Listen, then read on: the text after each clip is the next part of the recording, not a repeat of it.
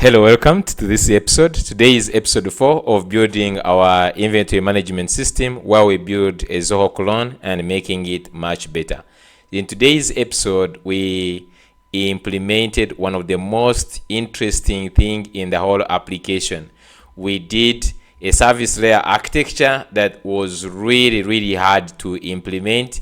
By the end of the day, we implemented it so well. So we started by restructuring our app to have an API layer. So in this use case, we use the product or the item API, and we created this API, the API layer. I'm just going to show you for you in a second. We added this part here, so you can see we have other API, we have version 1, and then we have items, we have organizations. Inside the organizations, we have the items and so many things. So we restructured and we have the API, and then we created the server actions, which are actually consuming or communicating with the API. So this one means we decoupled the API from the app. So you can see I put this one outside. This is not inside. Like even if you're using Express or other API, that means that our app still works without any problem. So we decoupled it and we made it the front end to have its own logic. So the server actions are acting as the back end for the app, which is communicating with the API layer. And the API layer can be in our app, or it can be even outside in any other app. So then we brought in services, and this is for making the data consistent for React Query, because we are using React Query for data management, state management here, and caching. We are using React Query. We had issues if you just go in our app. If you remember in the previous episode, we had issues with this, okay? Right now, this is the most fastest app ever because of the caching that we are powered by React Query, and it is looking so gorgeous. So we added in React Query, and then React Query is getting it from the services, and this gives you the nice architecture for separating the business logic using this the service layer. So we have the service layer, which is making this which is tapping into the server action, and the server action is tapping into the API. That means your app, you can scale it the way you want. You can decouple the front end from the back end. You get different developers for the API and different developers for the front end. And lastly, we just went ahead and added in custom data table with React Query with all the filters, searches, and pagination. This one of the things that you will not find anywhere. Most people, and even in the previously, we have been using, if you remember, we have been using the categories. If you go to the categories, we have been using this table here. You can see the way it is. We still have it here. If you still want to use it, but we actually went ahead and we did extra advanced customizations to make this look like this. So you can now understand this. You can customize it the way you want, and just like making it reusable. You still have the search, and the search is powered by React Query. So if I just say like food, you can see it is really fast and is powered by React Query. Even all the filters are all powered by React Query. So this was really nice. Even like this custom date selection, if you can look at this, the custom date selection, all these are powered by React Query. So it was really amount of work that we implemented.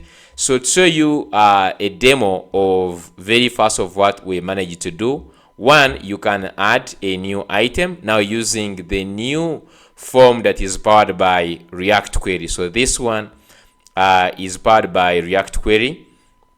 So you can just go ahead and add in let me see if I have a test product here. So let me just add a test product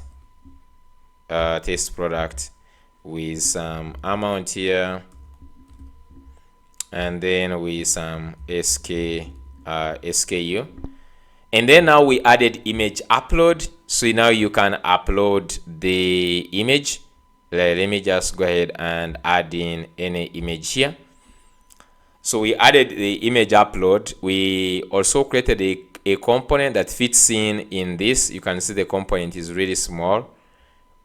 So I'm just like waiting for a second to add the URL, and you can see the images here. So if I click add, so you can see item added successfully. I can just go ahead and close this.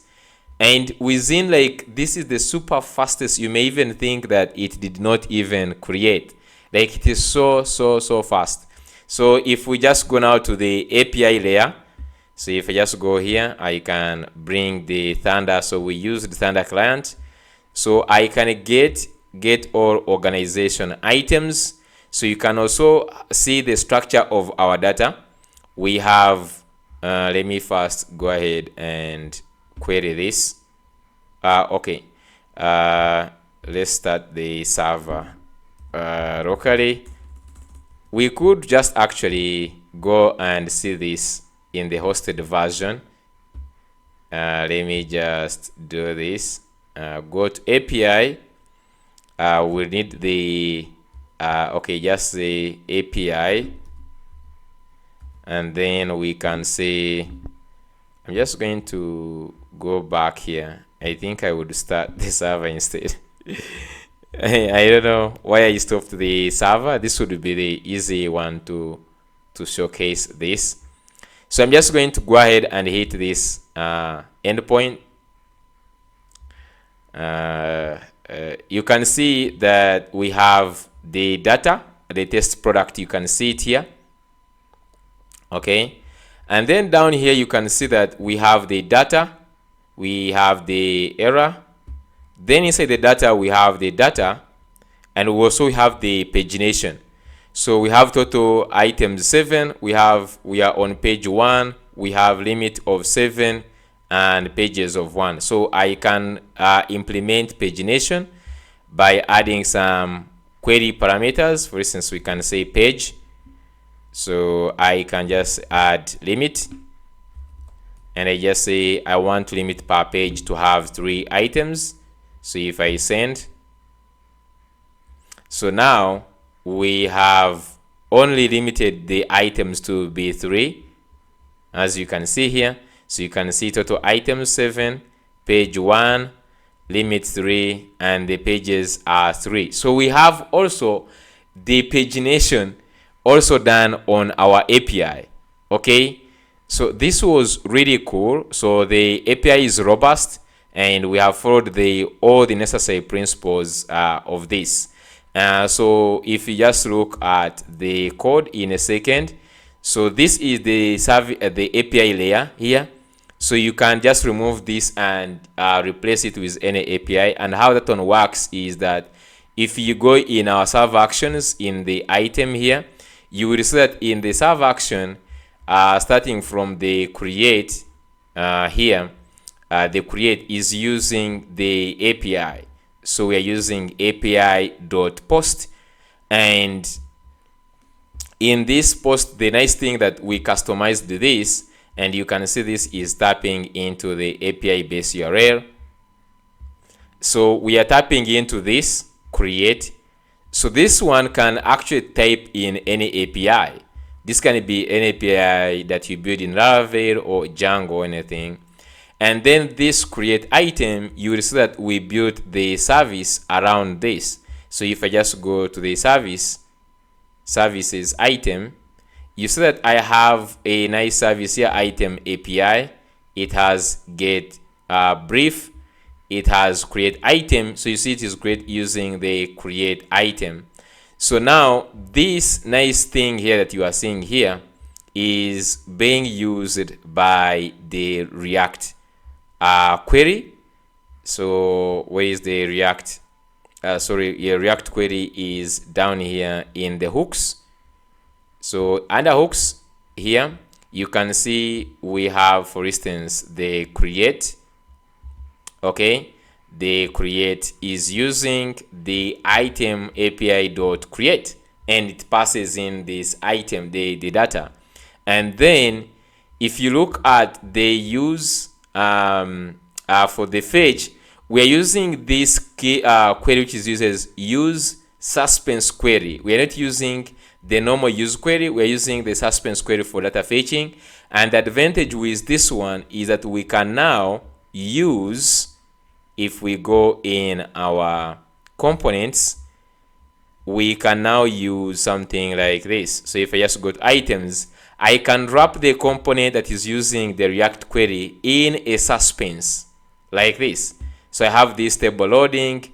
So this row that you are seeing here, if I refresh, this table, that load that you are seeing is the one that is powered by this React suspense. Okay, this is really so nice. And if you go into the item, this is where we have all these things decoupled. We have, for instance, the delete working nicely. You can see, are you sure you want to delete? And if you say delete and item deleted, and this goes instantly, like as instant as possible.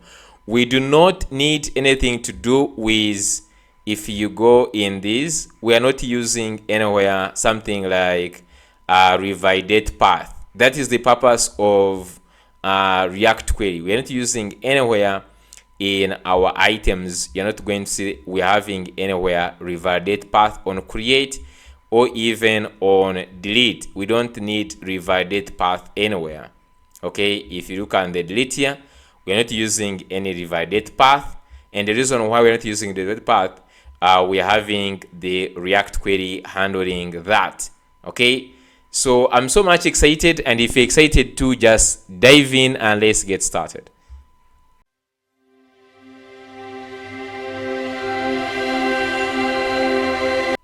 Okay, so let's begin today's episode. So in today's episode is going to be episode 4, I believe. We're just going to episode 4, and we have a lot of things to really work on. Some of them are here, as you can see here. We just need to create some API routes, and then we are going to create some seed files. Just going to create some quick access menu, and most importantly, what we just need to do also is to make sure that we implement. So just going to implement custom data table with React query. Okay, with React query, like these are just like really advanced concepts, because as you'll find in most Next.js application or even React application, people find it really hard to use React query and all those kind of stuff, and even building custom data tables. That is something that is not easy at all. So by just going to push this, I want this source code, most especially for this inventory, to use it to be maintainable and to use it even in other applications. Okay, so where are we going to start from? I'm just going to first go ahead and log in. Okay, I'm just going to go ahead and log in.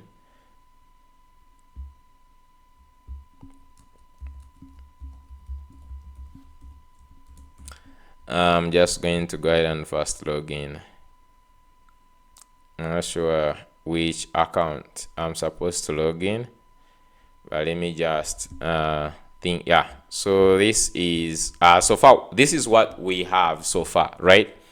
So what we managed to do last time, we managed to make the CRUD for items, categories, brands. So we managed to do something like this. Okay, we managed to do something like this, where we have like items and so on and so forth. So this is what I just like really been doing, and just going to maintain some of these parts, I think, in this application. Okay, we just like discuss how we are going to be improving this to be really much better. Okay, maintaining everything, and then we just go ahead and implement something different, and you will see the reason why. Okay, so where are we going to start? So I think we should start making an API. Before we do anything, we can make an API which can give us these two items, and then yeah, I think we can just like do that. Let me just do some structure here. So we could just like do API. We might just like integrate the API, because right now we have server actions. Okay, so I just want to create an API, like for instance create and get, and then that is going to give us this. Okay, so there is a guide here as usual. You can just say codemint gamma.verse.app. I'm just going to leave this link. If I forget it, please remind me in WhatsApp group to put this link here, so that you can just have access to these guides. So there is a guide how to build an Next.js 15 API from scratch with Prisma and like MongoDB, and of course always with Prisma. It doesn't matter, but the first step, you need to be having your models. For instance, you have like a product. We're just going to repeat that. We all know that we have that. Then we have the class instance. So get all products and create product. So let's just like go ahead and create the first API.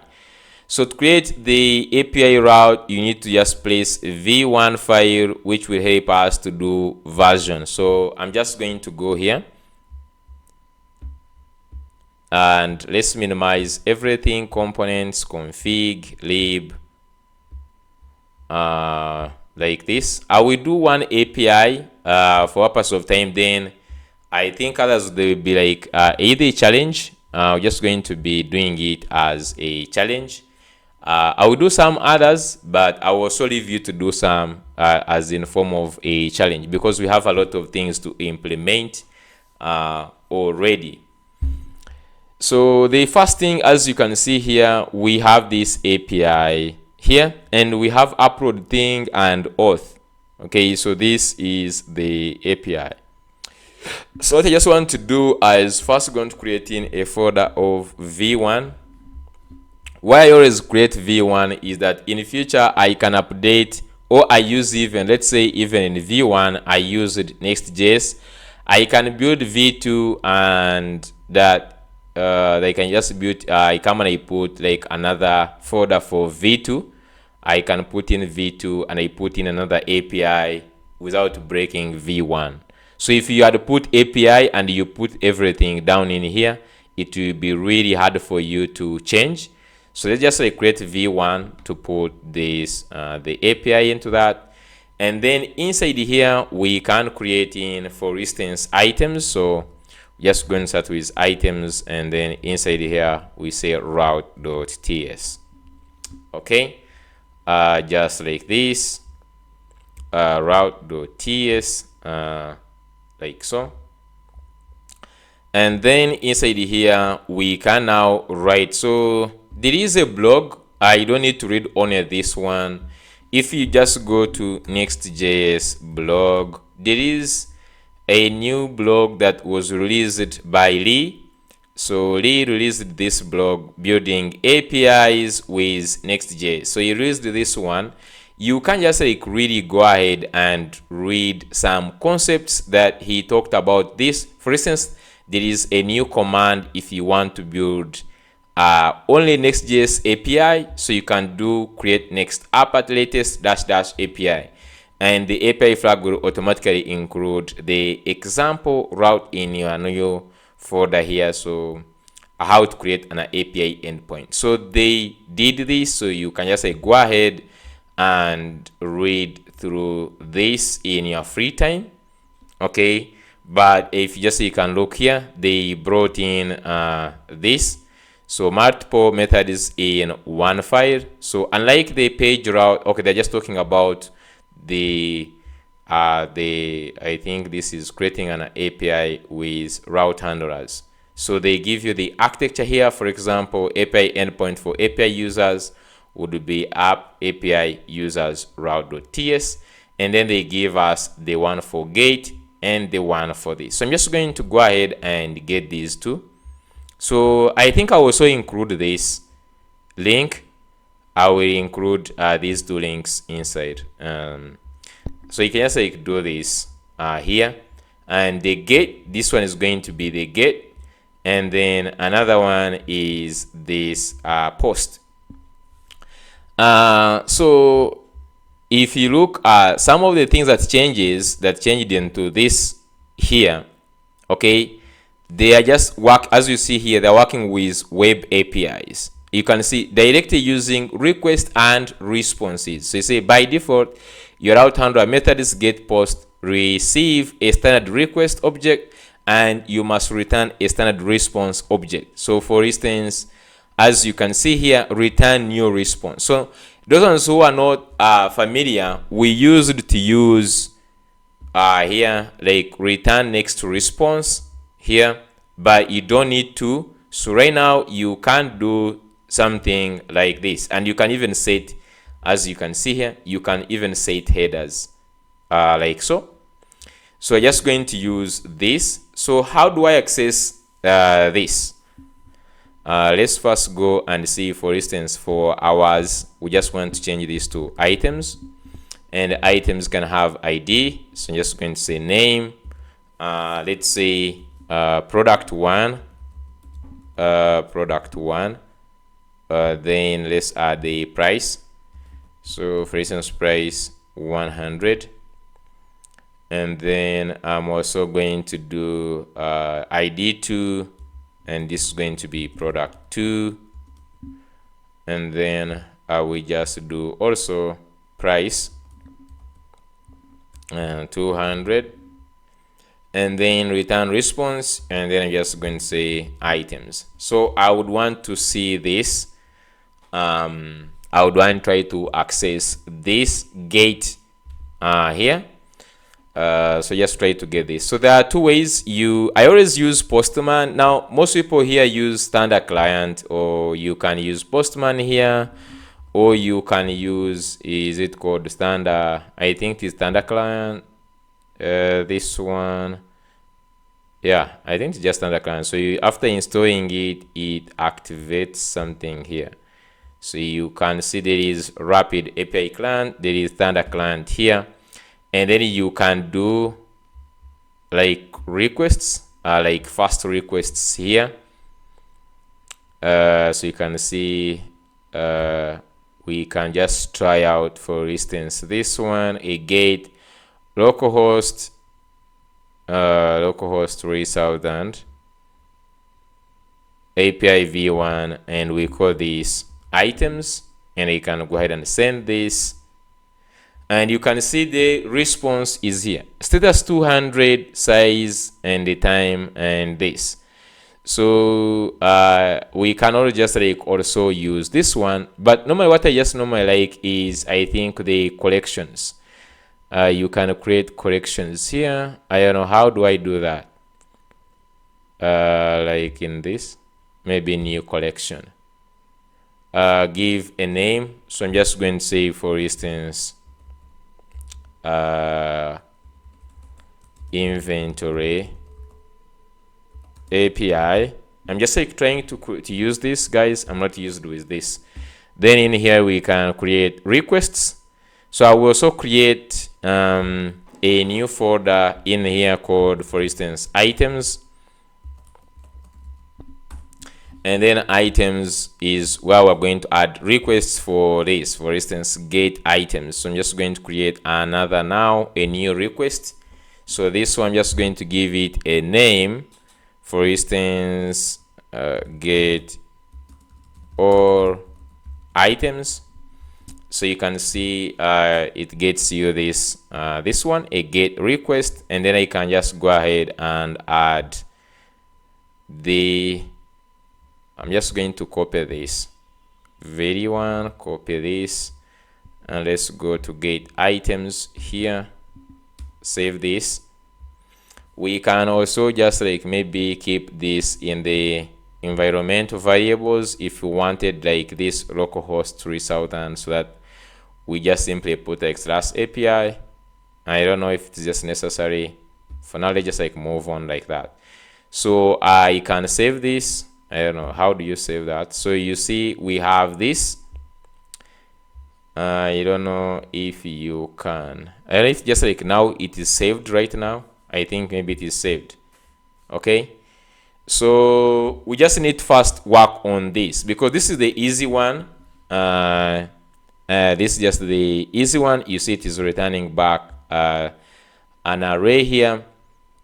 And if you just look at how we did this, if I open back in here in the route, and you can see this is, I think I just like I'm very excited with this, because this is now getting to more as Node.js. So you return a response, and then these are the items you want to return, and then this you pass in other things like the status, the headers. Headers is not a must, but I just like show you here that you can customize the headers. So let's just first go ahead and implement actually for the items. So in actual sense here, you do fetch and do everything in that case. So I'm just going to go scroll up here, do where we have the items, more so where we have this get organization items. So we have a lot of APIs to implement, but I'm just going to go here where we have get organization items. So this logic here, this I'm just going to copy this logic, copy, and go to the route, and this is what I'm just going to go ahead and put here. So you can wrap this in a try catch. So just going to okay, let me just first cut this and just like put it in a try catch. Okay, so inside here, then you can just like have this, and then if there is an error, so you can return, sorry, if there is an error, then you can return a new response. Okay, and here you can have data. So this is the here you can just say maybe we can return data of null. Okay, let me see, can I just like put null if there is error, and then we pass in error status code of, we don't need even the headers here, we just simply need to say 500 as the error. And of course we can also console.log the error. So I just want to go ahead and customize these items. So I will go back to the items here. So go ahead and get the items. Okay, and then let's go here and do this. Okay, so we need to bring in the DB like that, and then order by, then organization ID. So now you can see this will be passed as the parameters. So this is what we need to see how you can pass in the request. You can get the headers, and then what did I want to see?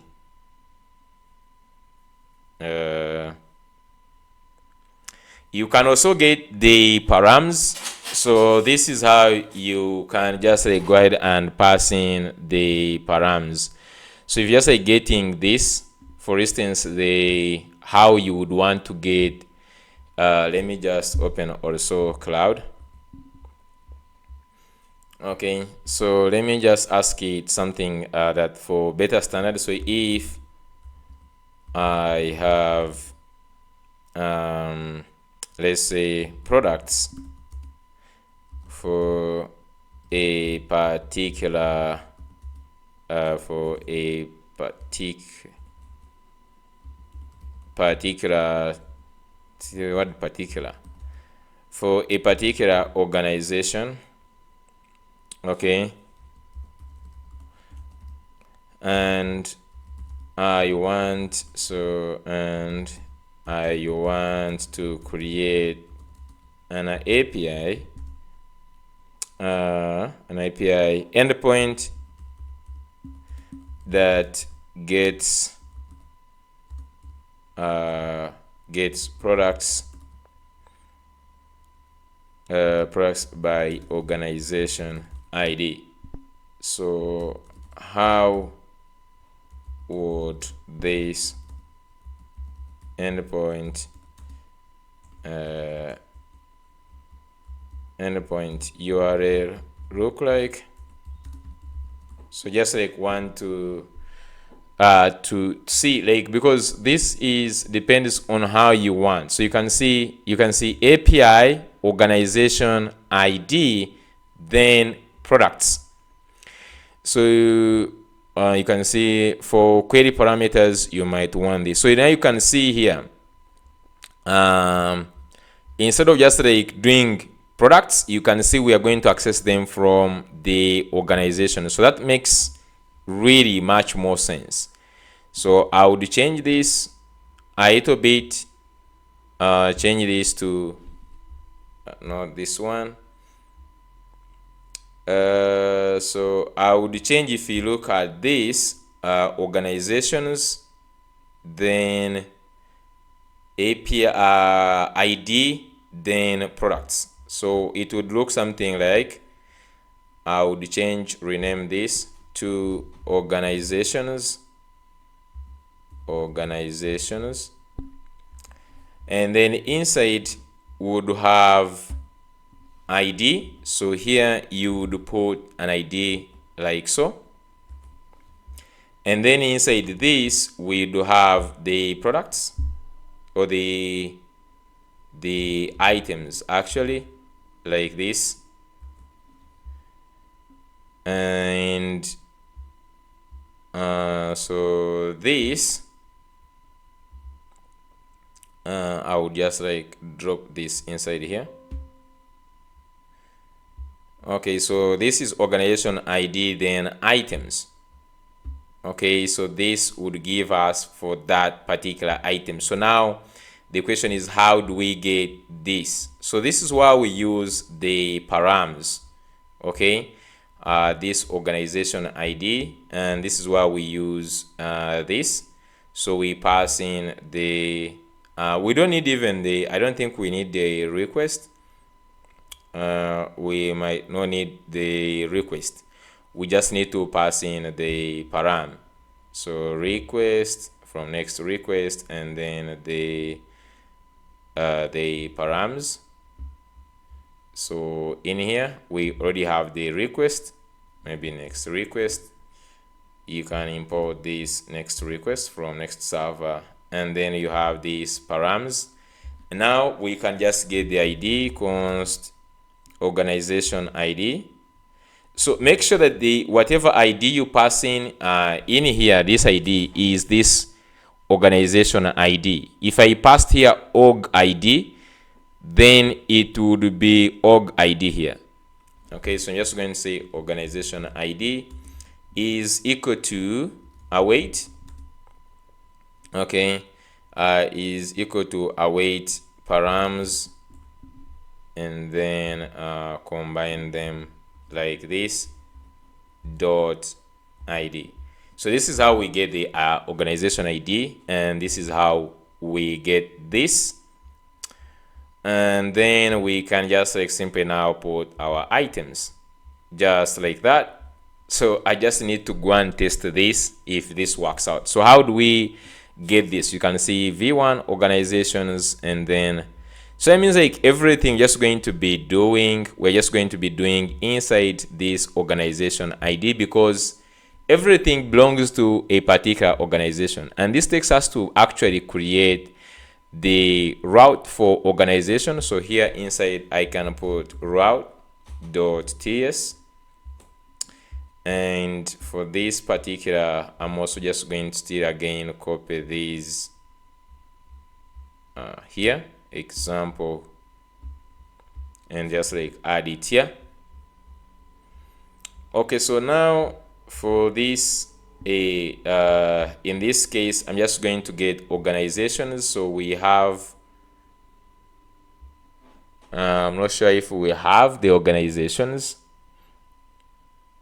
so it doesn't seem like we have organizations, but what I'm just going to do is I'm just going to get like tax or something, like they get tax, something very simple like this. So let's go to route here, and I'm just going to replace.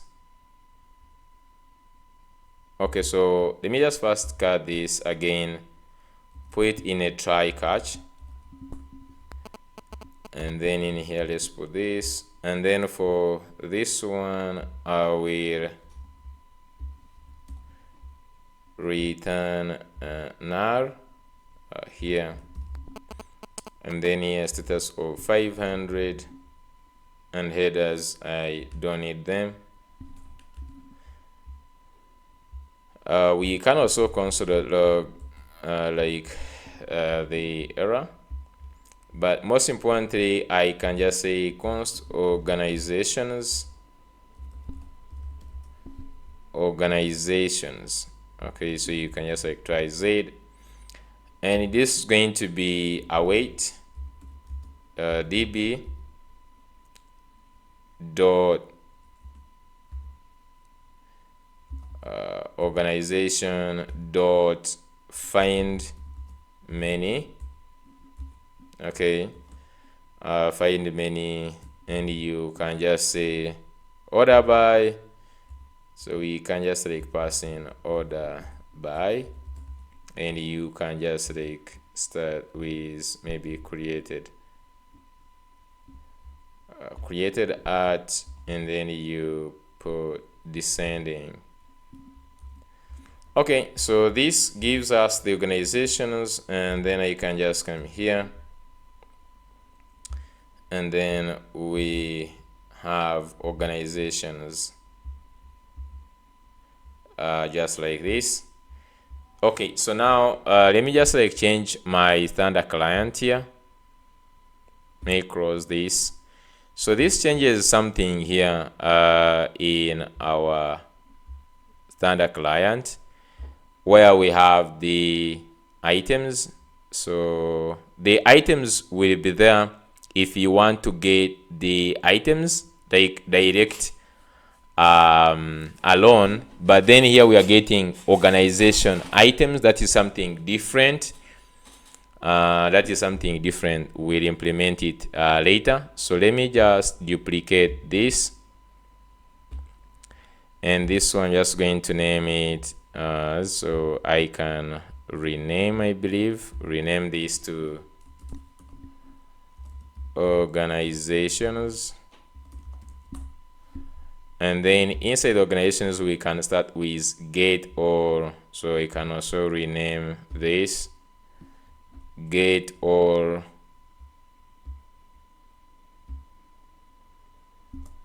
get or organizations. Okay, and then here API organizations. Now I just need to see this routing here. It is called, I'm using S. Okay, so for organizations here I can just say insert S, just like this. So just see, okay, so you can see here we have our results. There are so many organizations that have been created so far, and this is why you can do also like paginations and limiting and all that. So inside organizations, we can also create in other things. So I'm just going to create in like the items. So organizations, you can access organization items. For instance, here request. Am I putting the I wanted to create a folder called, for instance, items. So organization, you can just now find inside this, we can find items. I'm just going to create a new request within this, and it's going to be get all organization items within this, and then we can just like get a URL here.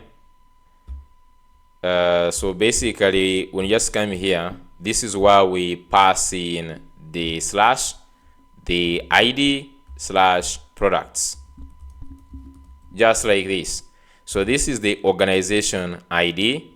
So here is org ID. So we need to get, for instance, after getting all organizations, I'm just going to look for one that I'm interested in, the one that we did here. Sorry, this is hub. So the easy way would be getting the ID for testing purposes, because that means I have to scroll here and I look for that. I'm not going to do that. I'm just going to go back to my app. We just go to dashboard, inventory. So here on the page,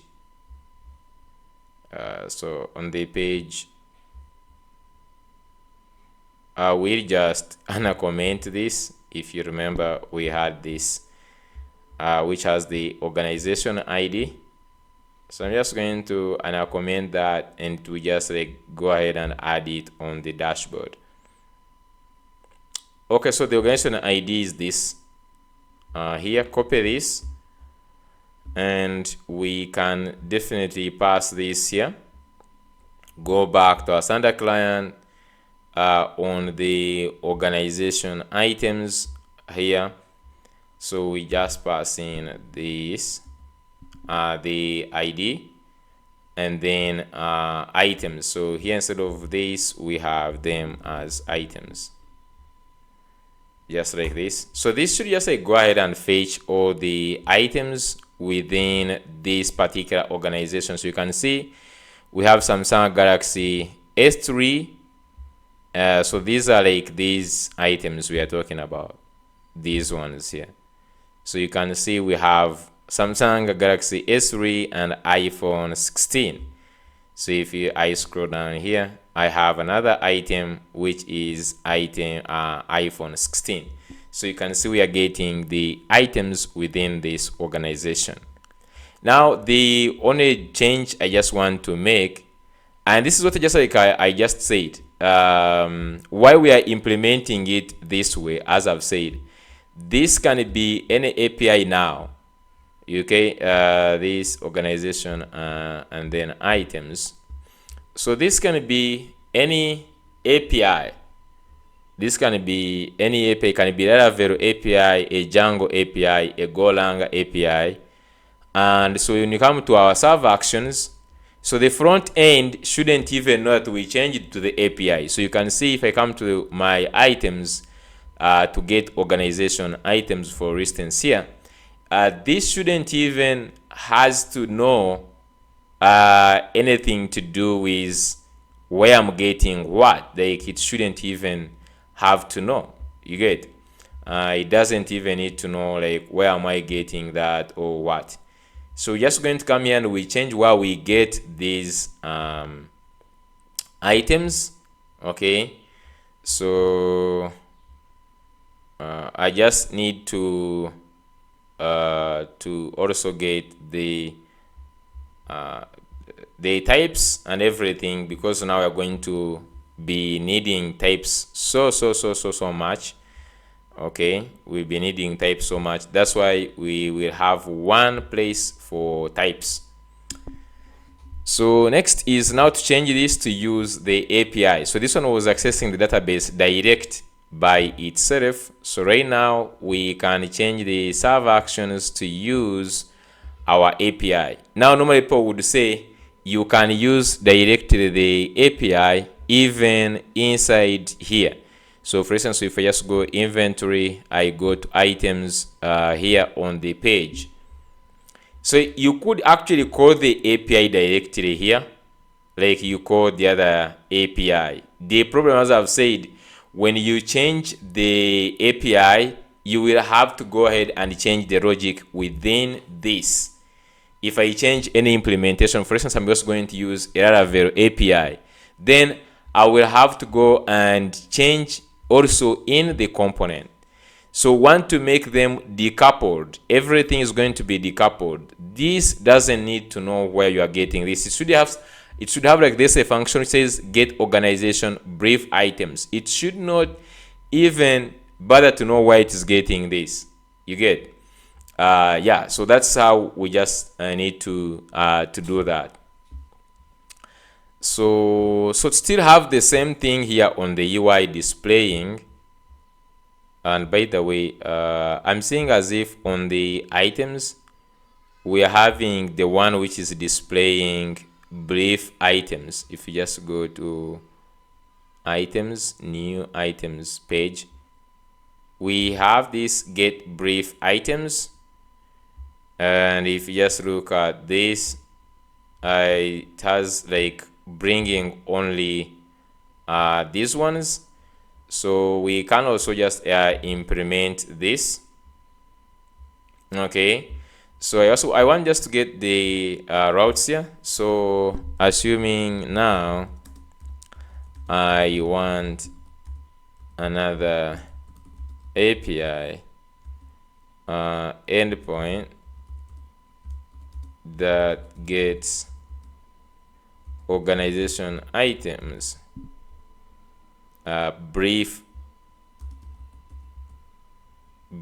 items, like e.g.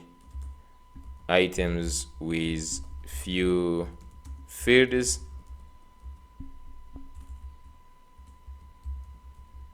Okay, so I'll just like want to see this. So you can say here it just like get API organizations brief. I'm not sure if it's supposed to be like organizations then brief. I need also the org ID. So alternatively, you could use a query parameter to control the level. No, just like the reason that this should be included in both approaches, I will clarify that would work. Okay, so what we just need to do is in the items. So here I'm just going to first get this items. So we have like the items ID items, but I can just say duplicate this and we do brief items. So yes, we're going to say here brief items. So the difference is in this.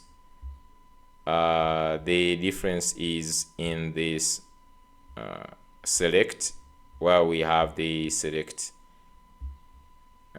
this here. So I will just now copy the items just like this and go to brief, where we have the items, replace them like so. So now we would have this. Now if I don't know if we are okay with this. In the standard practices, where is the client? So we can have items, get or items. We can also duplicate this to brief items. So we have the items, and here we could just like rename this one to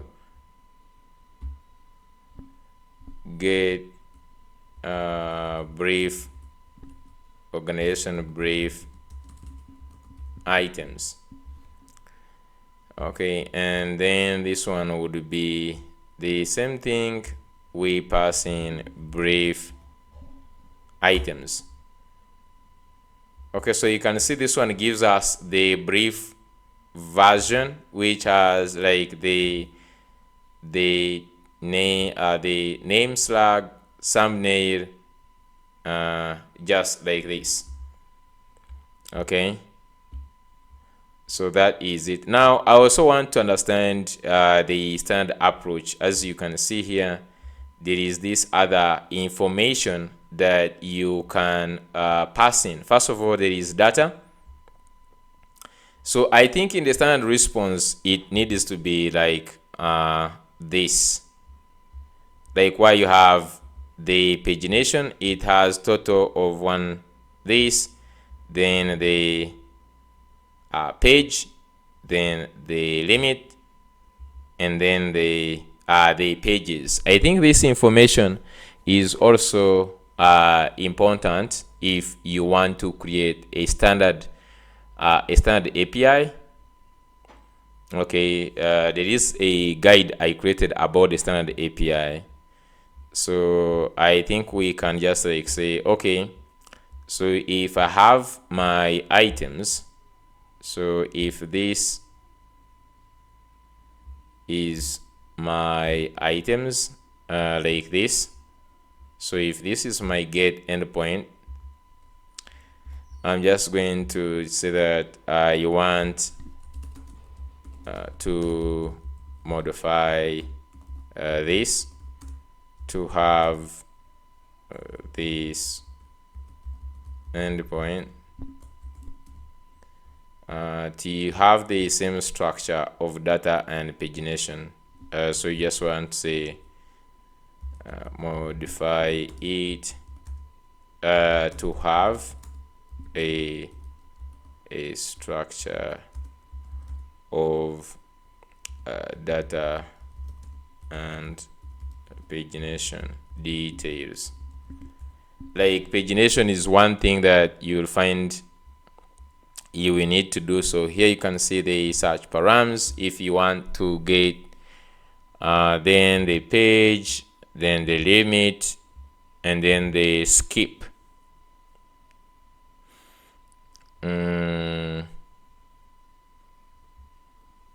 So if I don't, so get items with pagination, so you can just have here you have this.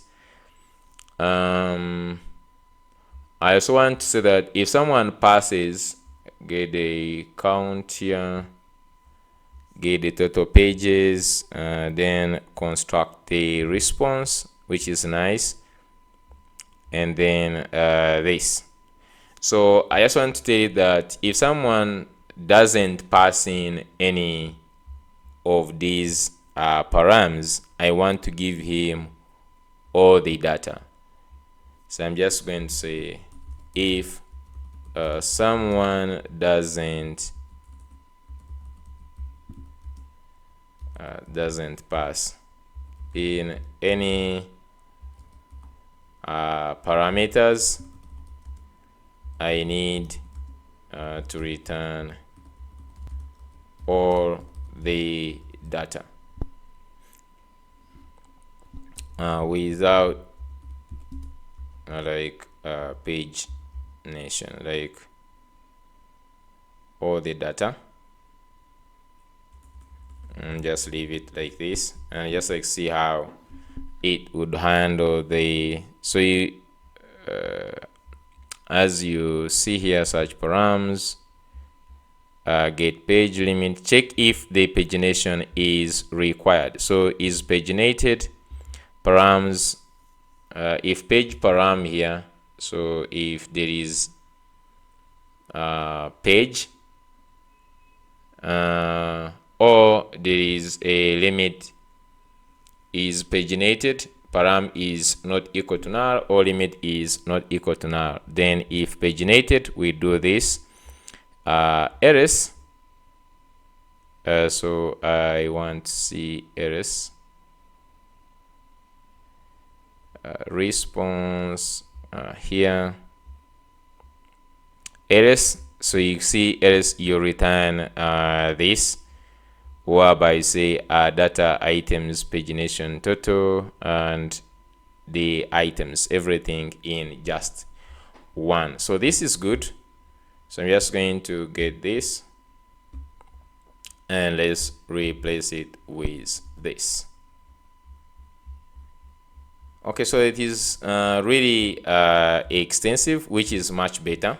So we have the organization ID, then pass the pagination. This is how you get the search params, and I think it is in the documentation for Next.js here.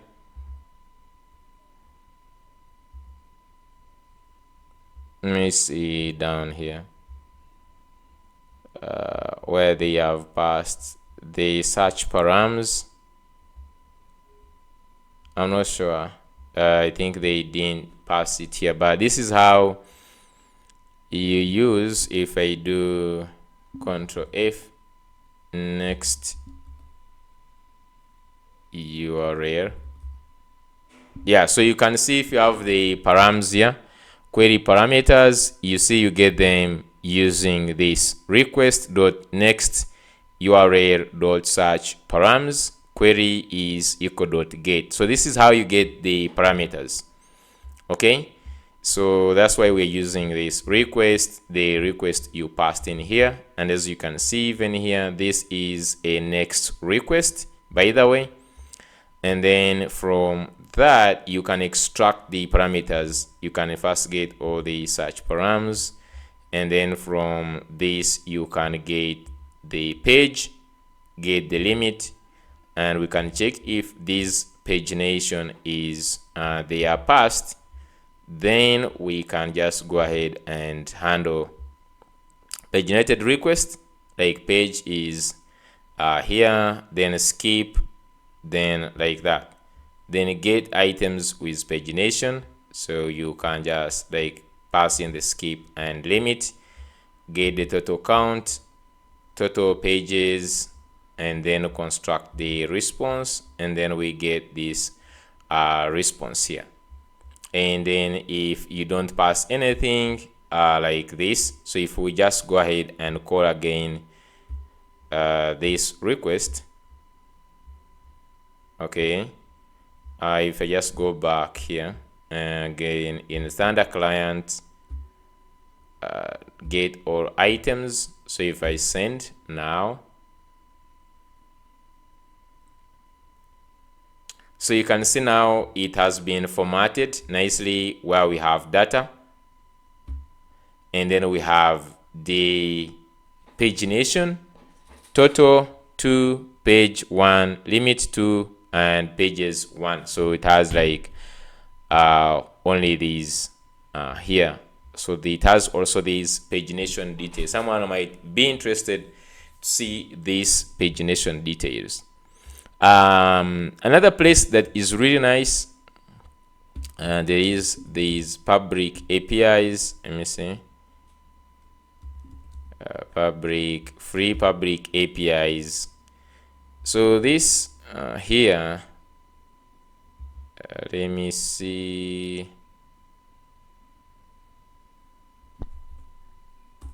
if I can just, so you can see even this where it has in the data, then has the pages, limit, total pages, previous, and all these things to help, you know, you to do the pagination. You can see then that then there is also message, Then there is also this success. So I don't know, like you can just like also try the structure where you have the starter code, but most times the starter code is already on the request.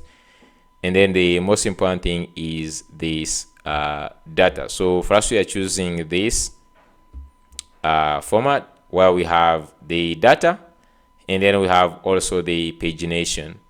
And in the pagination, you can see all this. If you wanted, you could also add the status code in here, in this, but as you can see, the status is always outside. The person can get into it minus even accessing this data. So I'm just going to adopt to that. I think it is very important to adopt to this. I'm just going to go to also change for brief items. I'm just going to create the similar thing for a similar like this one. So that means if we wanted to pass in, we could pass in actually in here. If we want to test the second version here, that's why I always just like the other one. So we can pass in the parameters here. So you can put like, I think, question mark, and when you can say page equal 1, and maybe limit. So let me just say and limit equal 1. So like I just want to do one thing. So you can see that now we have, first of all, one item that is showing. It is only fetching only one. And then if we just go to the pagination details, pagination is saying page we are on is page 1. Then the total, so total pages are 2. Total items is that, and then the limit is 1. So you can see here on the query parameters are here. If I want, I can request page 2 and then send. And if I just minimize, so you can see we have iPhone and we are on page 2, 2 items, limit 1, and the pages are 2. So this is really interesting, or really nice rather. I'm just going to go to down here in this. I will transform this into the same thing in the brief items. So in the brief, let me just go down, paste this. So since we have to get, I just only want to simply remove the get this item, order by, and most of the select. So the difference here is only this. We have the order by. The only thing that is missing is the select ibase. So you can just like only add the select. So copy this, and I can remove this. So scroll down to where we have this. I'm just going to pass in also the select. Even down here, I will pass in the get item where, and I'm just going to pass in this. Okay. So now one thing we have done, we have created the API. Now we need to consume this API. Okay. So we can use the fetch, or we can use the Axios. So it is like all about you when it comes to that. So I might not install the Axios, or we can just like also add the Axios. So now I need to I want to consume the API using, I don't know,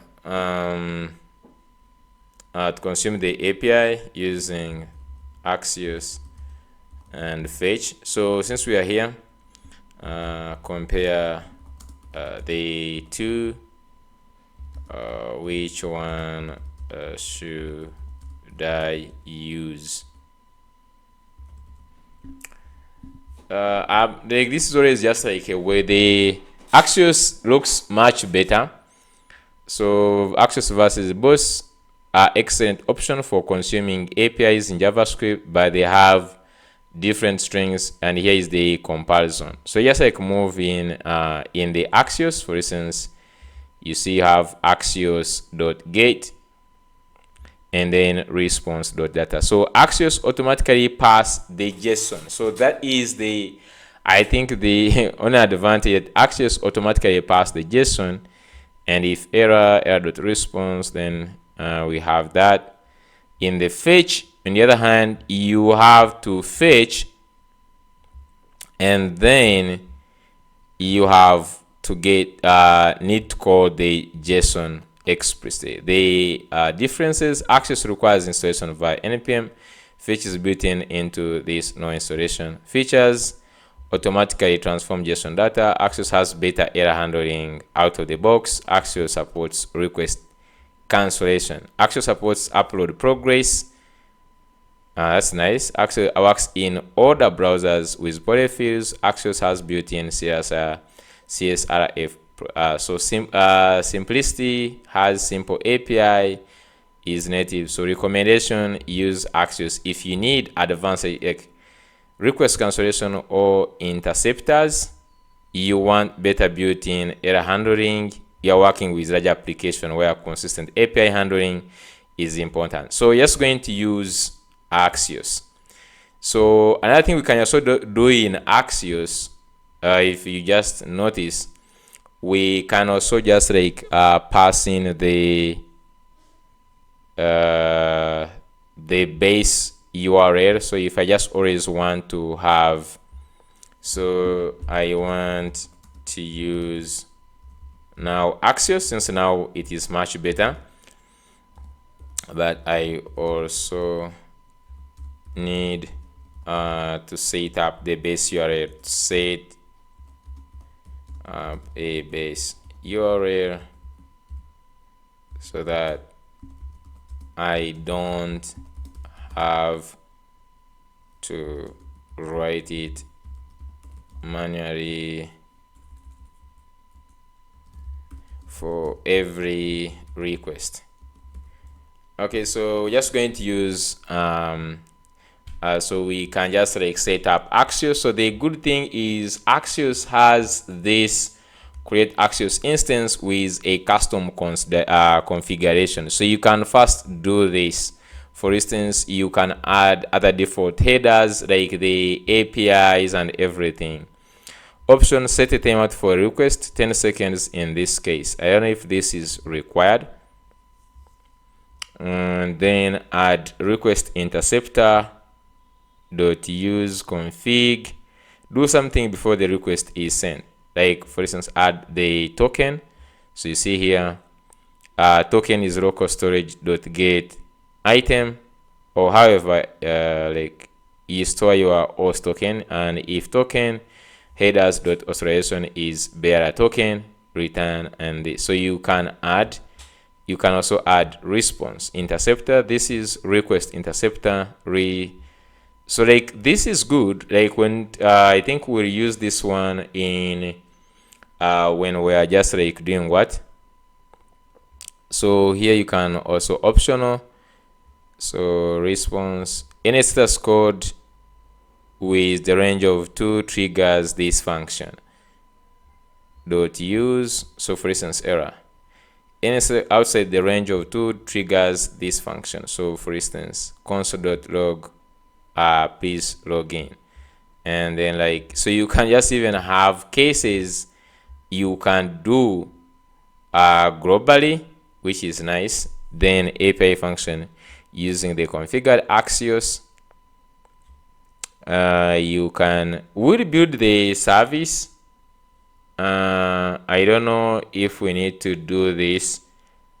The service, we are going to build the service at some point, but I don't want to do it right now. I just want to do it just like the normal usage. I just going to use the normal thing. Okay.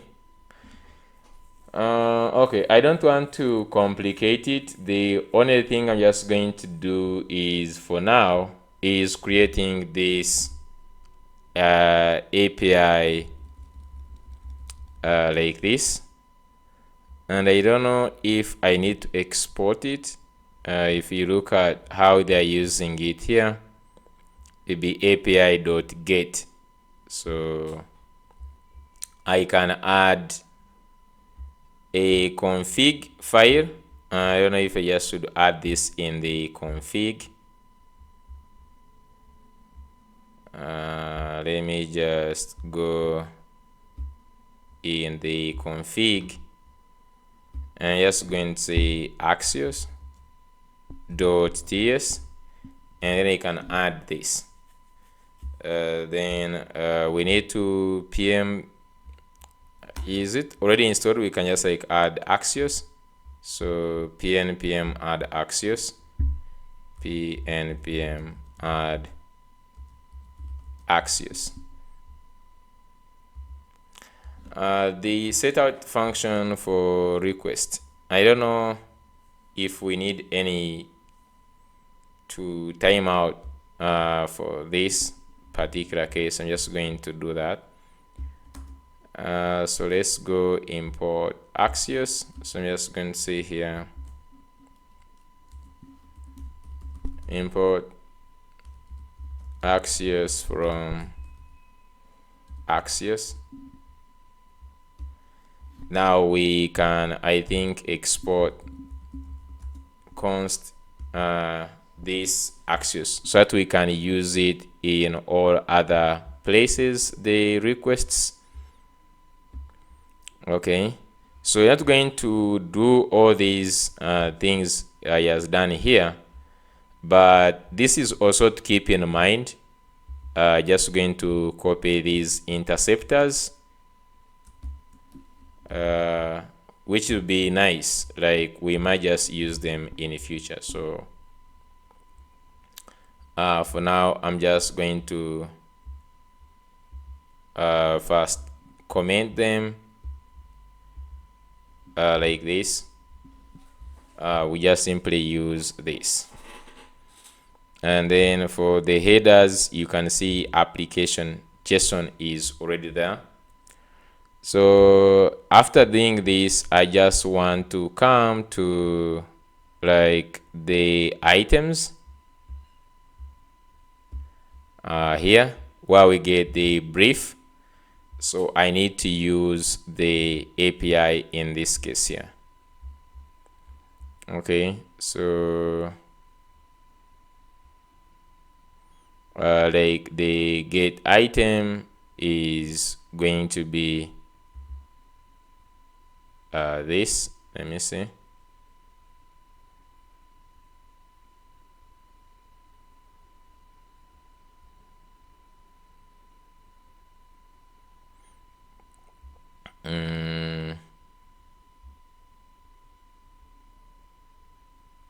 So I'm just going to say, oh, you can pass in the params. Here in the function, you can pass in any of your params object. So you can just do this org id the way we have it here, and then we can also specify now the params.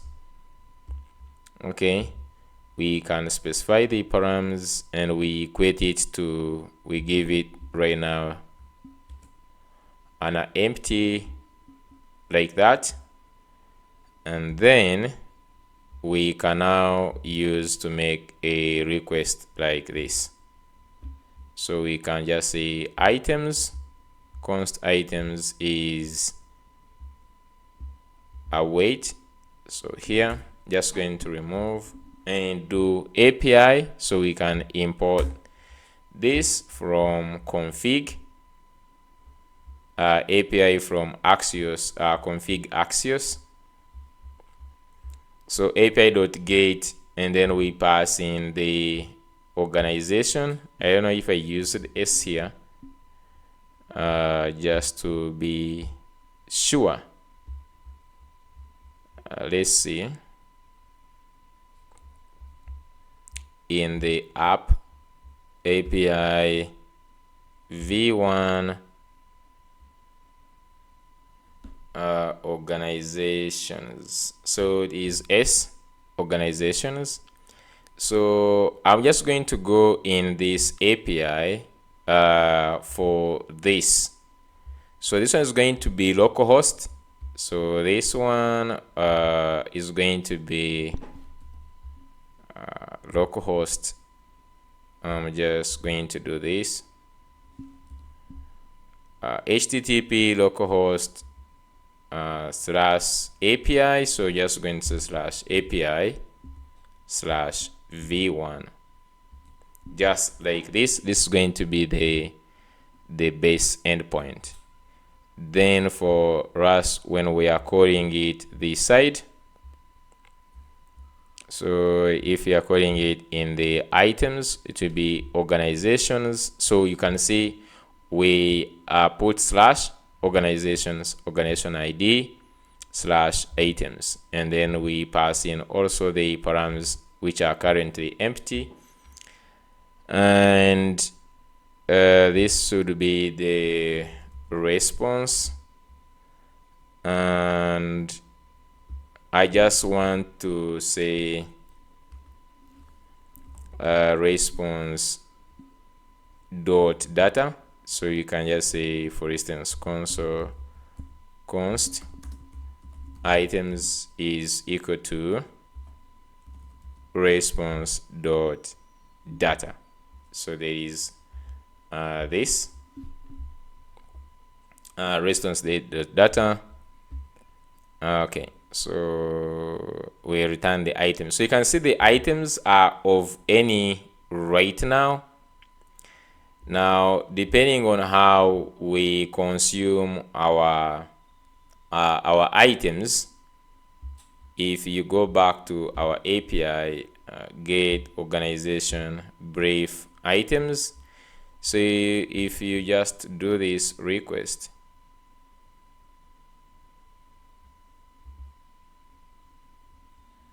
organization brief, if I do the brief right now like this, so you can see now it has this concept of data. So if you want to return like the data again, that means you can see this side there is nothing, but if I want to go here, that means I can again say dot data, because this data is the one for Axios, which accesses the data part, and then dot data to access the data. So if I refresh now,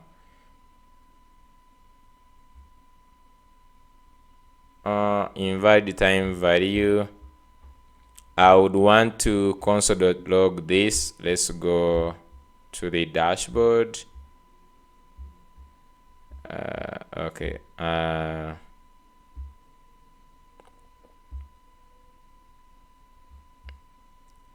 This is items page.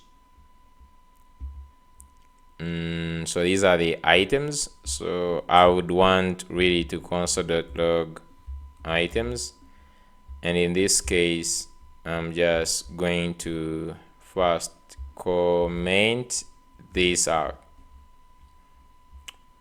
Okay, so let's go ahead and make the request. Open this here.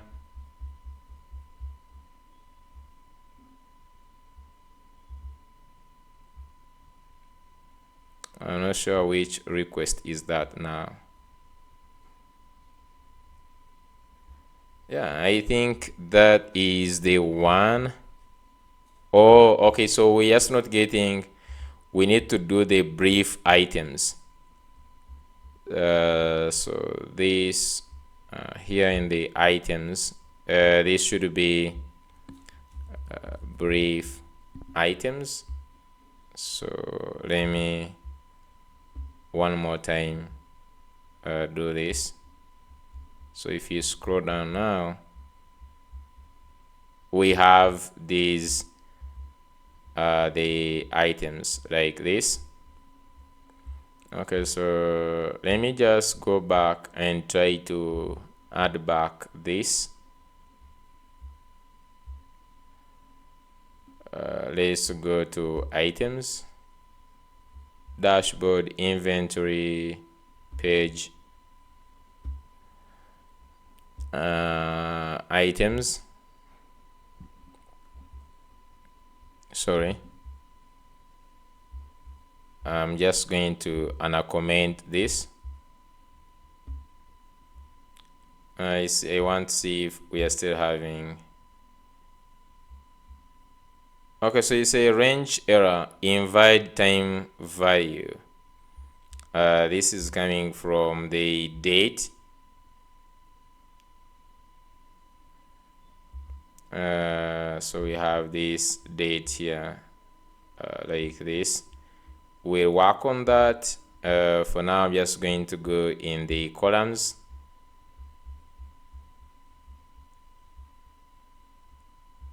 Columns, and let me just first go and comment out this column. I believe that is the one with a problem. Okay, so you can see we again get our data, but this time this is gotten from the API. So this is really cool. We have the API. So we need also to implement, of course, the create. They create from the API. Similarly, we need to implement the create, but this is really good. So we could just, like, if wanted, like this pagination right now, we'll see in the future we can control it the way we want. Okay, and we just dive into that problem. Okay, so the endpoint, that's really good. We did that endpoint. I'm just going to go back to the page, remove this console. So we have these items from this get brief items, and you can just do response.data.data, or if you wanted, you could just access this data from their side the way you want. Okay, so what do we do next? So from this, what I would want to do is do the post request, and we consume the post request. So you can see, like, if you look into this, it will never know, like, this get items, you can change the link anytime. Here you can change the link of your application, and that's it. By the way, in the config, while we have this API, this base URL, I'm just going to keep it in. So I'm just going to do this, and then I will just say const base URL. So I'm just going to say here const base URL is equal to process dot env dot next public base URL. So this one, if you look at it, gives us localhost 3000. So we get this, and then we concatenate it here. So dollar like this. Look at that. So this is having this. Let me remove this. So this automatically will be putting our hosted version. We don't need to change anything when we host. So this will be picking the hosted version of our base URL. Nice. So another thing I wanted was, what did I want? I wanted to create now the post request. And the post request. So still going back to this organization item. So this one has to be under the items. So it's not under organizations. This is just going to have under items. So just going to write items, and then you have copy this, and then write route.ts and paste this. Okay, so in here you can of course get all items. So here you can just say items without the organization. You can just go ahead and get this this gate here. So the difference is in this, we don't have any organization. So here you can do this gate. So the only difference I'm just going to do is, one, we don't need the params, so you can just go ahead and remove the param. So we don't need organization ID, though we need the params, these parameters. So I will just remove the where here, and even here I will remove the where. So this is supposed to be the count like this, just in case if you ever wanted all the items. Yeah, so if you just go to v1 items, you'd get all the items. I'm not sure if there is any other person who have created organization and has so API v1. So you can just get, so this one can get you like so many items. If there was any other company that has item, yeah, actually we have. You can see there is a person who has here this item. It is not from our brand, like it is not ours, this one. Ours is Samsung and the iPhone. So this one gives you all the items, and you can also do pagination. If you want to do query parameters, you can do them here. Okay, nice. I just need to do the post where we have this create here like this.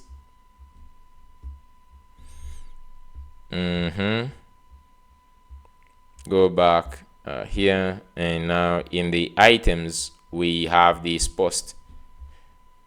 Okay, so we have this post. You can receive the data in here, and then we go ahead and insert it in the DB, and then we return the 201 response. So let me just go to the inventory, still in the serve actions items. The first one is actually create. By the way, you could also simply copy this, and I'm just going to, okay, there is no way we have get all items. That is okay. There is no way we have get, it is here, so you can just like paste it here. Okay, this one you can just say params. In the future we'll be passing in, you can pass in these ones from the front end, but these ones will just go to the item just like this. So now let's look at the create item. So you can see it brings in the data here, and then checks the existing and all that. So we can now take that the other side. You can copy everything like this, copy everything here, like so. So we have this item form props.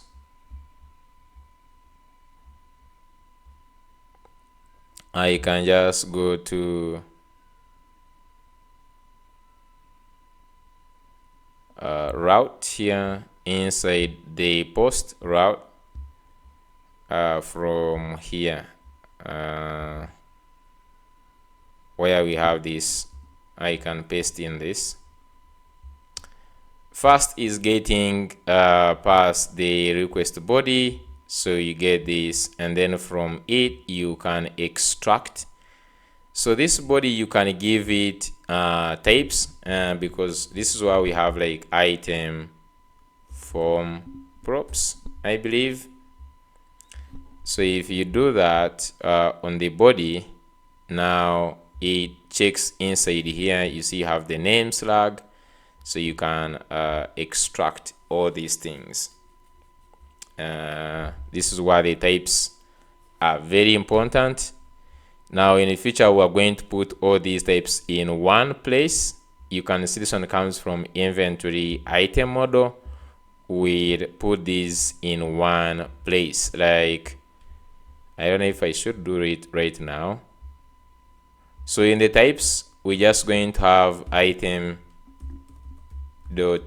So this one will hold all the types for that.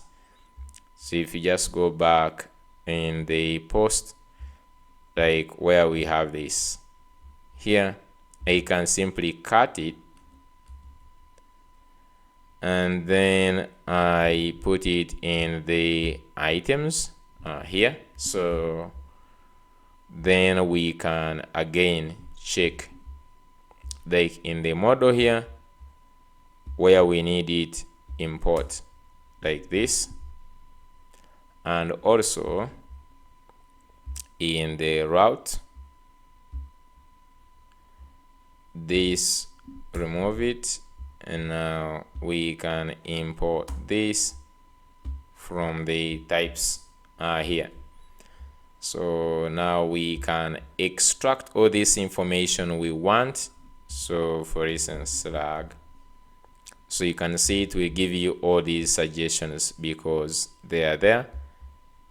Org ID, SKU cost price. So SKU cost price, I can just say copy these. Depending on how this was created, const, so I'm just going to name this as data. Then this is going to be data. I don't think I need to, I only need to extract this, and then this one should now work. Okay, so this is what we need now to start using. If existing item, instead of returning this, you need to return the response. So you can simply return the response like this. So I'm going to get this, and let's simplify it here. So modify this endpoint. So this okay, so we get the data, extract the data.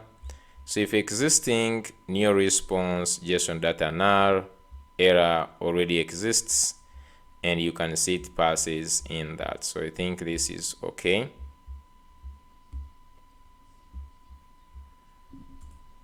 Just like this.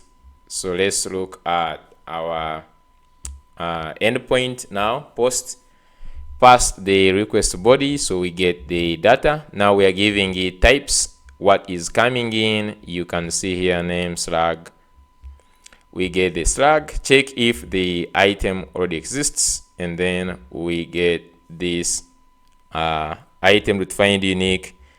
We get this item if it exists, and if existing the item exists, then we return JSON.stringify data null item already exists error. And then we have the headers. I'm not sure if we need to attach the headers all the time. Then create the new item, then the success response, which is 201, like that. Okay. Then if there is any error, console.log it, and then do this. I will copy this error response, and I will add it in the get where we have the error here.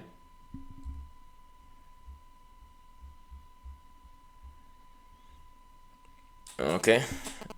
Even in these other ones, the brief like here, and also here.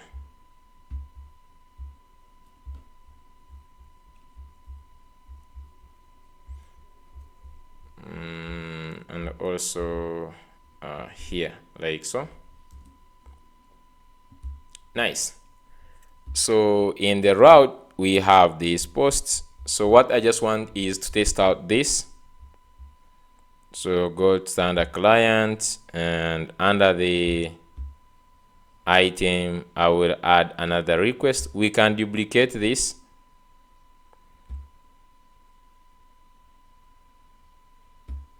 And let me just rename as create new item. So you can just say create new item. Okay, so just go ahead and create a new item. This one is a post request, and then this is where we can put the body, and we'll pass in the JSON here.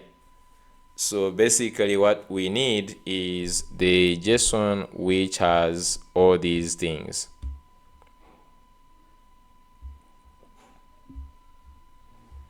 The way we specified them in the data here. So I can copy this object like this, copy, Ctrl C, and let's go to standard client, item. So I don't know how you save these. How can I save these requests? I'm used with Postman, which you save easily. I'm not sure this one. How do I save? Anyways, I think it will save when we make like the first request or something. Okay, there's saved file or something. Okay, I'm just going to paste in this object, and they just say name here. I'm just going to say, let's get an item from an e-commerce like Jumia. Okay, let's go. We get this. So you can just like get copy image.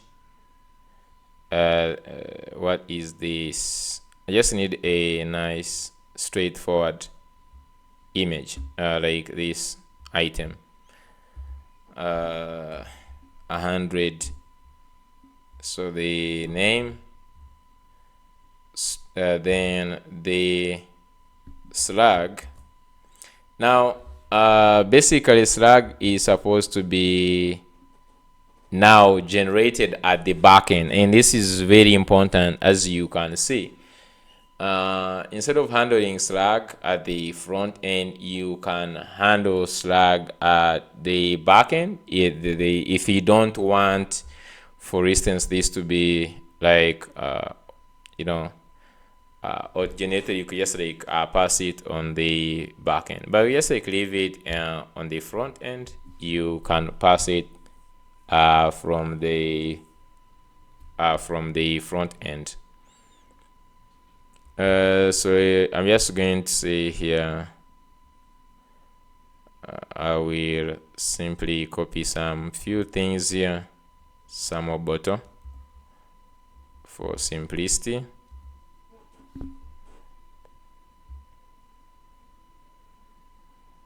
I'm not sure. Do I need to really pass in the slug?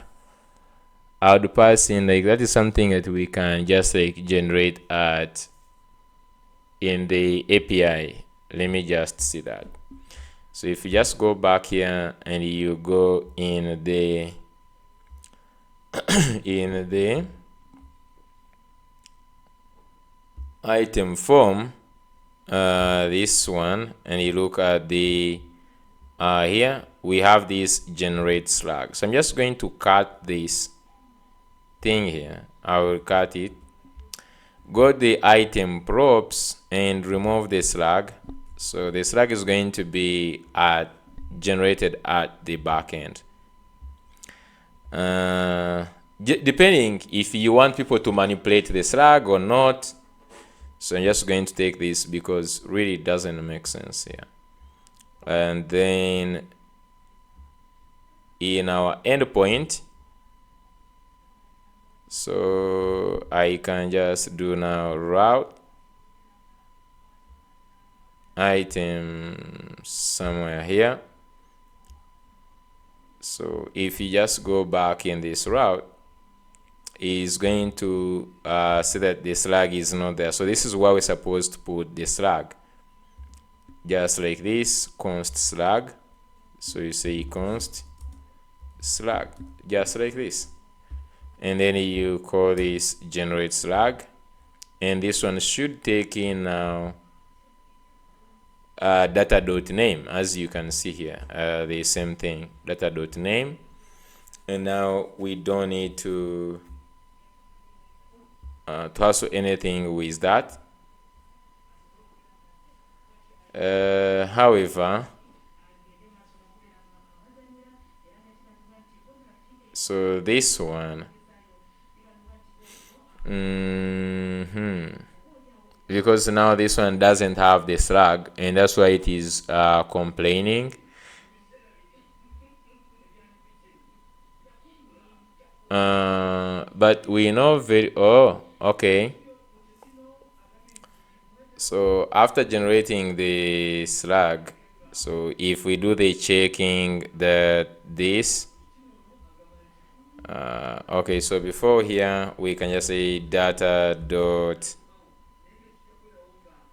okay, we can just like not add in something that is not there, so we can leave it in here still. So we can just like leave in the slug. Okay, I'm just going to go back to the route. Okay, so down here now we can add the slug. So down here, before we create a new item, I can say data dot slug is equal to slug.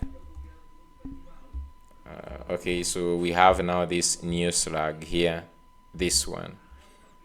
So the good thing with this is that we don't need to pass in our API anymore. We don't need to pass in the create. You don't need to pass in the slug. It is going to be created automatically. Then we have the organization string. So we can just like get our organization, go back to organizations, and then we can just say get here. I'm just going to go to this. In fact, I'm just going to copy this, go back to create item. I will add this. Okay, so I don't know if I'm supposed to put commas. And then SKU, we're just going to generate a random SKU number, just like this. Cost price, I'm just going to put 2,000. Selling price, I'm just going to say 3,000. So these are commas, these are commas. Thumbnail, so let me just get the thumbnail of this, copy image address, and then here I will just add this, and you can format. It is still telling us line 1. Oh, okay, so this is supposed to be JSON like this. Okay, just add them like this. Format. Okay, we still have issues. Here is a comma, format. Okay, so this is what we want to send to our localhost post request API v1. So I would want to know what was that? Okay, yes, send.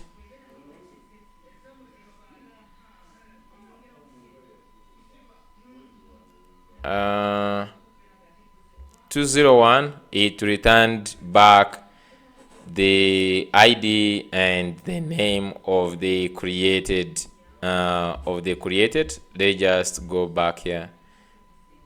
If you look at the API, so down here, we don't need the get. So down here, this post, generate the slug, existing, create the item, and then we return new item. In the response, data is new item. I'm not sure why the item has brought back only a few things. The post response 201 with only these two things, the ID and the name. So let's just go back to the item, get all organization items here. I'm just going to remove these query parameters, and let's go ahead and send. So we have Samsung, iPhone. I'm not sure which. Oh, wait. Get create item. We have a localhost 3000 API v1 items. I just need to see this one. Localhost 3000 API v1 items post. It doesn't seem like it was created. It doesn't seem like it was created. Okay, just like do here console.log also. I can just go to this. So after it has created, I just want to say console.log new item.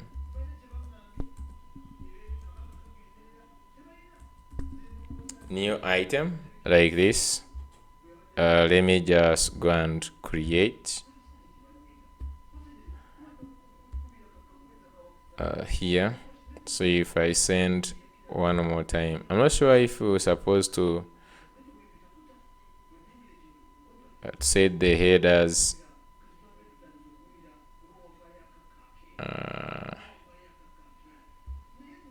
accept like if you say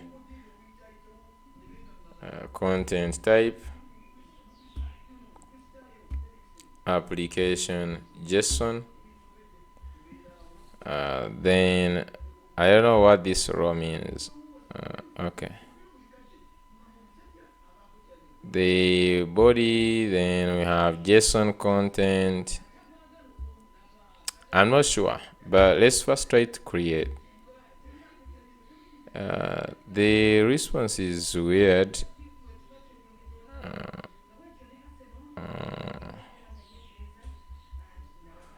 Let's down here.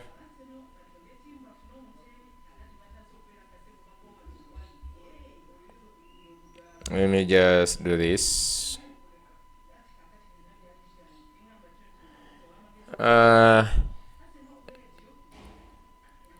We have like API v1 items, but it seems like it is not doing anything. V1.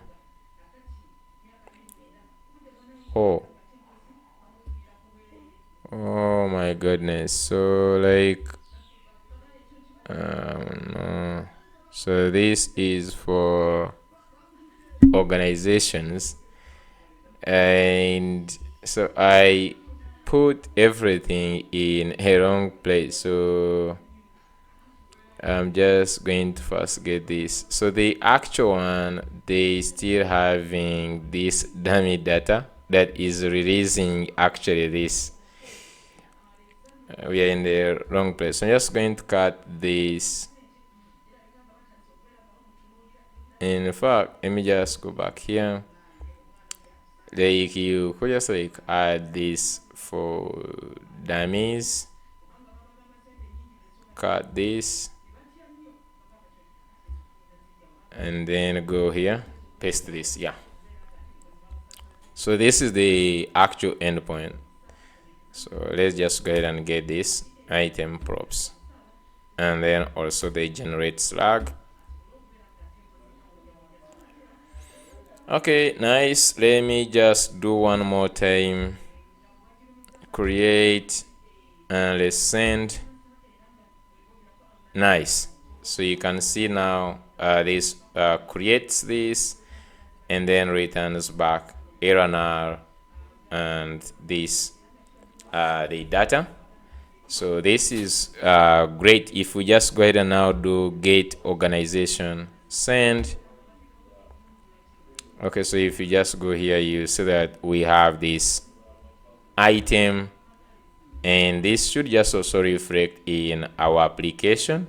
So if I just go back here, refresh,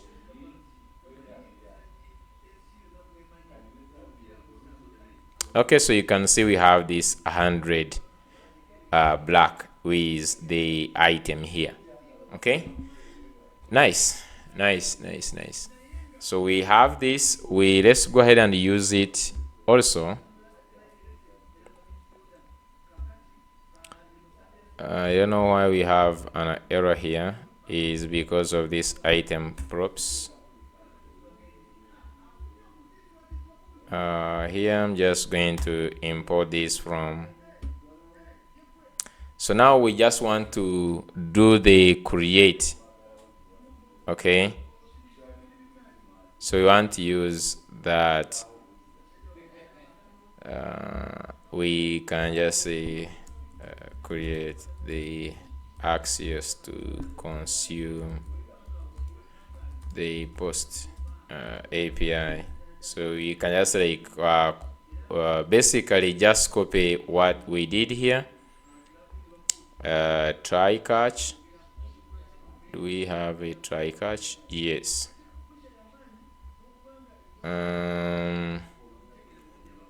So we can just like go ahead and try this.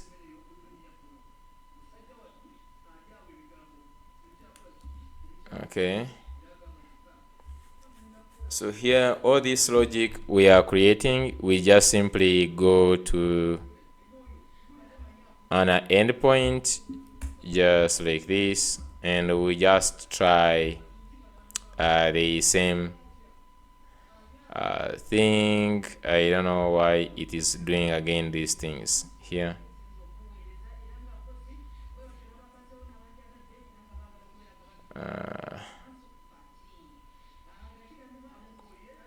So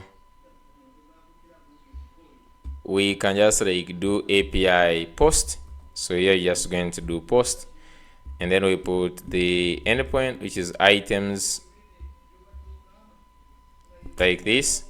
And now here we pass in the data, which is actually our data, just like this. And then here we do the same thing that we're doing. The new item here is going to be response.data, I believe. And then just do this. Data is going to be, in this case, is going to be an item. So this is going to be an item, and I want console.log actually this item. I want console.log this item. Let me first remove the one that is inside. Can I remove the one that is inside in the routes?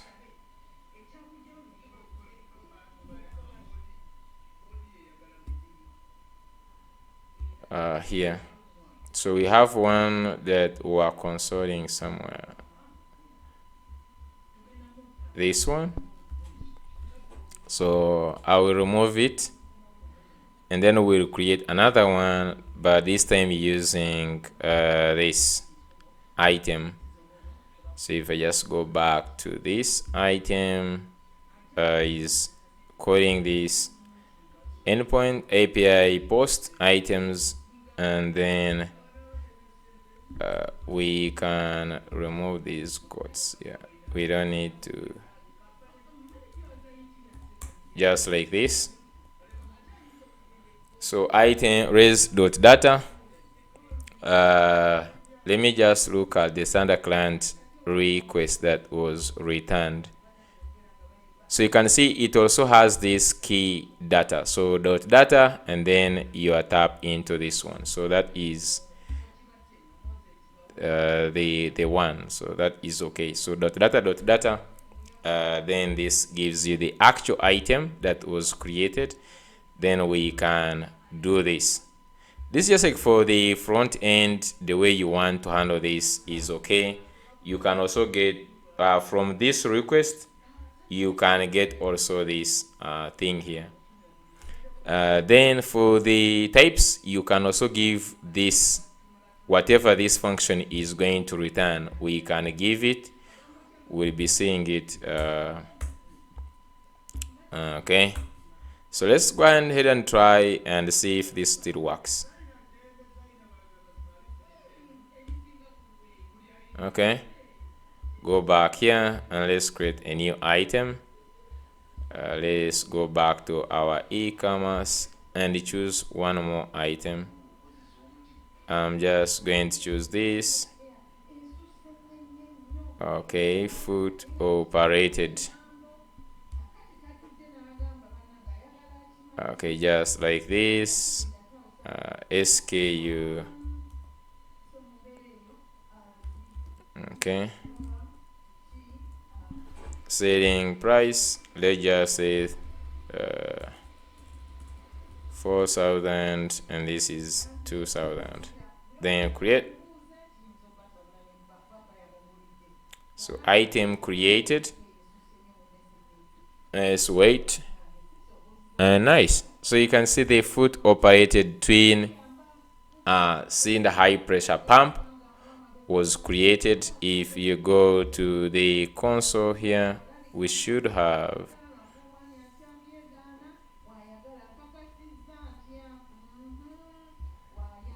I'm not sure where it is, down here. Yeah, so this is the one, not that one.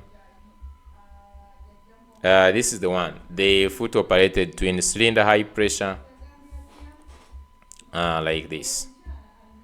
Okay, so we definitely just like add, I think, the image. It looks nice, maybe it has an image, but this is already cool. So we have added the API. If you want, you can duplicate this and you go to something like API. So you just got API v1 and then you say, for instance, items, like this, and you have all the items. You can use these in your application. First, I'm also going to change this default thumbnail. Instead of just like being here, I'm just going, because if someone uses this in any other app outside, it will break. It will break this. So I'm just going to change this to host this image. So I'm just going to go here. I'm just going to go to Fabric. So here where we have this, we have the placeholder.png, this image we are using here. Okay, so I will just add this to my upload thing.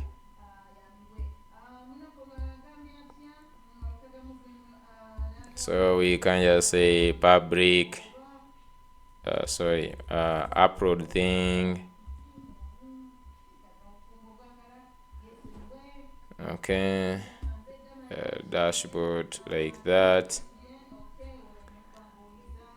And I'm just going to simply add files, upload, then I will go back here in this. I don't know if I can just like bring this here like this.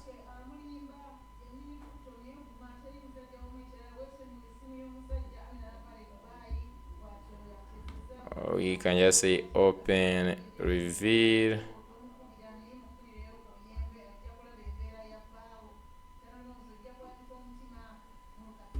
Okay, I will copy this file URL. So you have two places we can add this. Okay, we can have two places we can add this. The first one, you could be in the schema, where you just go on the item and you go to this and you give it a default. So you just say add default and then you give it this. Okay, you just go ahead and give it this as the default image, or the default thumbnail. So like every time you create, this one will be added by default, and that means that you don't need to pass in this on the front end. You don't. Okay, and then the second, of course, we can just go to the item form model, where we are putting data.thumbnail. This is the thumbnail that you need to add. So if you just want, you can use one of the two, it doesn't matter. Next thing that we're just going to do now, I just want to now either we can just now go ahead and implement we can just go ahead and implement. We have two things to implement right now. We can implement adding the React query, okay, adding the React query, or protecting the API key. More so like people who are going to be getting this. So right now this is public. You can just go and say localhost API v1, and then you do this. So what I'm just going to do right now, let's first implement the most important one, which is going to be the, let me first look at the time. Okay, we are still having in 1 hour, which is good. So we have implemented the API. Okay, we have added API. So I believe in the future we're just going to implement all of them here. Okay, I might just like do only 2, then I will give others as an assignment to add them. Then what next I want to do? So I want to implement this. So let's first talk about the data table and React query, why we need this. So for instance, right now when we are creating, okay, when we are creating, we are using the power of revalidate path for caching. So you have to do revalidate path and then to revalidate this path. But sometimes you really saw that it was not transforming, we did revalidate path, but then after creating an item, okay, let me first demonstrate that. If we go back to the items here, on the create, let me just go ahead and we have the revalidate path on.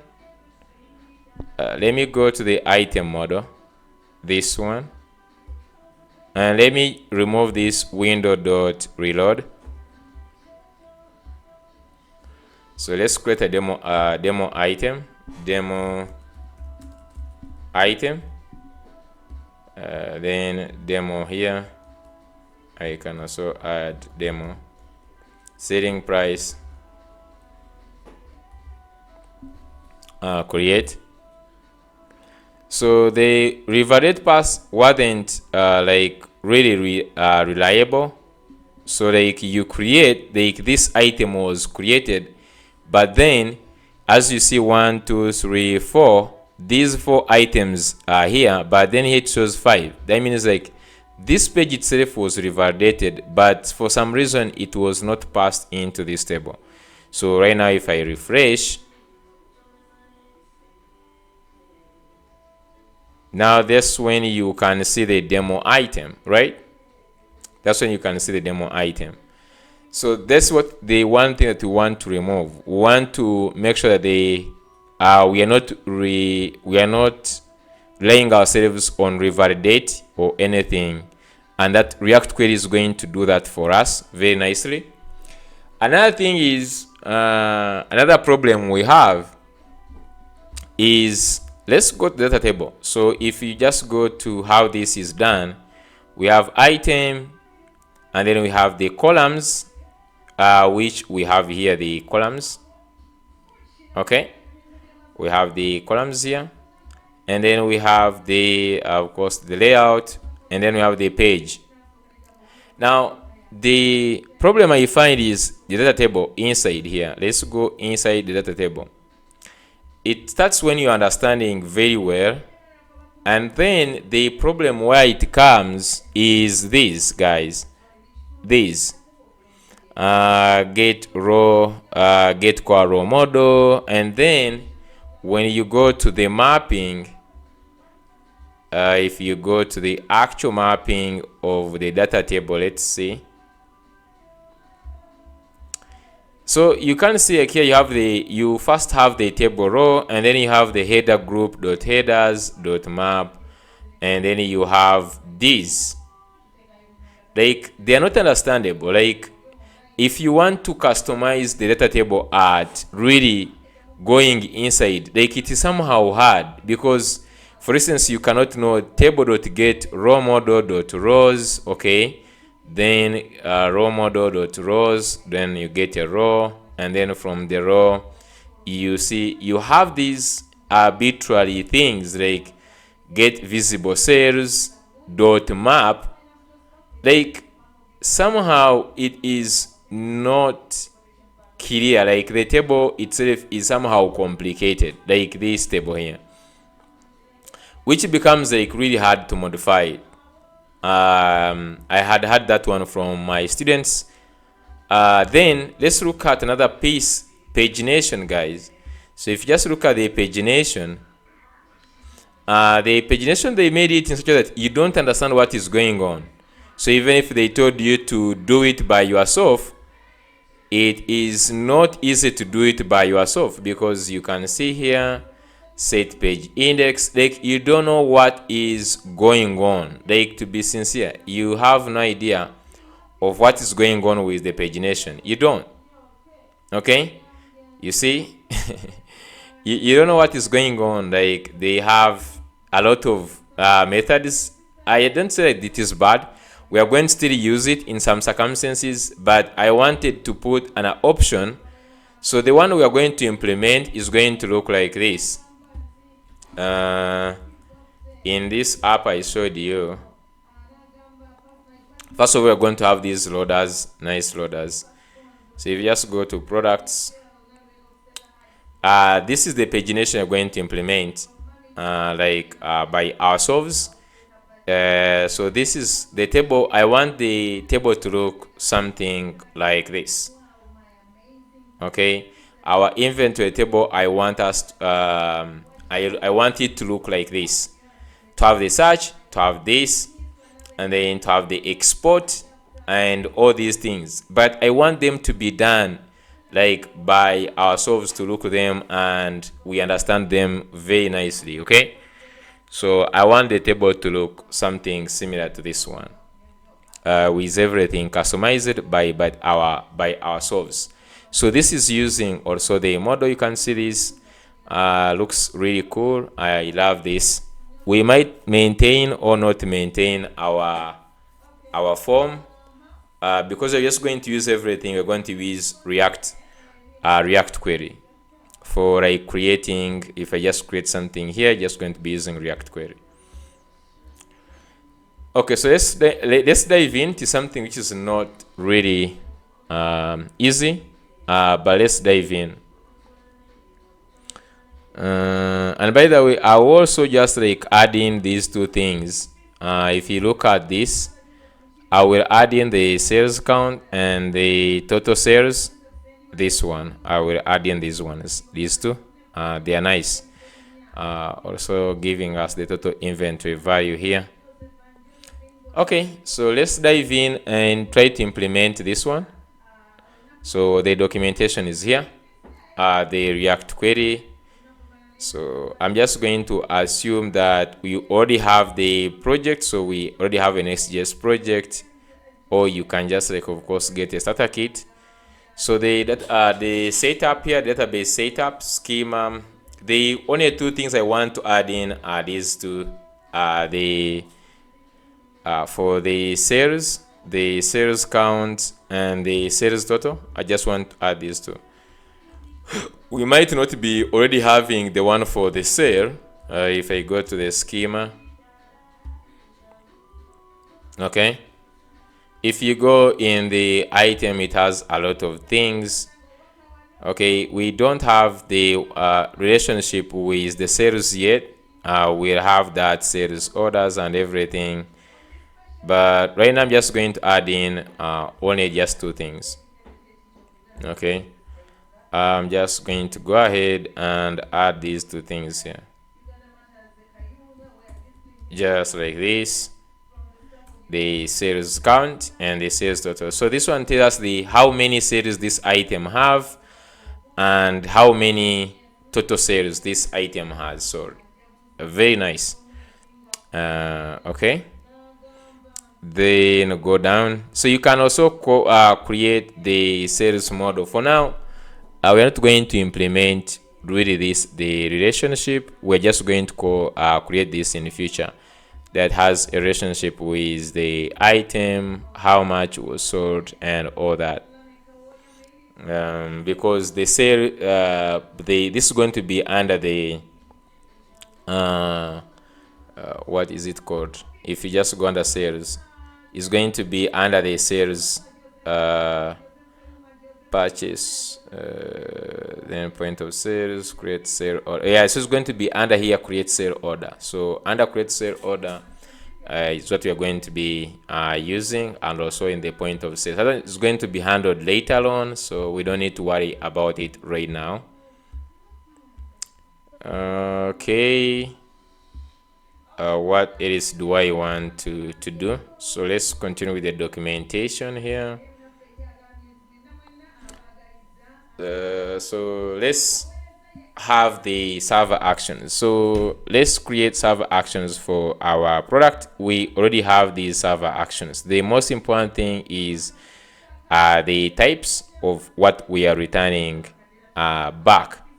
So for instance, I want to get the interface of the item. So let me just copy these the way they are here. Just copy this.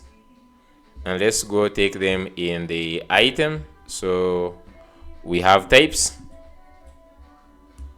And we created item.ts. So I want to add these.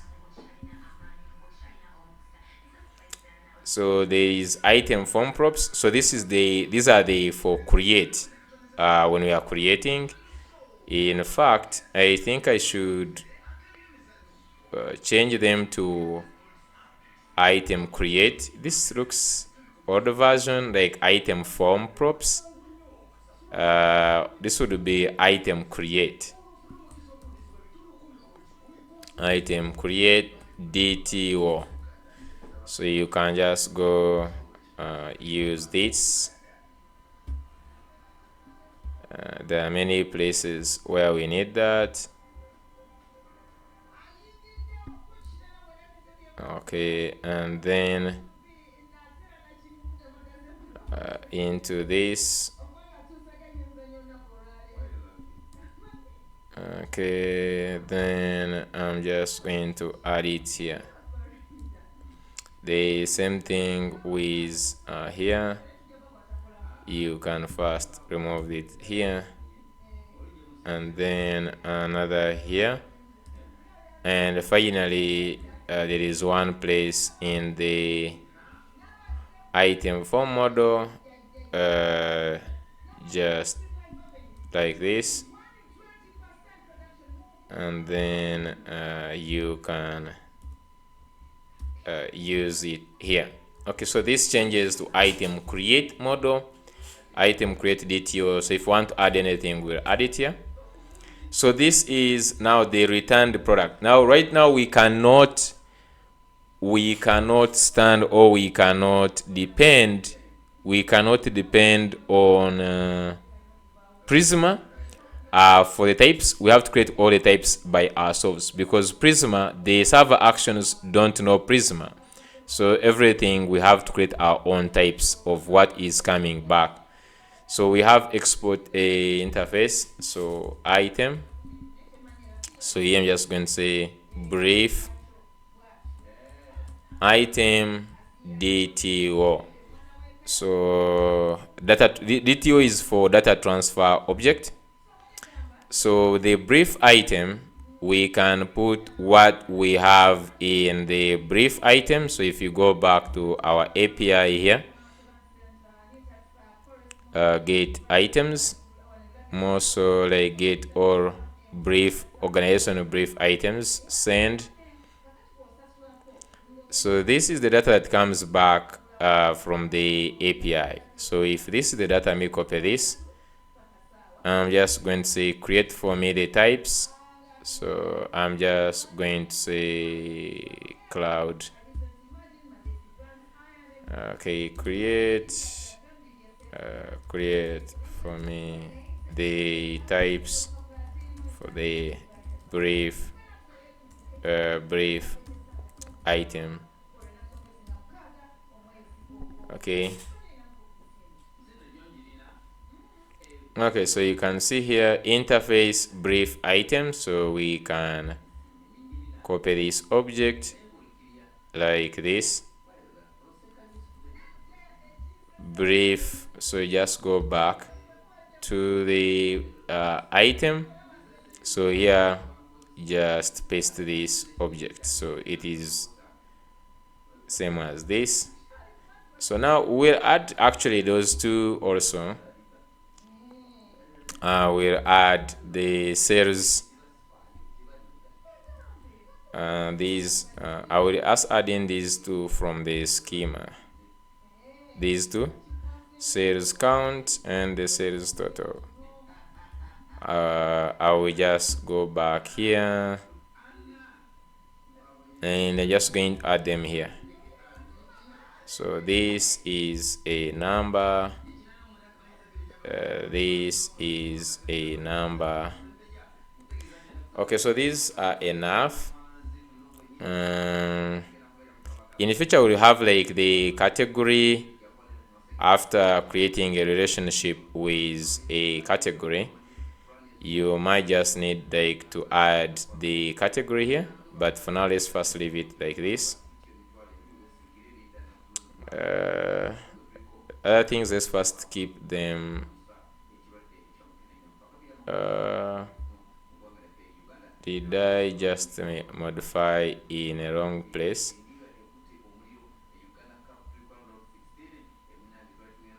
Brief item DTO.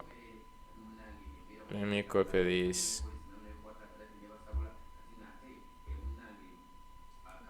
Copy and let's like take back this. Go back in here. I'm just going to replace this. Okay, so this is for the item.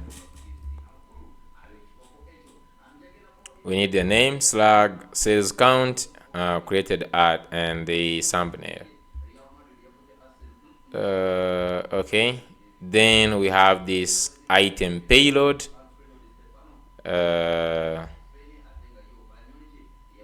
Let's first see what it created for us. It also created for the pagination, and then it says complete brief response. So here there is this for pagination information. Let's add it here. Okay, and then the response. So this is the response. So interface brief item DTO. So this is going to be brief item DTO. It has data and the pagination. Okay, let's continue. And then you could also create a more generic response type for reuse, like a paginated response like this.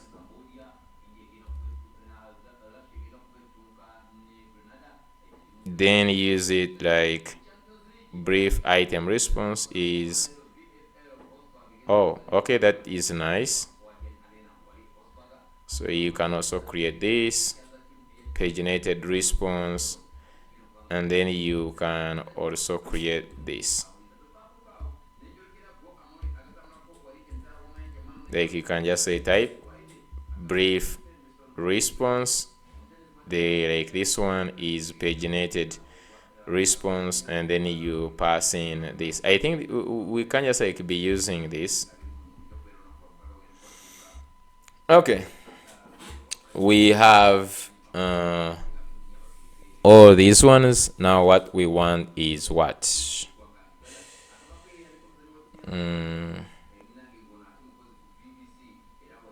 So when we come to get brief items, we can just like do this.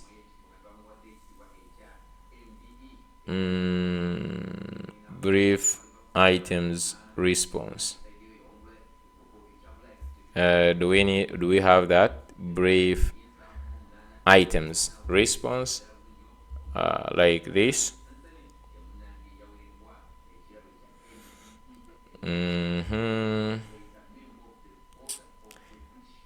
Okay, so if I just go to use this, as you can see here, we can just say it's going to return this. Okay,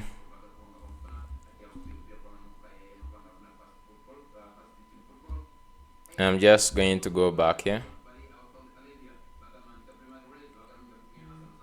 We have to make some few changes in the item, like on the get brief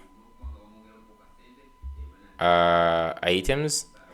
So we need to pass in the return. So here you can see that this is going to return a promise, and then in here you can pass in this.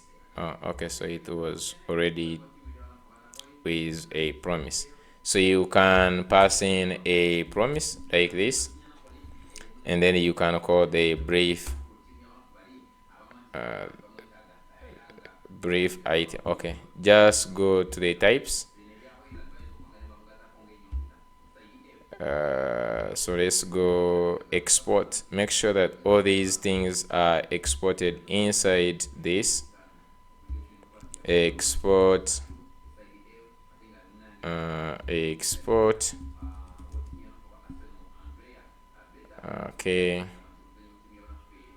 this I think the only one wanted was this export the brief items. So if I go back to the if I just go back to these items, then I can get this. So if you just look at the brief items, automatically you can see we are getting some errors in different places, and this is the power of types, because now this one returns the brief item response. If you go in the brief item response, it returns the data and the pagination, just like this. That means that down here we need to do dot data. So this one, if you hover on this, wait a second, return response dot data. So if we just go here and return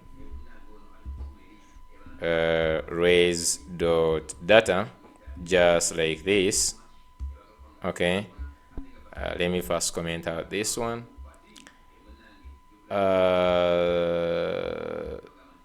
So the here we're not returning anything. It should return something. It can return data equal, then okay, let's go down to this data and then the pagination. Data pagination, so you can just say like pagination also like to this. Now pagination is also going to, but for now let's not worry about these ones for now. The only worry is about now this, because whatever is returned from this function, as you can see, is the brief response, and in the brief response in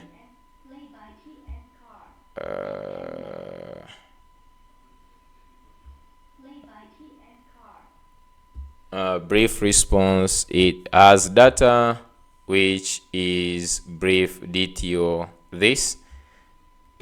What this means is that if I go back to this here, I can destructure things here.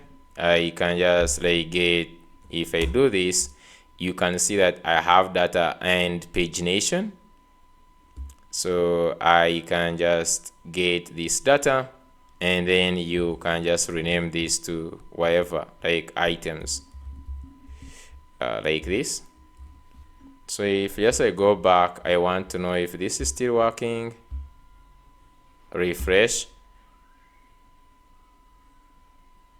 Yeah, so you can see this this is still working. I just destructured the data, I renamed it to this. And now you can see this has good types, like here it has this. If you just go back, whatever is returning back is going to be of this type. However, this is supposed to be an object, so you can just say maybe null. So can I just like edit a little bit in this?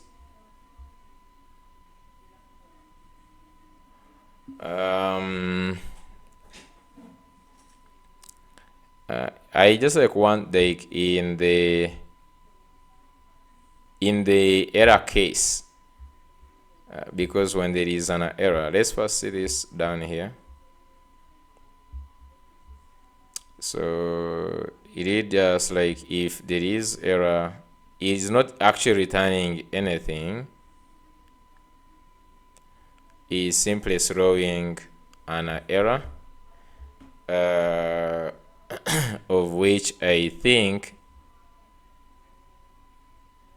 it should give, let me just see, doing this, if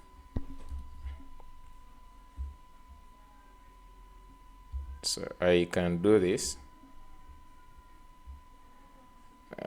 if axios dot axios, so you can just like import axios. If there is error, then axios dot, can't find axios. Okay, so you can just simply just if there is any error, you can see here we are throwing a failed to fetch items, unexpected error occurred. Nice. Okay, so after using this one, this is good.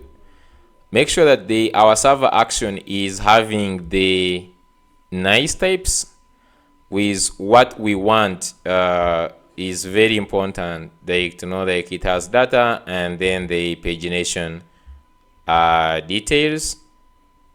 Okay, that is good.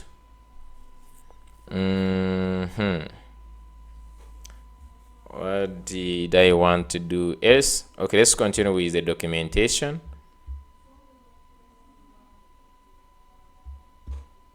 So we have the documentation here after defining the server actions. Now let's implement server action for our product. So we have all these done. We'll actually use Zod in the future. I think that's what Next.js recommends, but we're just going to see that in the future.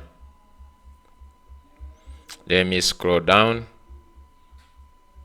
So then let's install React Query. So the first thing is we need to create a service layer. So I'm just going to create another thing called services. Now, services are the ones which are going to be consuming the server actions. Okay, this will be consuming server actions. So in here where we have this, I'm just going to go ahead and create a new folder for like services, and then in the services we still have, for instance, items.ts. So this one's going to hold an item API. So we just, so you can see now, let's create a service layer that wraps our server actions. So this is just going to have all the server actions that we need. So you're just going to paste this. Now I will just name this one to be item API. So here, just come and say item API. So this will be getting all these. Let me first remove them like this. So for instance, we have get or. So for instance, we can just say get by ID, get or items, and then we're just going to call the get or. If I say here get or products, where is get or items? I don't know if we have that.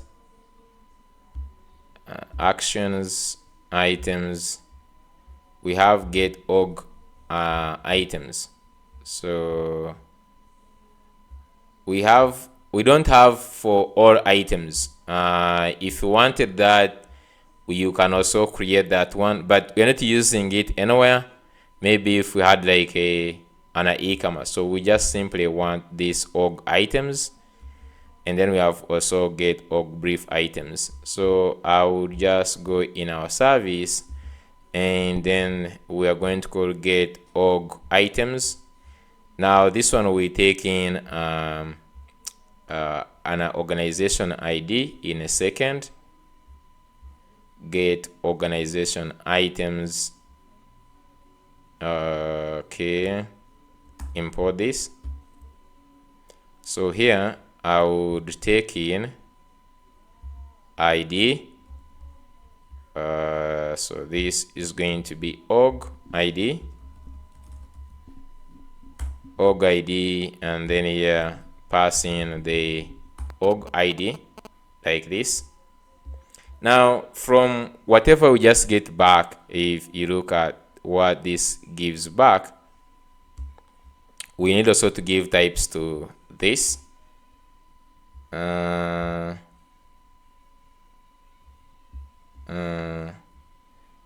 Say get or. I'm just going to first only have only one. Let me just have only one. Get by number plate, we don't need this. Then create new item. Create new item. This we take in the create item. Let's first see that in the types. They create item. So it is called item create detail. So here create, and then this would call the create item, just like this. And don't mind about these responses and all that. Okay, then update the existing. So others I'm just going to comment them. We don't need them right now, and they delete. We don't need it right now. We need the create and this. In fact, let's first only concentrate on only one, just like this. Now if you just look at the response, it needs like you have sort of like success, like response dot success. It means like whatever just going to be getting back here, we need to have that. So it get organization IDs in our, we need to use the brief one, get organization brief. Let me just go back a second in the services. I'm just going to say get brief, get or brief. Okay, then we just have this. Okay, so now you can see now it, because it comes with the types, you see success is not there. So we need to handle this scenario here. Okay, we need to handle this scenario whereby the organization, we can add this success, true or false. So you can just go back to this, and then we can add so we have to go to our API. We can also return the success, like here, to be a boolean. So we have to make sure that this is returned with the data on the response, and I can just add this on the API. Just quickly go to the API.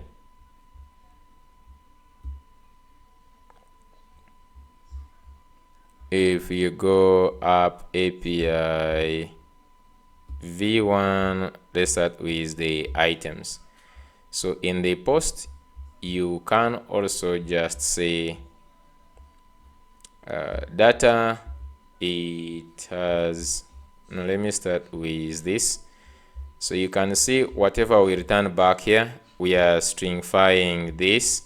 So in the response here, response, and you can add success true, just like this. Then in other cases, like this one, I'm just going to go to this, copy this. This is a detailed response. I'm just going to add it here. So in this case, you don't need to pass in a lot of things, but here in the response, you see you have data, pagination, success. Okay, and then I think that's the, what is another response here, success to true. Okay, because that one is expected, if I go to the sender client now and I go to get brief, get brief items, so now we have data.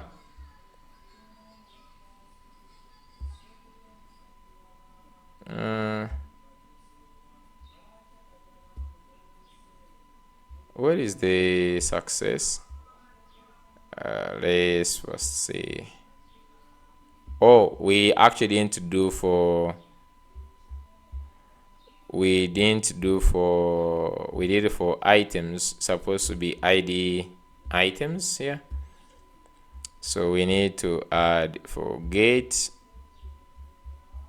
just add here success, and even here success. I don't know if in this we'll add the success in the data. We look at that, but for now let me just focus on that. So just go in the get, this add success.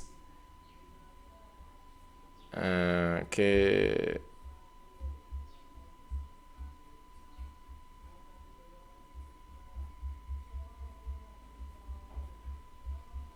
success. So if I just go back to the sender client, get or send, so if you see now it has success to true. So that means now in this item brief response, we have this success boolean. Now that means in here, so it has also this the error. Okay, fail to fetch products. So if there is no success dot this from the response,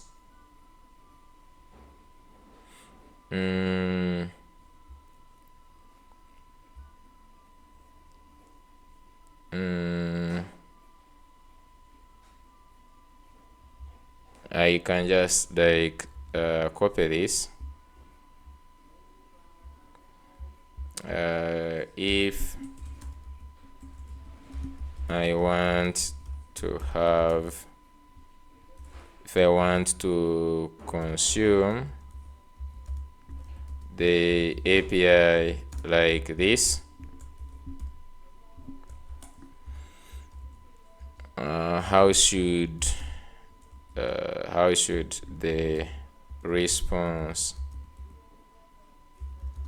from the API be like? Okay, so we can just see here. So you can see have success and you also have error string.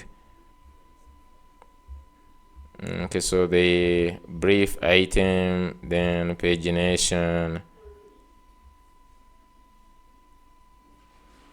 brief items data. So the API will have success true, then has the data. So you have added the this success true.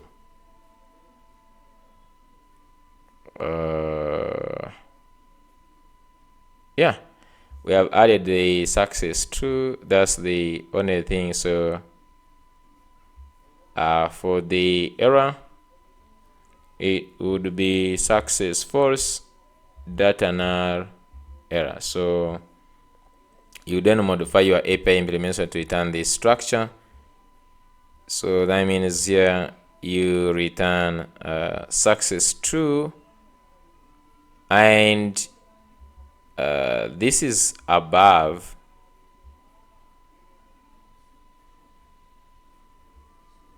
You put data inside the data now is having this.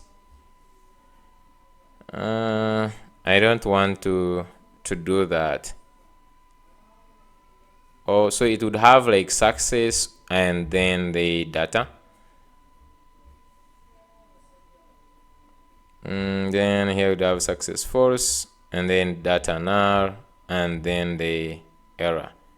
I think that what makes sense. So in the data, which has the items and then it has the pagination, and that changes the response.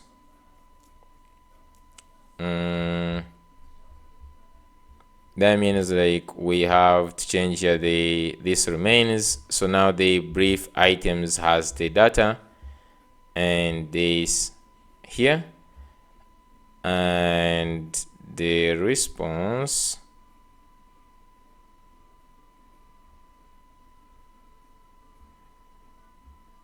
okay. So we'd want to first create this API response. Guys, be patient. So just come here and we do an API response. I'm just going to do this interface API response. It has success, data, and error. Okay, so we have already the brief item, we have the pagination. So now we have the brief item data. We have this one, we have the pagination. So the brief item, this changes. Sorry, this one you can now remove it. Then even this one, remove this, remove this, and also this. So I'm just going to put this one is going to be brief item DTO. Okay, then you would now export type this. So you'd export this, export type brief items response to be API response. Then we pass in this here. So this changes a little bit. As you can see now, it is in this format here. Okay, so that means if we go back to this, before we go even that side, here, if you get this get brief items is using now brief items response, which means whatever, just like you are returning in here, okay, is returning this this format here. Okay, we must make sure that is true first of all by going v1 brief items. So this changes a little bit. So here the response changes a little bit. You have success and all this becomes, so you have success data, which is this now. Okay, and then you have the error, which is going to be in this case nar. Okay, so this is the structure, and the similarly up here you will have success to data like this, and then you have the error to be nar. Then for the error part here, this is where now you have data, error, and then success to false. Okay, just like this. This is how I interpret this. If you seek success and then you have you don't even need to put the error part because error is not required. Then that was only one. The same thing for the items. So here we just going to say success to false, and then for this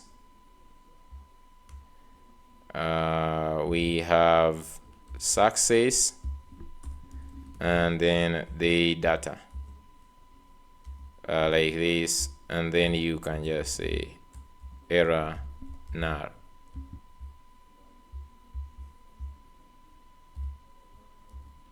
Okay, you can just do error nar. So we have data,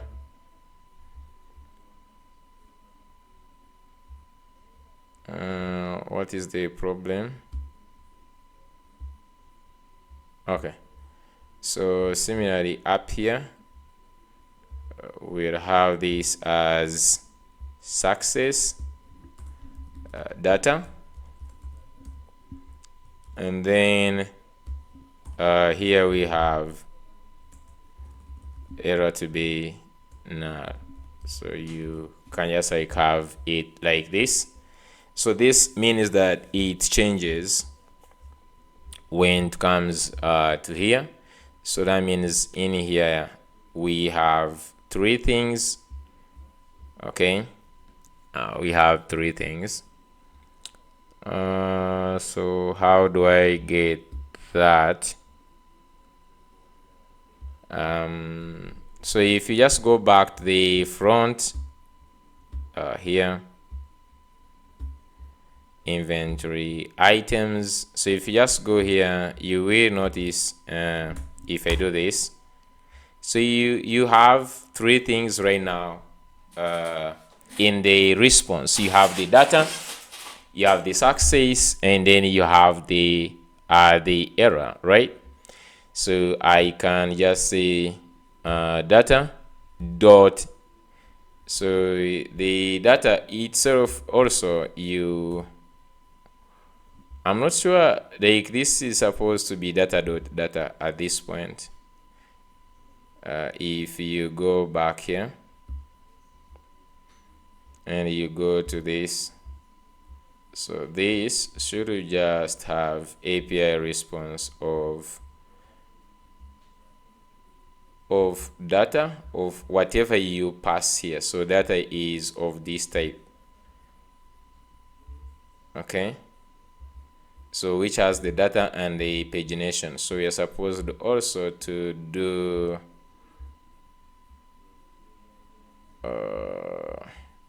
dot data. So here is supposed to be dot data. Okay, I'm just going to name this as whatever comes back as the response. I'm just going to say const items is going to be data dot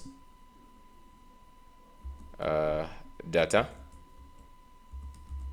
like this.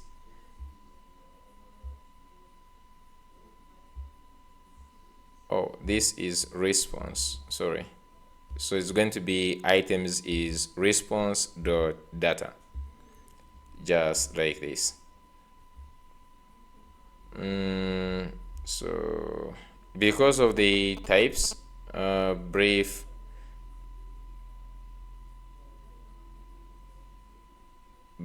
items data,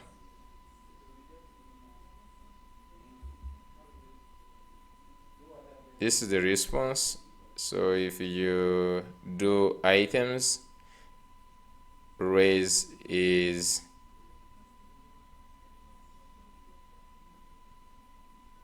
dot data.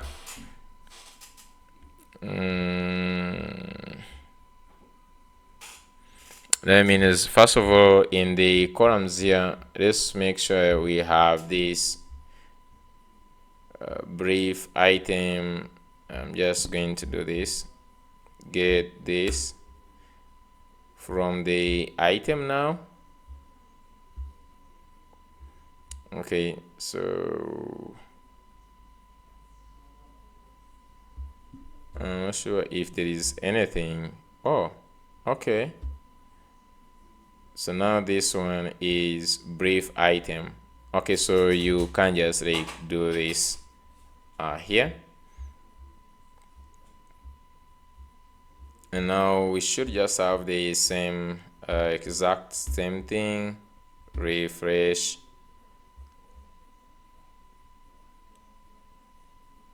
Yeah, okay. Now this is okay. I want to go back to the service, so just want to go back to the service that we're doing.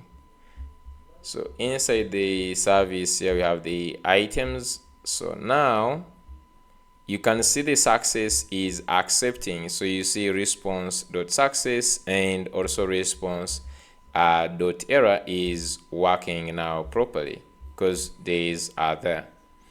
So it's going to be here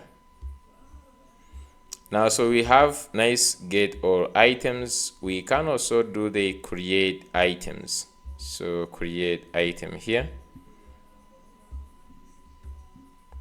item create, and then now also on the response we need the success plus the error. Okay, so let's go ahead in the create item.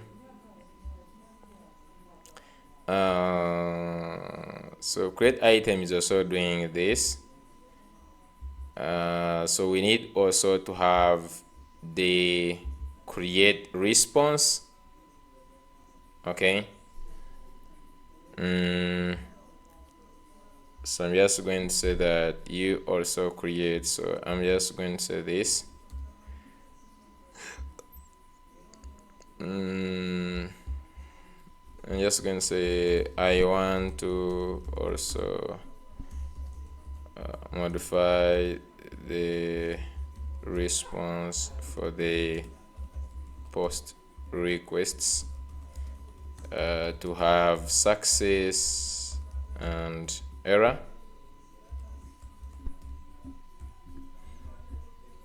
Okay. So the thing is, here you have to add the success and the data. If everything is okay, you have to do this success like this. So let's just go back to the routes. V1 item route. So this is why we have the create. So leaving alone this, by the way, this, I don't know if we changed this one. This one need to be changed. But since we are not using it, this is just a redundant API actually, like endpoint we are not using. So we have the pass. We have item create, then when it is slug. So here we have data nar item, so we're just going to have also success to false, for instance, success to false. And then when create happens, so here we have data error and success to be true. And down here we just add success to false, and that's it. Okay, so moving down here, after changing we just create the still the API response remained the same. Actually, type definition, we're using generics here. So like we have this data success boolean and error string or nar. I think it's like the one we if we just go back the types. Okay, just we have this, and this already is all undefined. We can just say undefined or null. So I'm just going to do this or null, just like that. Then we have item create DTO, which we already have. So down here in the create, we have API response. Is it supposed to return the? I don't think so. It returns that. Then here's a response await post API response create, then response.data.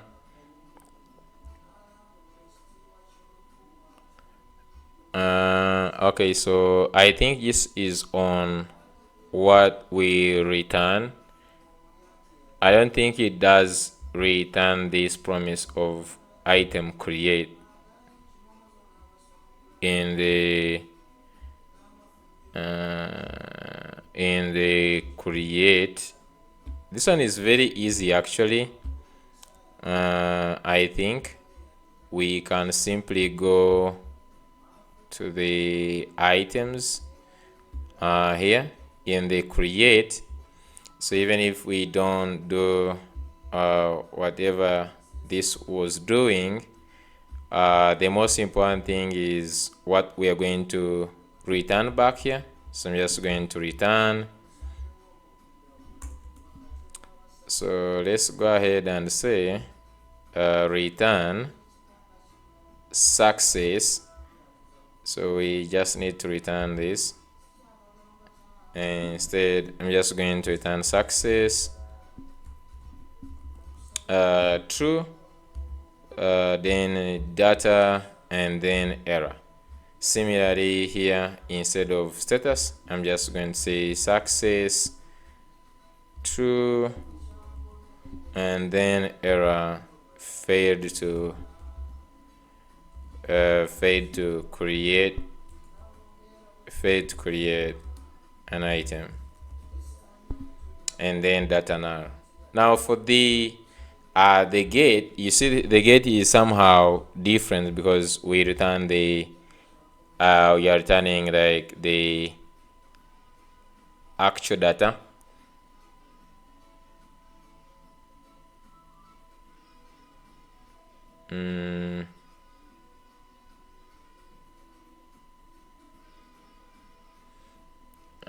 So now we are returning this, which has everything we need. Okay, nice.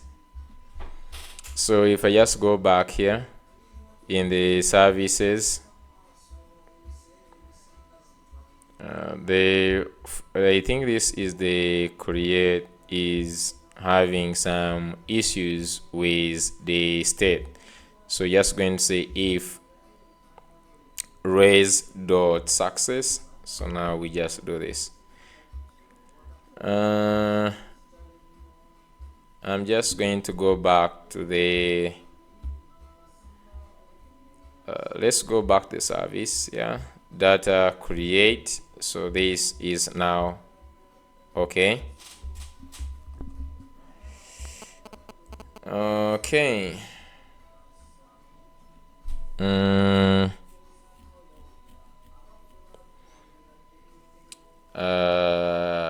Let's first see.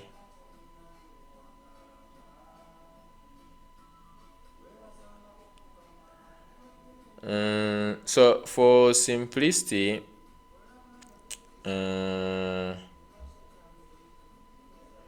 okay, so here we're just going to return the actual data. So for this, we'll manipulate everything from here in this service here.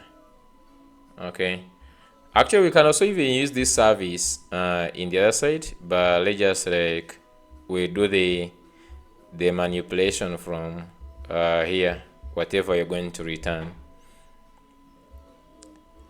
So we have two service, these two functions in this item API. So let's continue.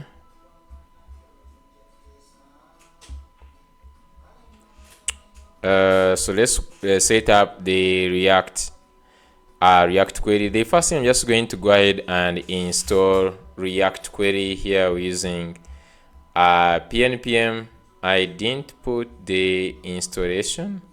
Okay, so let's go back to just add React query, and then just click on this the docs.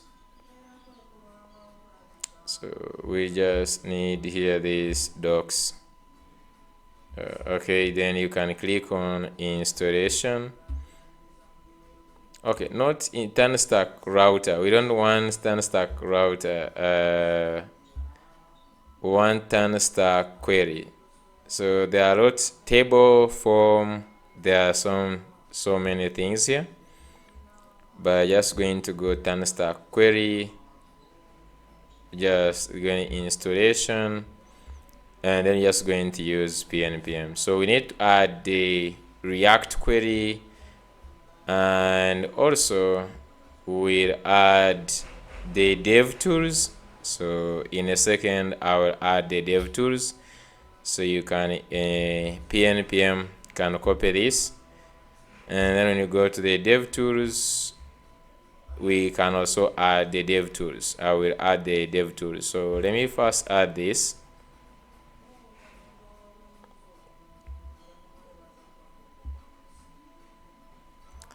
Okay, clear, and then add,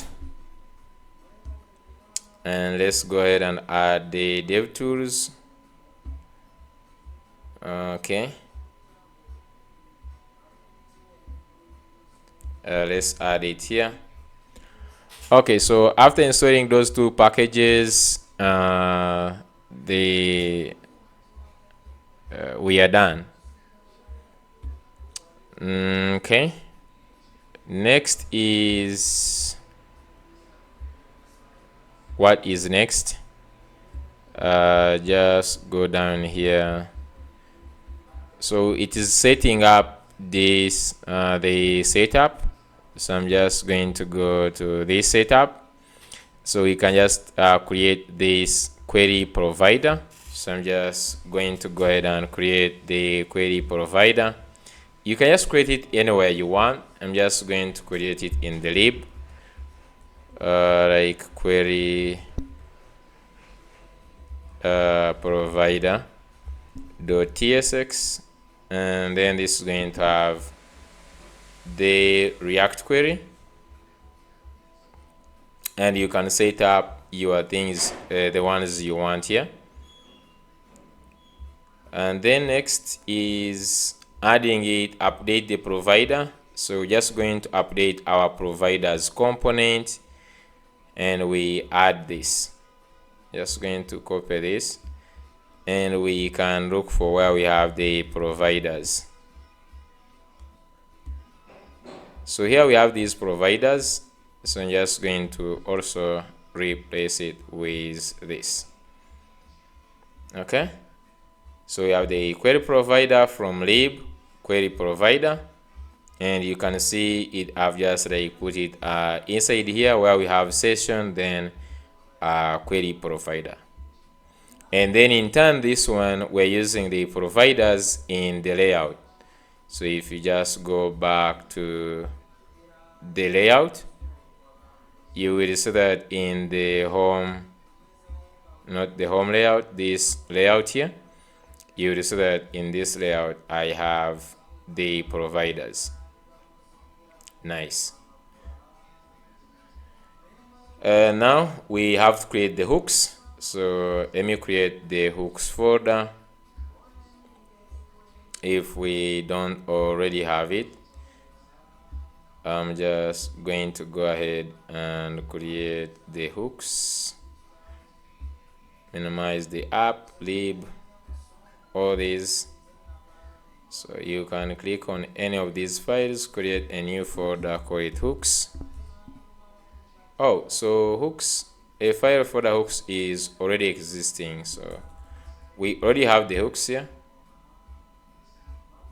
which I think has, oh, it has these use permissions. Okay, so now let's create these hooks, use item queries. So I'm just going to say this, use item queries. So just going to come here and say use item queries .ts, and then you put in this. So let's go up here. We remove also some of these things here. So the first thing is we're just going to put the query keys for caching. So just change this one to item keys. We change this to item keys. So for all products, we're just going to name this one items. Then here we have just get item keys, and then also this list. There is the most important one, actually, is just like these items. As simple as that. You can just even just like these ones, we are not going to be using them, but just going to be using this. Or so when you say items, or it will be this.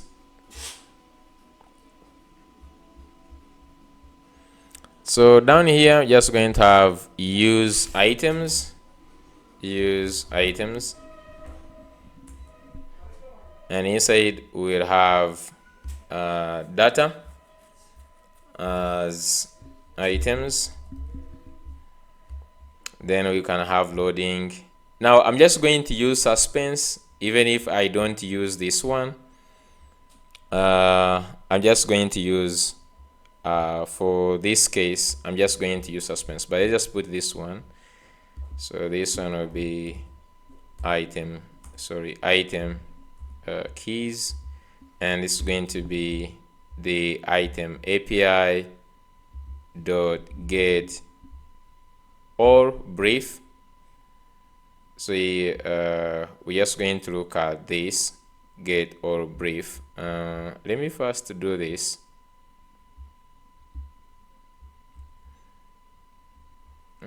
I don't need this. Let me first remove this one. The one I'm just going to concentrate on is this one. Okay, because even for getting all products we need an ID, organization ID. So I'm just also going to comment out this one. It's going to help us, but I'm just going to say use where we have here use products. Maybe just say here use organization items. Use organization items, and this is going to be org ID string, and this is getting items, get items in a particular organization. So just going to use query, so get this get item item keys then here we just, so if you look at this dot detail and then you pass in the org ID, query function is going to be from item API, and this is going to be get organization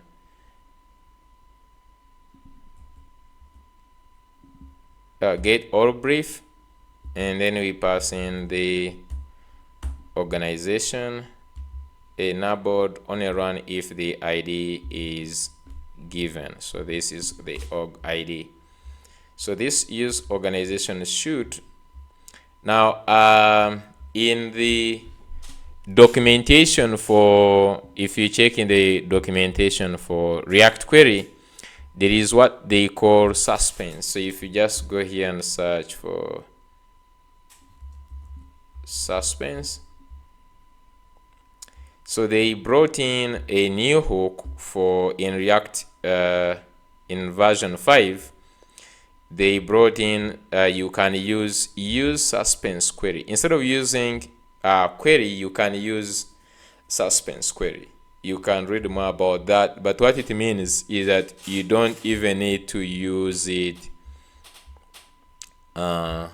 This is how it works. Instead of just use like this, you can simply use suspense query. So down here I can use this. We do use suspense query, so like this, use suspense query. I can, they're saying here enable does not exist on use suspense.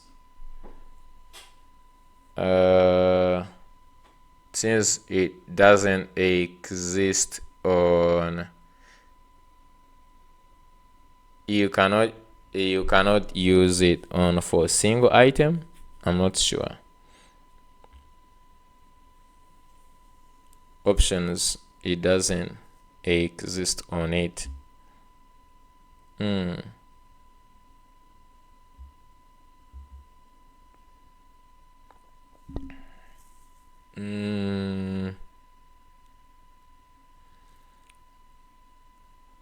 About Boolean.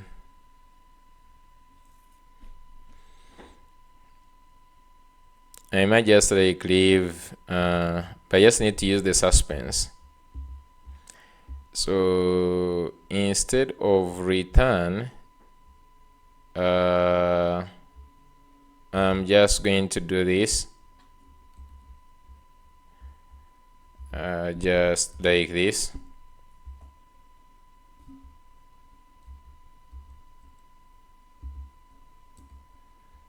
Okay, equal that, and then I'm just going to do the return. So down here you can just do return like this. Okay, so the data is what you're just going to call items, and then here you can just return items. So we'll make sure that the whatever we are doing, just by the way, going to first go ahead and comment all these. I'm just going to go ahead and comment all these. I focus only on this. So the only thing you need to make sure is this get or brief returns the data we want. Okay, if you remember how we did that, I'm just going to go to where app dashboard. I'm just going to go back to the items here page, and it's supposed to return this. If you just look at the response, we need this to be the one returned back. So I will just go back to the services, and we make sure that this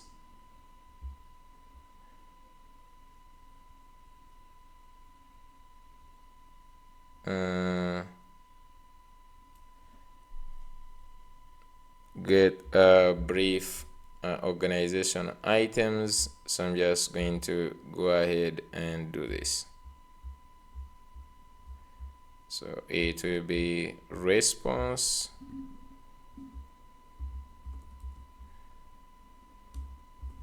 Okay, it will be response even here. Response.data.data.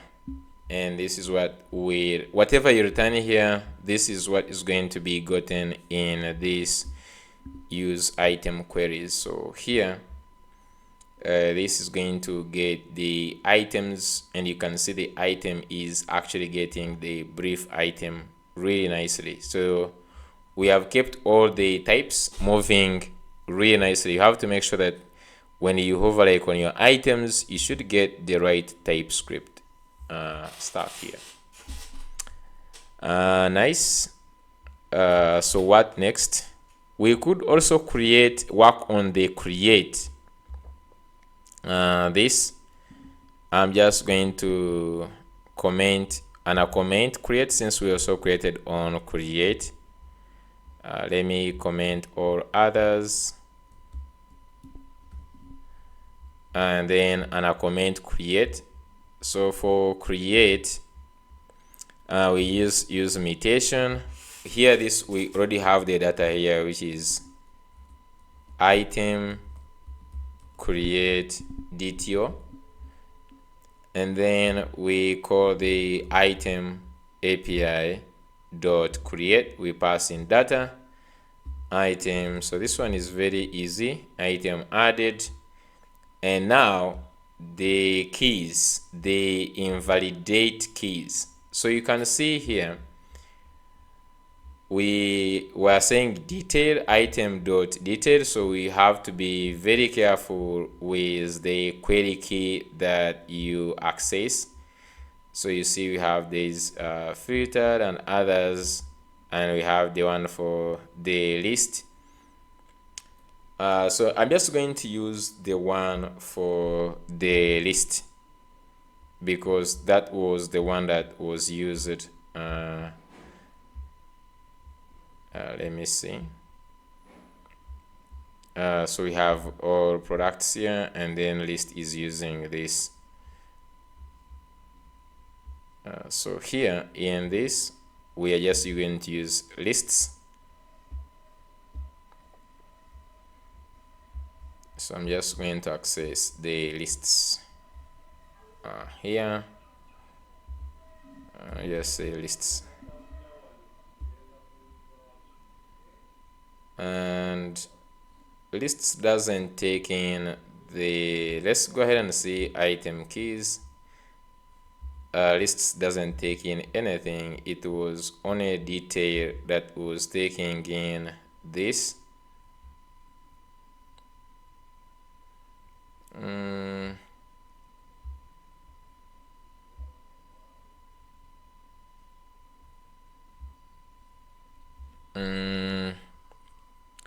So I'm just going to do this. So you can see here lists. I'm just going to say that this one can take in any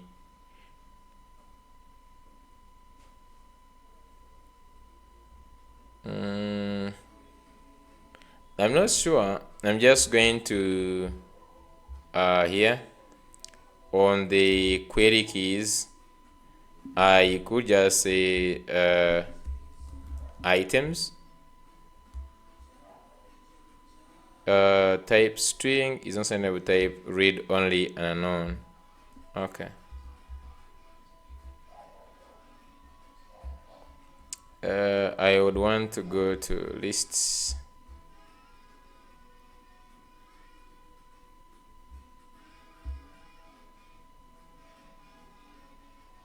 This one should take in the, I'm just going to say organization ID, which is going to be a string, just like this. And how is it using how is it using it?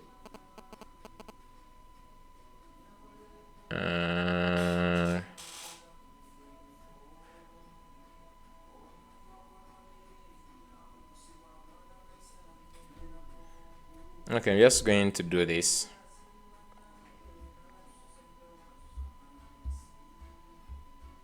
I'm just going to say maybe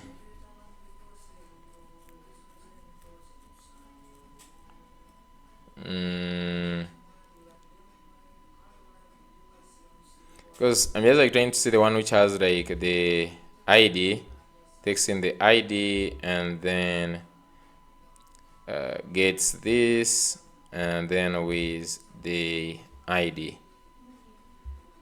So I'm just going to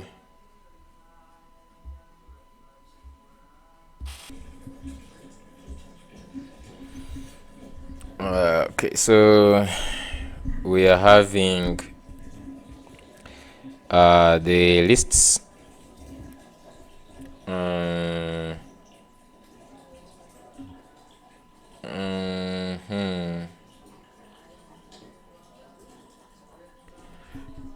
So I just want to duplicate one, and I'm just going to call it maybe org lists.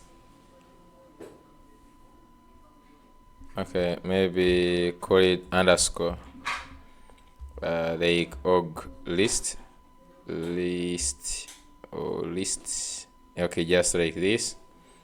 And this one is going to be taking in organization ID, which is going to be a string, and is going to return just like I'm using the concept this one is using, has items dot details. So here with items dot list. So yeah, they just like item dot lists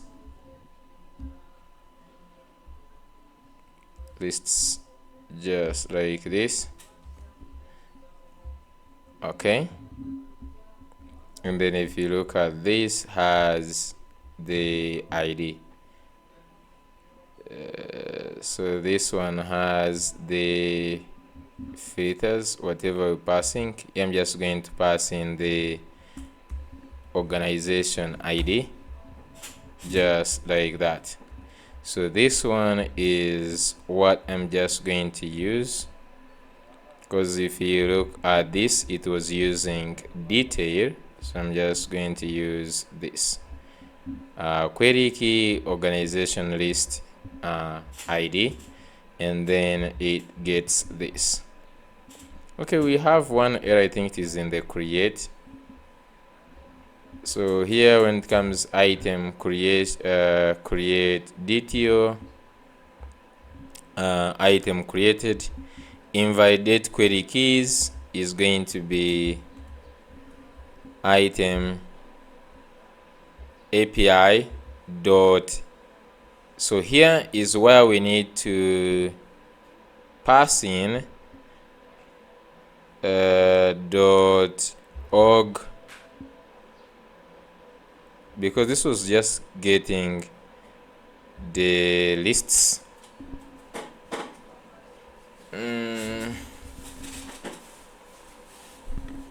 Wait, did I just like this supposed to be item keys? Item keys dot lists. So this invalidates all the lists. I don't know if we should invalidate for some reason. If you do the like this, we invalidate for specific, because you can imagine like refetching, because this one is only fetching for that particular organization. So we might need to invalidate maybe this. Let me just say invalidate org list, and now this one takes in an argument, and then would take in from the data. So you could say data dot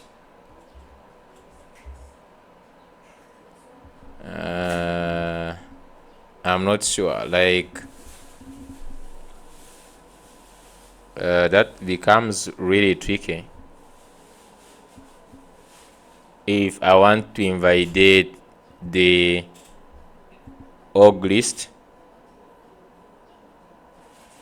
for that particular organization, we might just like end up invalidating all the all of them.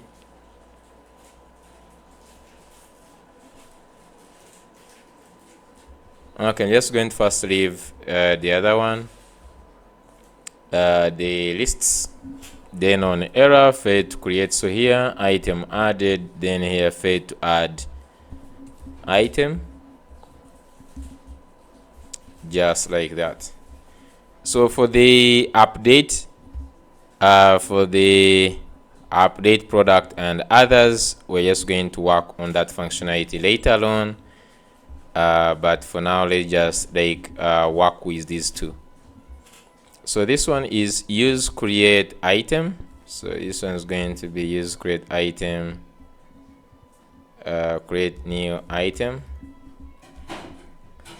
Okay, so let's go back to the documentation. After this, then we start rebuilding all the reusable components.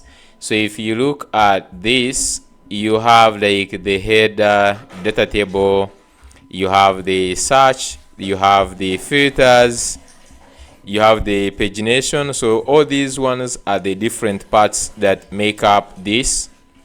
So they are the ones that we're just going to work on, like table loading component. So like so I'm just going to go inside the UI, and I will create all these things. So inside the UI, I will create in data table component. Components, I will go inside the UI, creating data table, and then inside here I'll create these different components. So the first one is table loading. Table loading dot tsx like this. Now this table loading, we need to install the skeleton.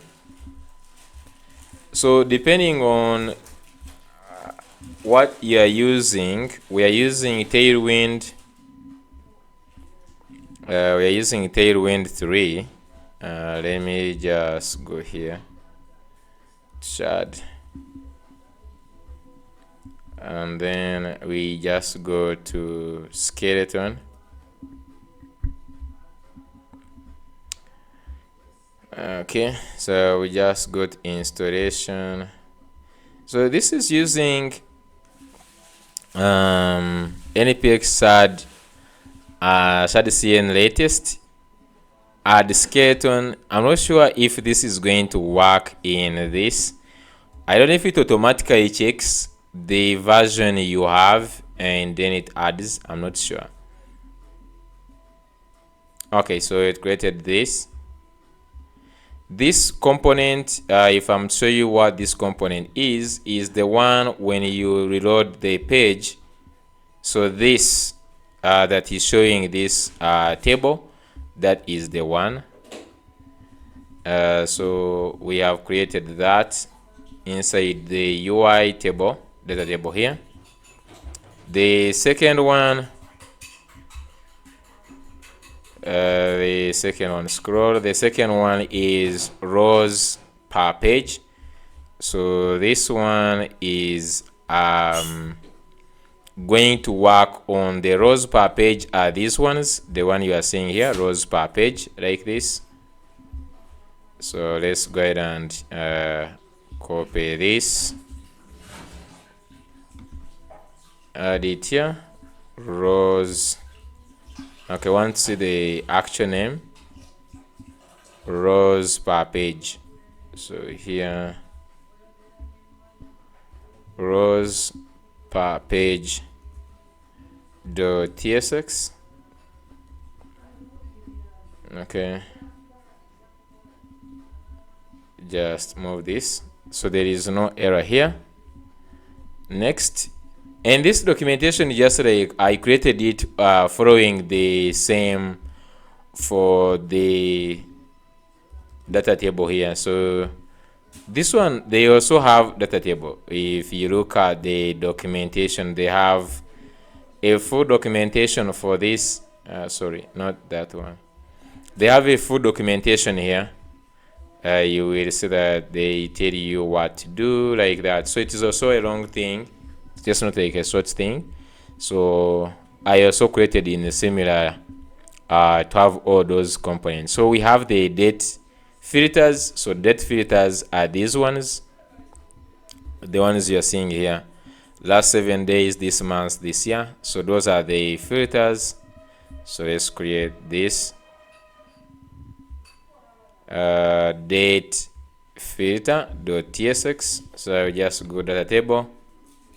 I will create date filter.tsx and add it. Let's see any error. So here we need to install, I guess, some packages. Okay, so for these ones, let's first leave them like that.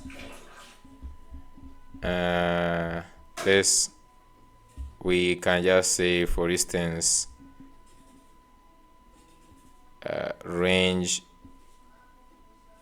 We can just say as maybe any, and then this as any, like that. So moving on, the next one is the table actions. So data table actions. So these table actions are the ones you're going to use. For instance, the like on delete, you can see here the add button. These ones are going to be opening the pop-ups and all that. So I'm just going to put table actions,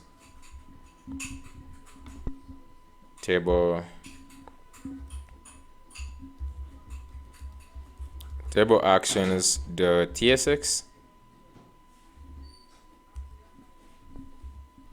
just like that. Table actions.tsx.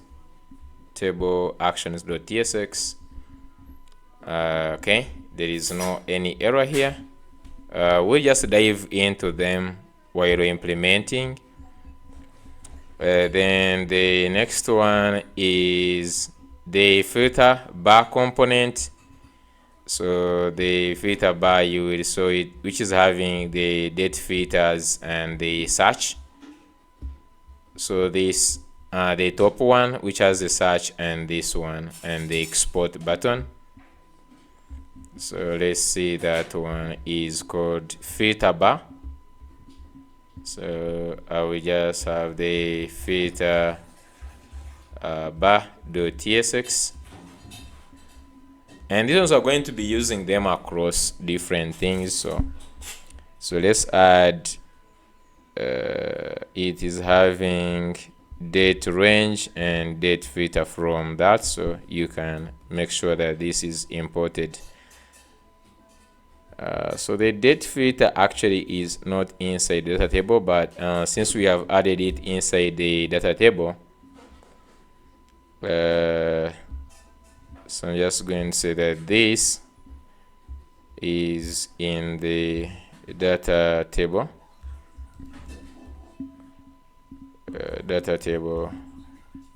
Just like that. This becomes very easy to copy and paste it somewhere, like if you want to move it to any other app. Then 6, we have the entity form component. Let's create reusable form component for creating and editing entities. So this is also inside data table. It has the entity form. So entity, so just going to say entity form.tsx.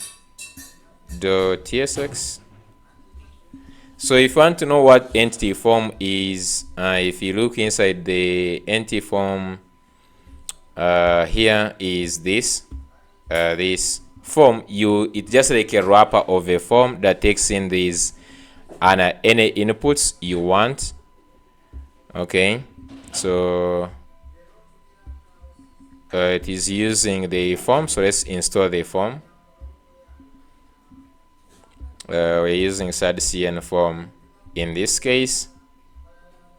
I don't know, I think in the future I'm just going to edit it, and for now I just use the SADCN forms since they are already using. Last time I was not using SADCN forms because of having the way they used to be, but right now you see you can customize them. They look nice. Look at this. Okay, so now let me just go and install this. Okay, make sure we are using the one for npm installation. Copy this.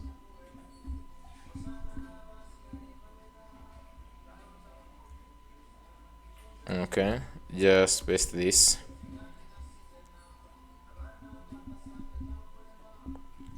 Okay, so next one is okay.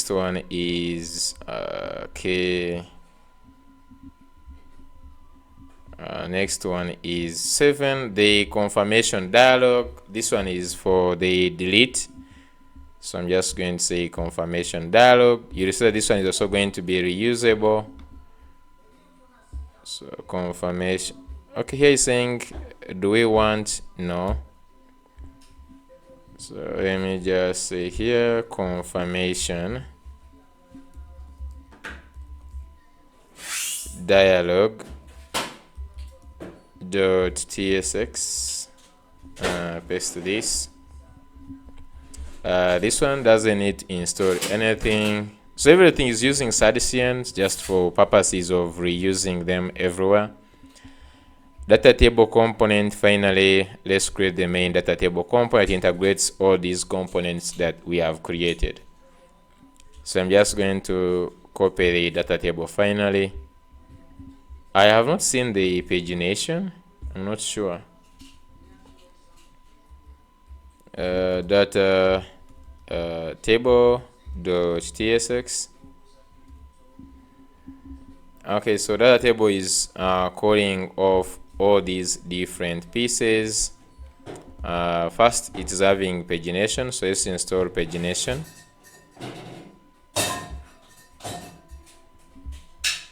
So we are using the pagination component. That this one is really much understandable if you look at this. So we just go here. Then let's import the rows, so everything is inside the data table. So rows per page comes from UI data table, then rows per page. Let me see. Yeah, and then for these ones, they are also inside data table like this. Then date filter, I guess. Yep. So we have other things like filter dot get date, and this one on export, that one is okay.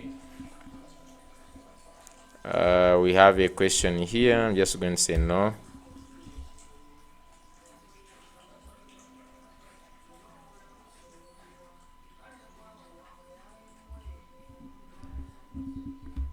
So that is it. Let's continue with the documentation. After adding this one, we just need to change now one. So export a finite, create an index file. So we create an index file inside the data table here. We're just going to create an index index.ts. So this one, if you look at it, is the one which is exporting, exposing everything to wherever you want to get them from. And then product management.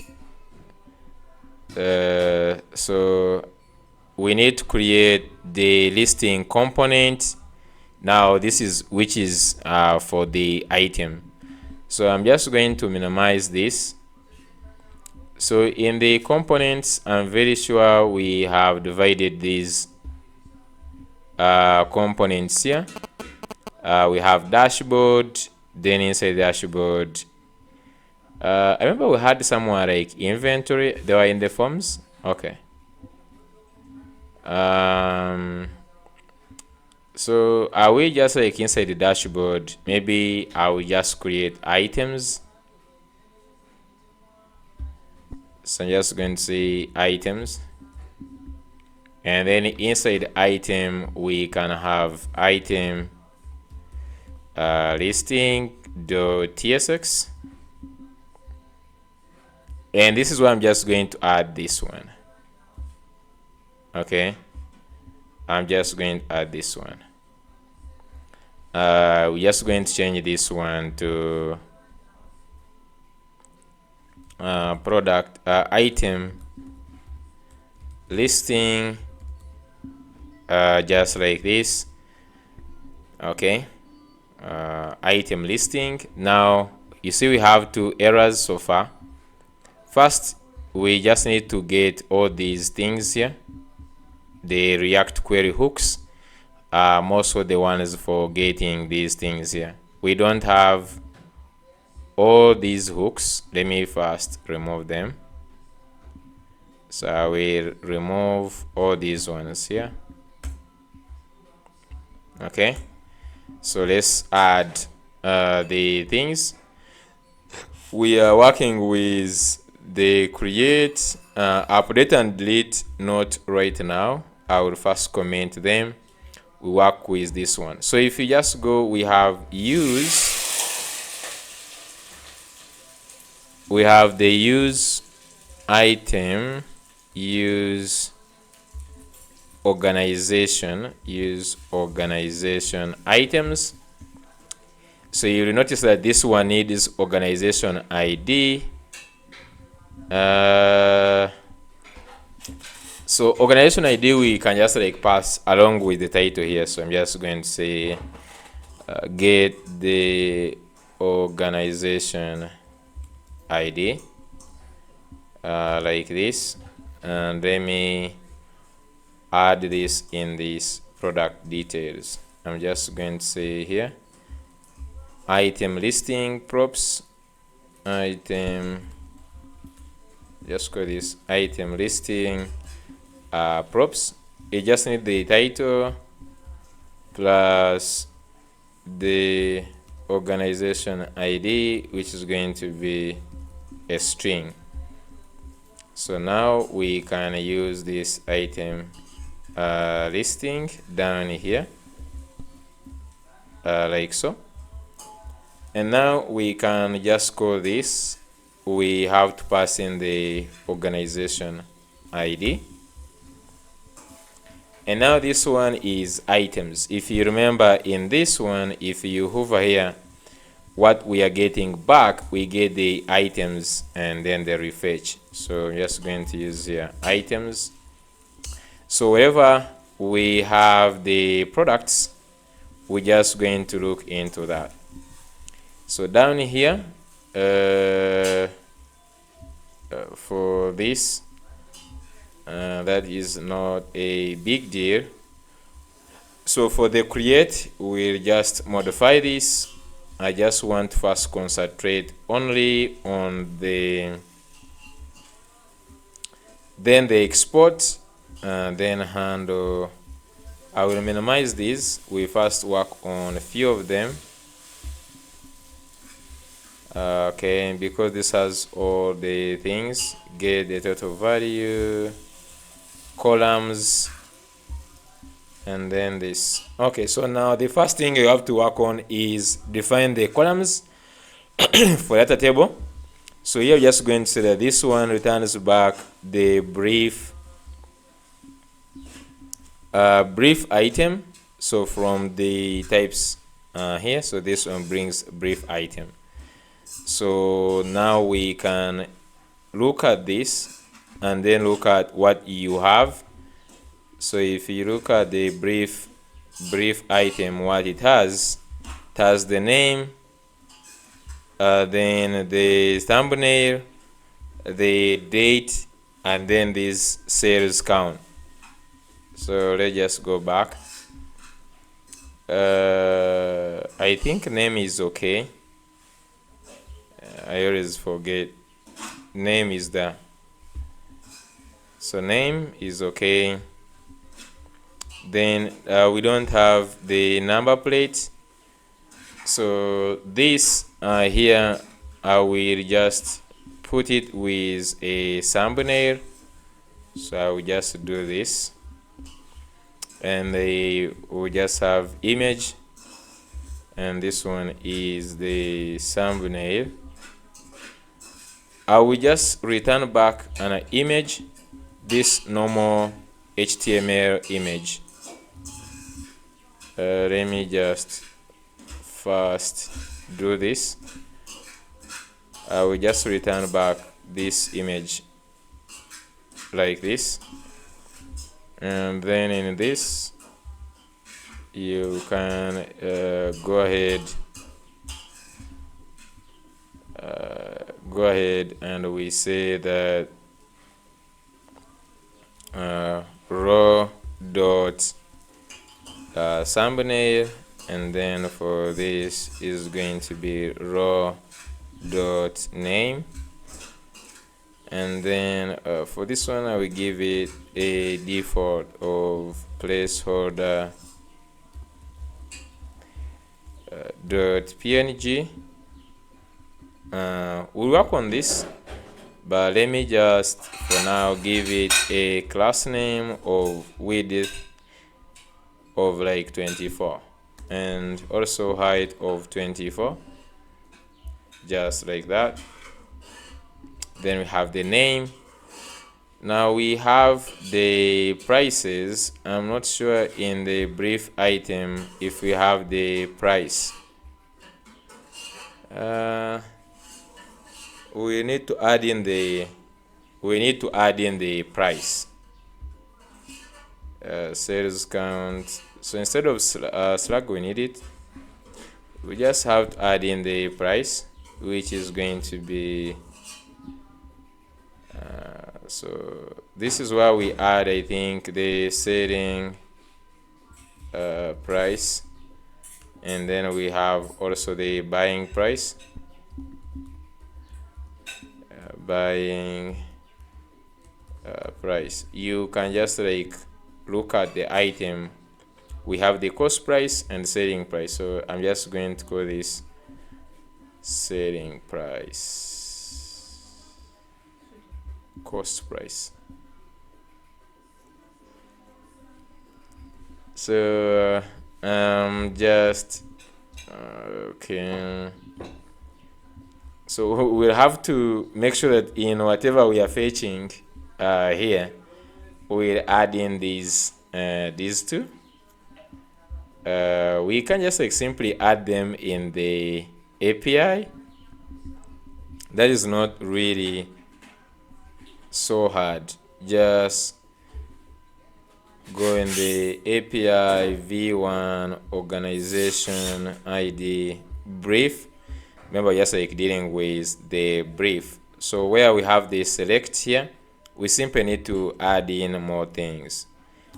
So we can add in, for instance, the cost price. We can add in the selling price. We can add in the, so one thing that we did not add in, I think, was, I don't know, we need to first run the, we need to run the migration. Just going to say p npx prisma db push p npm dev. So yeah, I just want to add in the setting, what do they call it, the sales count. Was it like the sales? Okay, so now if we just say sales, like sales count, sales count 2. Another one is sale total, sale total, true. Okay, we can just like look at the schema. If you look at the schema, we have added sales count and this sales total. So I'm just going to go back here. So we have these two, sales number, and this one is also a number, like this. Now going we added it in only one, I guess.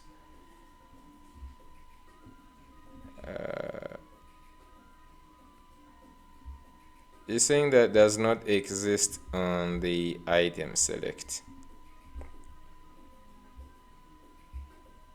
The sale total. Okay, just go back to this. Okay, there's sales count and the sales total. Sales count, sales total. Okay, sales total, just like this. So these, the way we have added them here, need to be added also here. Okay, yeah, that's the only thing we have to do. And now when we come back to first make sure that in the types we are good, sales and then sales. Okay, so let's just go back the item listing. So we have the name, so the price, this is going to be the, you can see, look at this, like this is really great. So the price, you're just going to use the selling price, then the sales count, and then total sales, and then date. Okay, so that one is done. The subtitle is going to be goted product count. Where is product count? Then total value. All these ones are items, total value, and then here, so we just pass the item. No, we just pass in the brief item. So this should be the brief item. Let's import it. Brief item, title. Then for this is items. Then we have like items, and then here items. Data is items. Nice.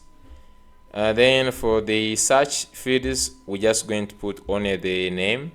So you can see its types are very nice because it's using already automatically is using the brief item detail. So you need to pass in something that is within this here. So we cannot search by anything else. Let's leave only the name. You can pass in any other fields you want to be searchable. Then the delete mutation, right now we don't have them. Okay, so I'm just going to first comment this one. Okay, then the entity form, so we can first take off the entity form. The delete confirmation dialog, I'm not sure if we can also put off this. We're just going to implement it in a second, and that's it. Let's go to this. So handle edit, we can comment this. Handle delete, we can comment that also. Then add, we don't have the add. Then handle Excel, so this one I'm just going to first put brief item. So let's go inside handle export. Handle export, we can just like really work on it. We can put the name. Let's leave the number plate. Let's say price is product dot selling, sales count, and then this. Then there is no any other thing. So if you just go back here, so get the total value, we pass in the item, not item, brief item. So this is going to be the selling price. Product dot here, you can just say selling price. Okay, then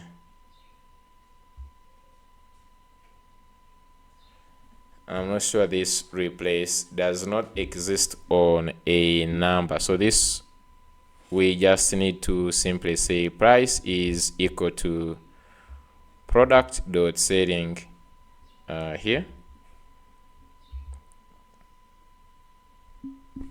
just like this. Okay, so moving on down here, we simply just need to pass in the types. So on submit, right now I can first take off that one because, and then confirm delete, and then they get total. Those ones are okay. Let me look at this. Okay, so for the actions right now, handle delete, I'm just going to,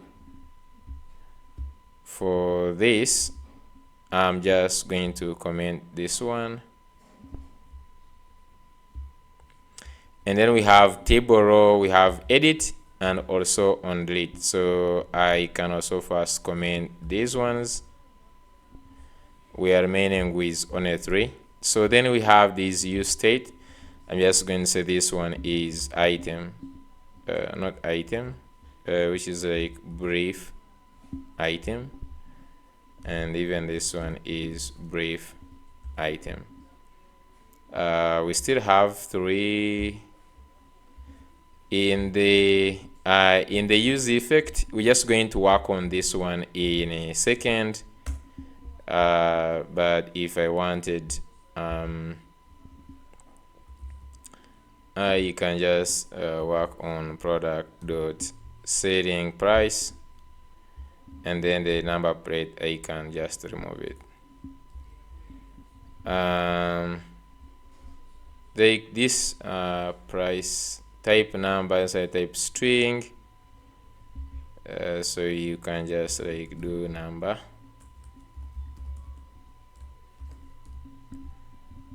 Of that type number is not assignable, so okay, this one is price here is this. Let me give it 0. Okay, you can just put back this, and we can just say to string for now.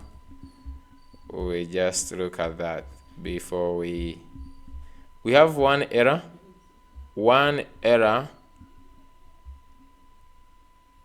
which is from this create. I'm just going to comment out this one. Okay, so we have no errors in the item listing, which is really good. Okay, and now finally I'm just going to go and modify the page. Okay, so I'm just going to modify the product page in the dashboard, inventory items, and in this page. So I'm just going to do is I'm just going to duplicate it so that we remain with this one, just in case, as a backup, just in case things backfire. I'm just going to go here, replace this page with this. Okay, so the first thing I just need to get is this item listing, like that. So we need to pass in the organization ID, which we are getting here. First get the user, and then we get the organization ID. So here, put like this. Let me make this an async function, and then get user, and then get this org. Let's pass it in here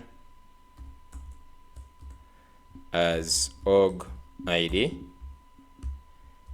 And suspense, you can see you're getting suspense, and I give it table loading. So if all are done well, we should have the products now using this page. Like, that cannot be okay, so we have this. Maybe we just restart. I'm not sure of what that one means. Okay, I'm just going to restart pnpm npm dev. Like everything looks like there is no problem, but let's just try to refresh and we see if we can have any results from all the things I've done. I've done like a ton of things.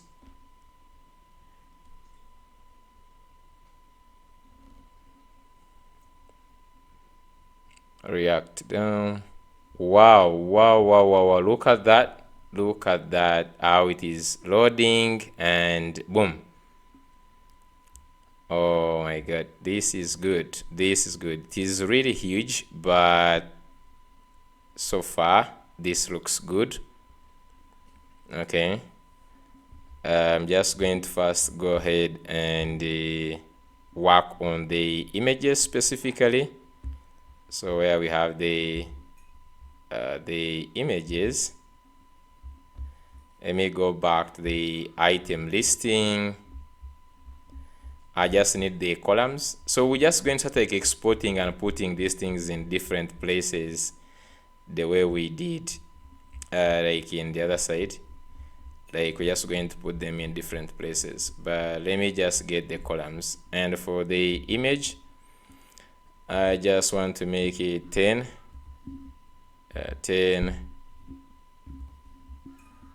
let's see. Yep, so I think 10 is perfect. Then we have the name, we have the price, sales count, and the sales total, and then the date. We don't have the these items yet, so I'll also go ahead and remove this. Well, we have these 5 items. You can find that in the data table because is where we are passing this. So down here where we have the items, so if you just go back down, scroll down here,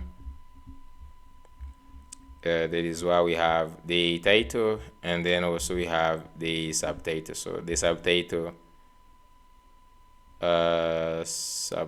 is okay, this one here. Okay, yeah, it takes off that. And the title, we can of course change this title here.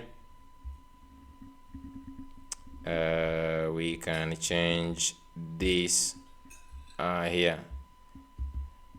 Okay, the inventory, we can just say maybe item inventory or inventory. I don't know which one to use. Then this one is going to be, we can say organization, like this is hub, like we have, remember the organization, we can also put the organization name within this here, but I would want to first know, is the search working? If I just say iPhone, yeah, so the search is working perfectly. Let's work on the just a second.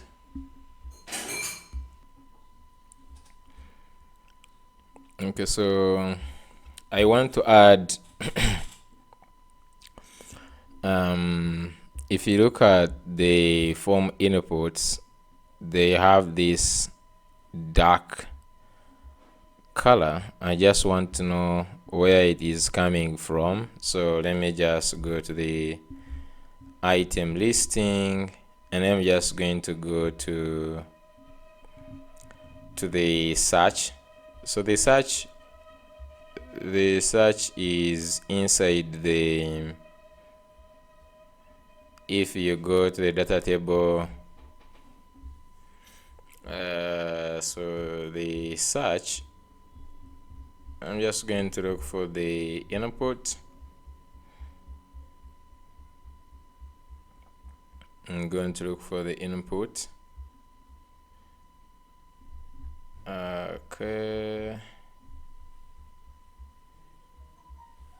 I'm just going to look for the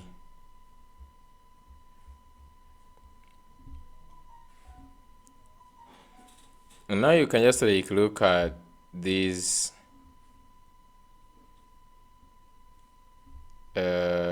we can now understand what is actually going on right now. Then search.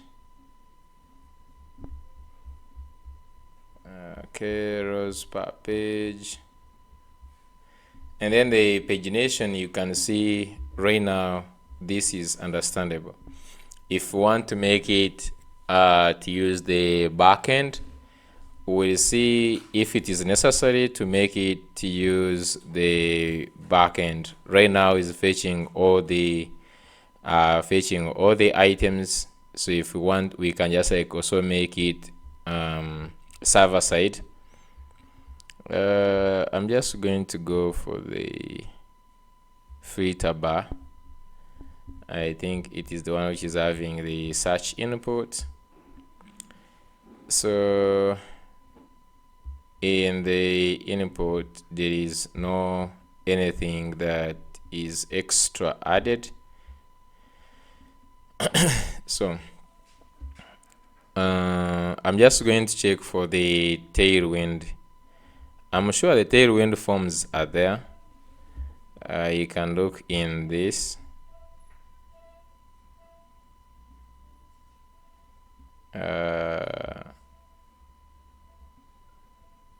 The input here is not having anything like border input, transparent.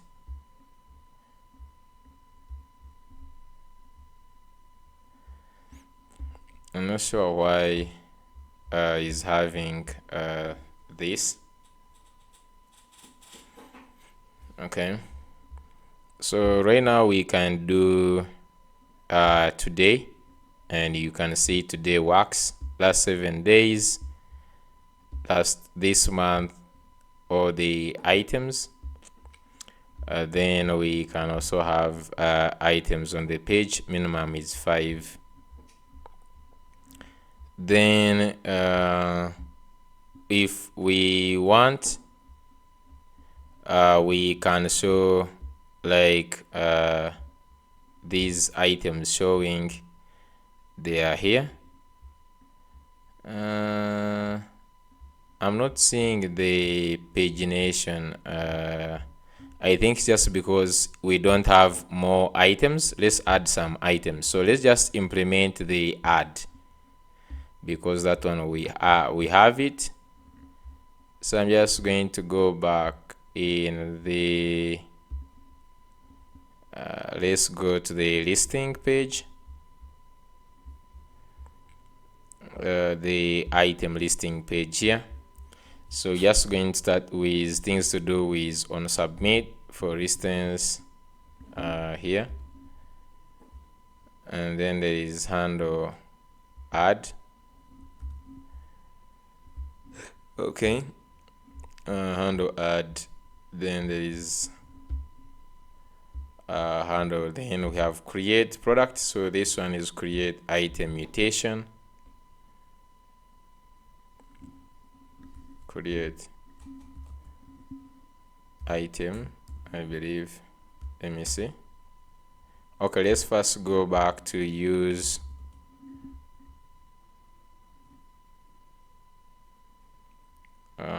use item queries. We also worked on the create, so this is use create item.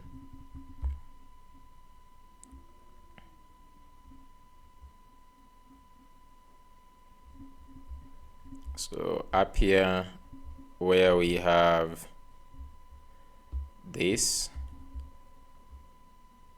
I'm just going to use create, and then we can just like name this one as create item mutation. Okay, down here and then the data we have to pass in is going to be create item DTO. This is called item create DTO. So we already have these types. For the update, we just work on this later. Create mutation, it takes in the data. So let's work on the form. We just need to create columns. So there is here where we have on add, handle add. So we're just going to look at this handle add. I'm just going to see this, which sets the current. So you can see now the add new is here. Okay, add a new item. So if you click it, it's not doing anything right now.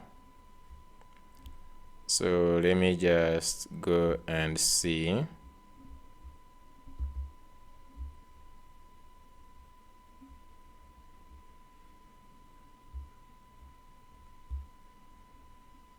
I'm just going to, so there is entity form down here. I'm just going to go ahead and uncomment this entity form.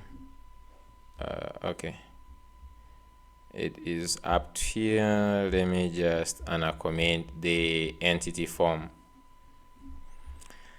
So just going to say edit item and then add new item,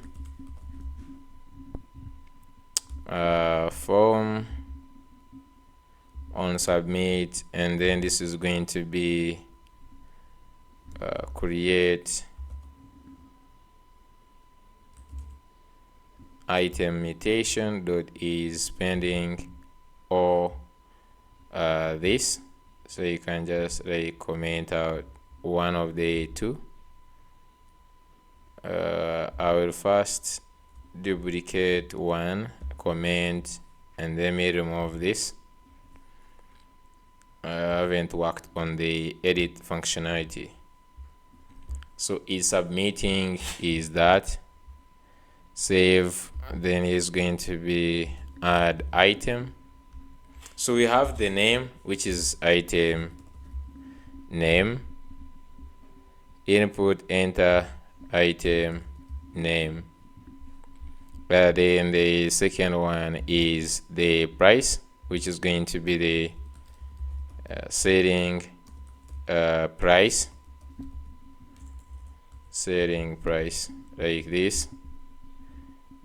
Then $sign, we can name, just going to give it setting price. Okay, then enter the product price. Then where we have the number plate, I will just duplicate exactly the same thing there. So I will duplicate this one, we add the cost price.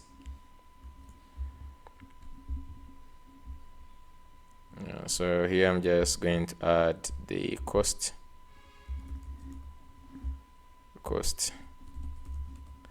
the cost price. So we'll be also remaining with one more, which is going to be, so we have SKU. So I'm just going to duplicate this to have SKU.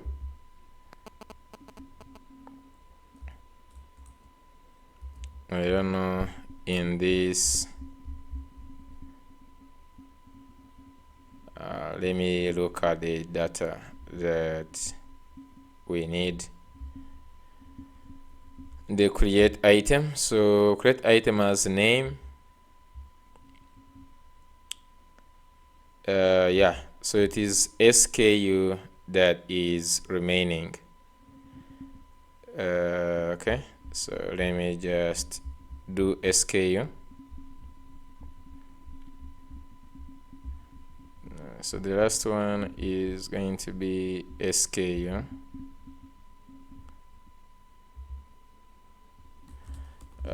Product SKU or item.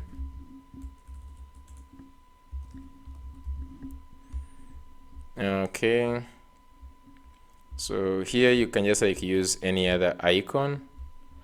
So in the future, these forms I think I will just like change them and I see how what will happen to the normal input fields. I don't know if we'll manage to do it in today's episode. Let's go ahead and change the types.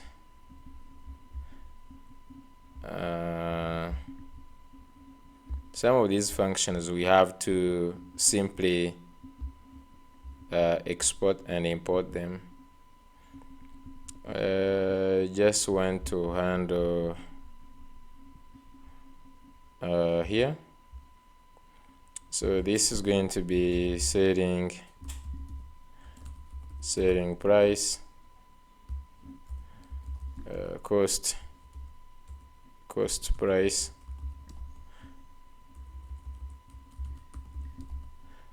okay, and then SKU.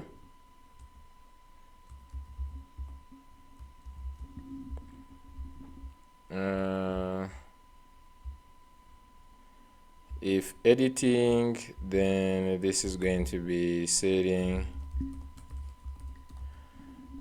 price. So I just need to know where these types are coming from. Here, current product, set current product.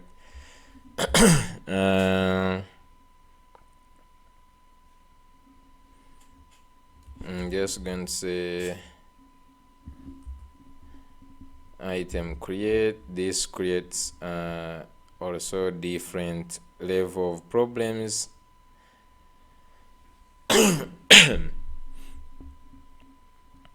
Oh, actually, this one, let's leave it. Let's first leave this one like this. Let's go to these form values here on the use form. So this one, this is where we need to pass in the item create, and this one becomes setting price. Okay, so if you look at this, okay, is getting this resolved from this. Okay, the types, the defining the errors. So have the name, we have the setting price.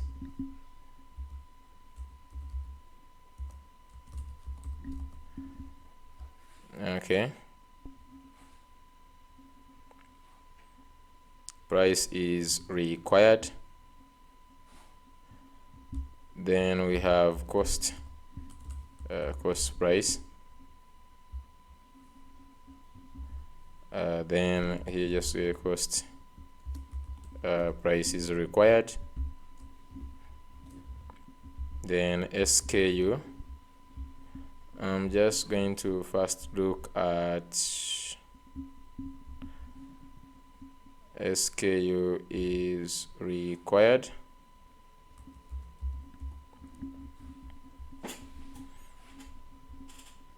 Okay, so down is because we did that. This one's supposed to be a number, and also the setting price is supposed to be also a number. When they are coming from the form, they come out when they are just like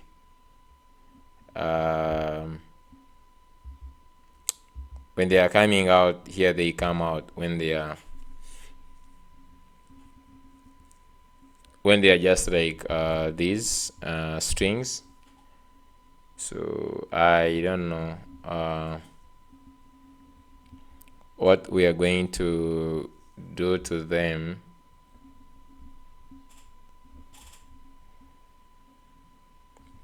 Okay, so if I just like try to give this 0, then the cost price, I'm just going to give it 0, and then SKU, we can also give it empty string. So we have slug org selling price, and then the thumbnail. So we can just like only pass in only these ones.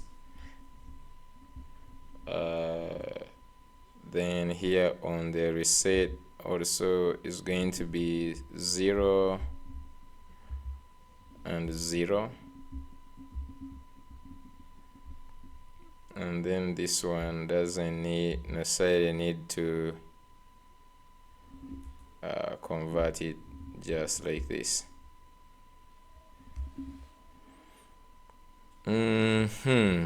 So what do I need to do? I need to look at the on submit.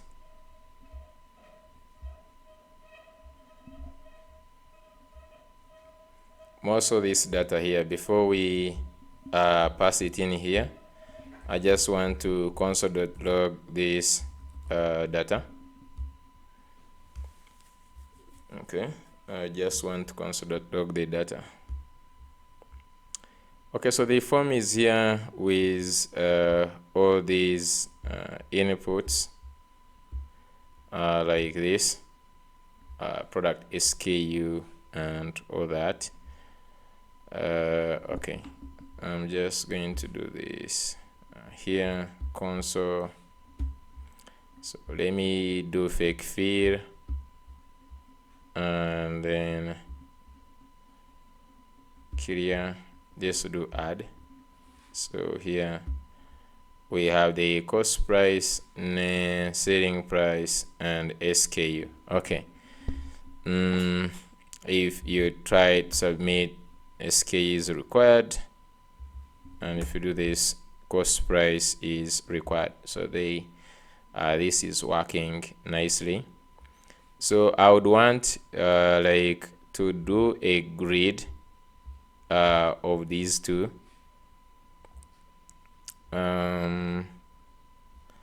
First of all, I want to make this much bigger.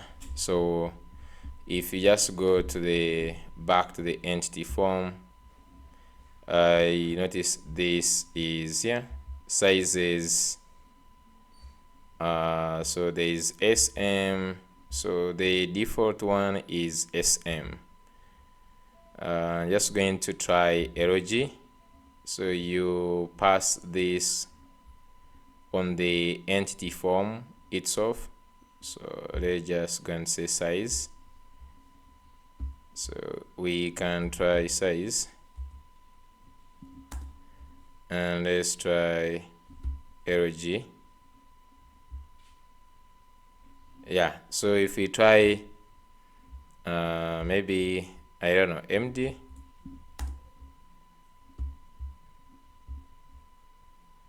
Okay, so MD is good. So that means I can try to put name, selling price, and cost price on the same.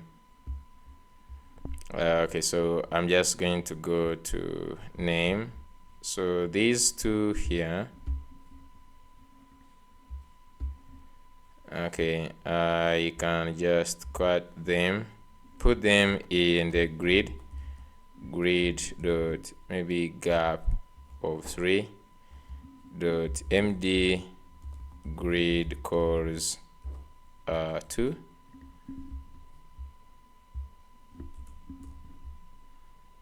Okay, let's see. was going to do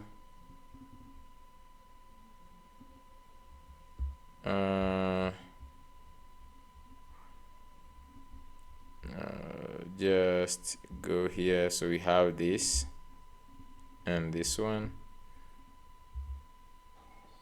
Let me do grid codes too and see. Okay, so you can see now looks much better. The grid codes to thing. Okay, so if I open it again, so we have this working nicely. Okay, so now what I want is we need to make sure it actually creates. So we have to first convert, if you remember the data here, we need to convert the cost price, the name, so the cost price and the selling price must be converted to a number. So if on submit here, we take in, before we do this, create item mutation, we first do data dot cost price is going to be equal to number of data dot cost price. Similarly, data dot selling price is going to be equal number of data dot selling price, just like this. So now if you submit again, remember we don't to do this. Let's add other things. Data dot org id is equal to org id, and then data dot, so there are two things remaining now, the thumbnail and the slug. So those ones I can just leave them out. Okay, let's go ahead and console.log data. So clear, and let's add in some data. Create item. So if you just look here, we have the cost price, name, organization ID, and the selling price. And so this is looking good. On it I still have this, so I'm just going to create a demo product. Let me see if I have we have demo item, so we can just say let me just go down here,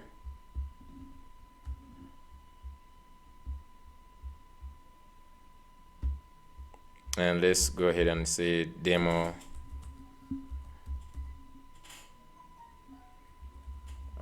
or just going to say electronic kettle. So electronic kettle, and then here I'm just going to leave the prices the way they are. SKU. Okay, so now we can just like try to add. So this should just like oh, we still let's create the product mutation. Let's click on add. So it is saving item added. So if I close this, you can see that the electronic kettle was added, and you can see that we don't need to wait to refresh the page or do anything. This is really super good. Okay, so we could just like maybe actually modify this to add the product. Would just make a space for the item product, like the image.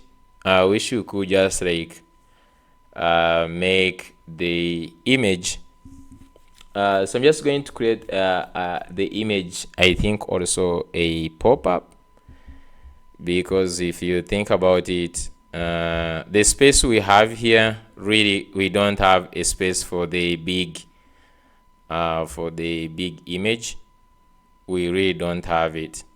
So I might just like create another component that utilizes a pop-up model, like not the other big, the one we have, the image upload, the one we have.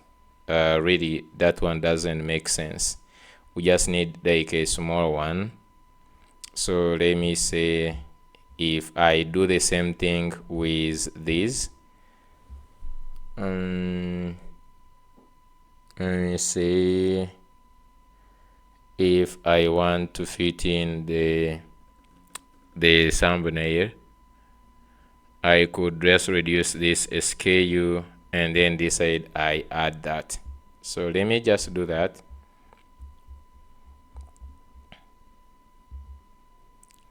So on this here, I have the grid, then I'm remaining with the SKU here. So I'm just going to say dot display grid dot gap of 3. So I'm just going to use call span. So this one I will say call span maybe 7. Okay, and then the next one, I'm just going to add like the button. So here this is going to be called span 5. So in here I'm just going to add like a button for upload image. Okay, so I'll just like really want, let's first see here. Oh, this one took all the space, like the grid didn't work. Call, is that how they write call span? Let me see, call span.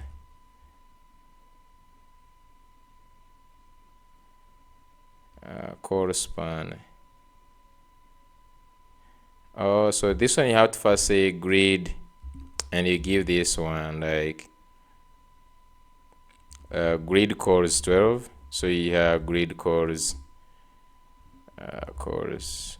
12. So like by 12, then now these core span, now they will make sense. Core span 7. So it should work now. Yeah, like this.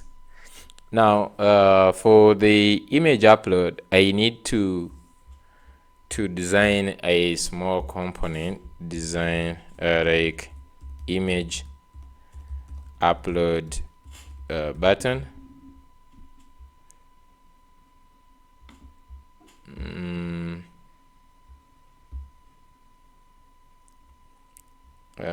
Just need like a simple thing which says upload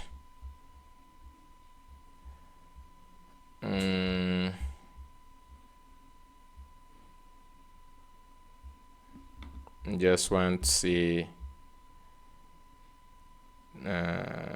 okay,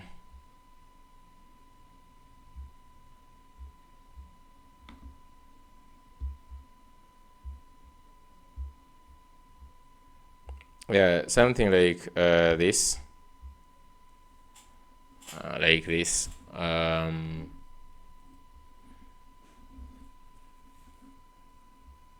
Something very small. I can just take this to maybe, let's see, I'm not sure if V0 can do it. Maybe we could just use CRUD for that.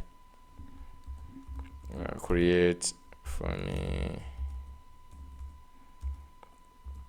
a small image upload button. Do not add any. Okay, so I'm just going to say that small image upload button, when clicked, it opens a model. So I'm not sure if we have inside the model we have another model. I'm not sure how that one is going to work, but I'm just going to hope for the best. Let me just create another here. Say design an image upload button. When you click it opens. The button should be small.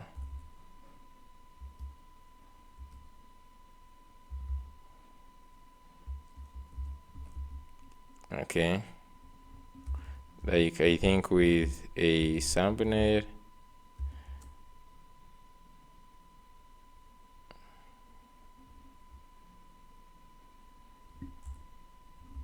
Let me see what V0. Okay, V0 came up with this.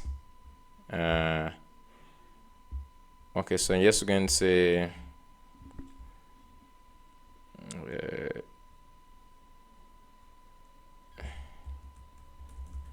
I want the button to have the image thumbnail, to have the image default, the default image thumbnail. Okay, let's just look at this. Okay, I think this one is good. Wow, this is really nice. Okay, I don't know if this looks like really big. We could just actually use the upload thing button. We don't need to suffer with making these changes. The upload thing button can actually go here. So if you look at the image upload we have the image input component, and if you look at it, it is actually just using the upload button. The only thing that makes it big is because it has this preview in it. Okay, so I'm just going to modify this. Instead of making it have a card, it just like should be just something like really small. This here.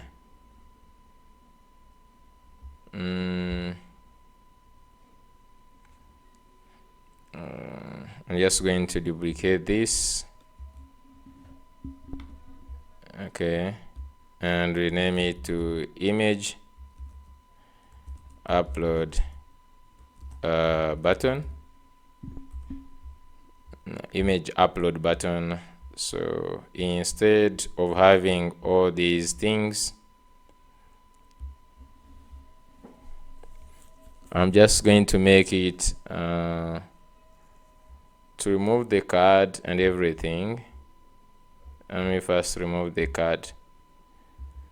The card makes it really big, so and like this. Okay, remove the card I'm just going to say this one is image upload button. Upload button. Let me say, okay. So I would want this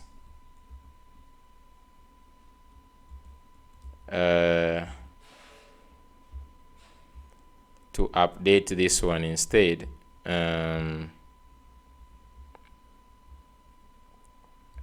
Let me just go back to this one.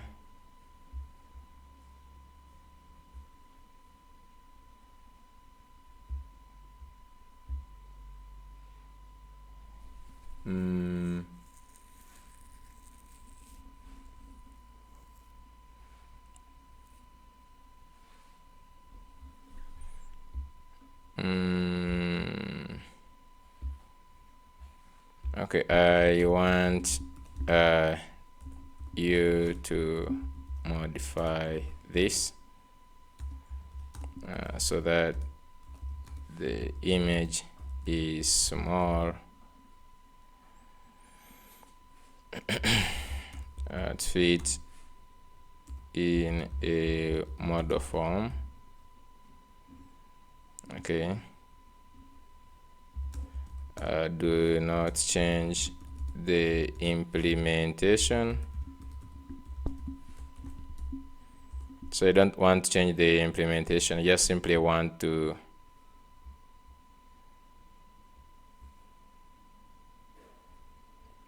it made it size 96. This 96 looks like to be huge. I'm not sure. Okay, I'm just going to first try to bring it here in the item listing. Okay, so this, we just like separate these things in a minute, but for now I just want to add it here.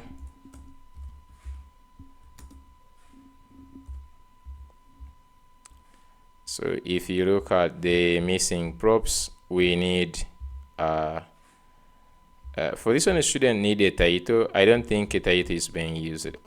Okay, it is used in the alt. Okay, so hover here and let's get this. Title is going to be item image, image URL. So this and this. Then for this one, let's go ahead and get it. Let me set in here,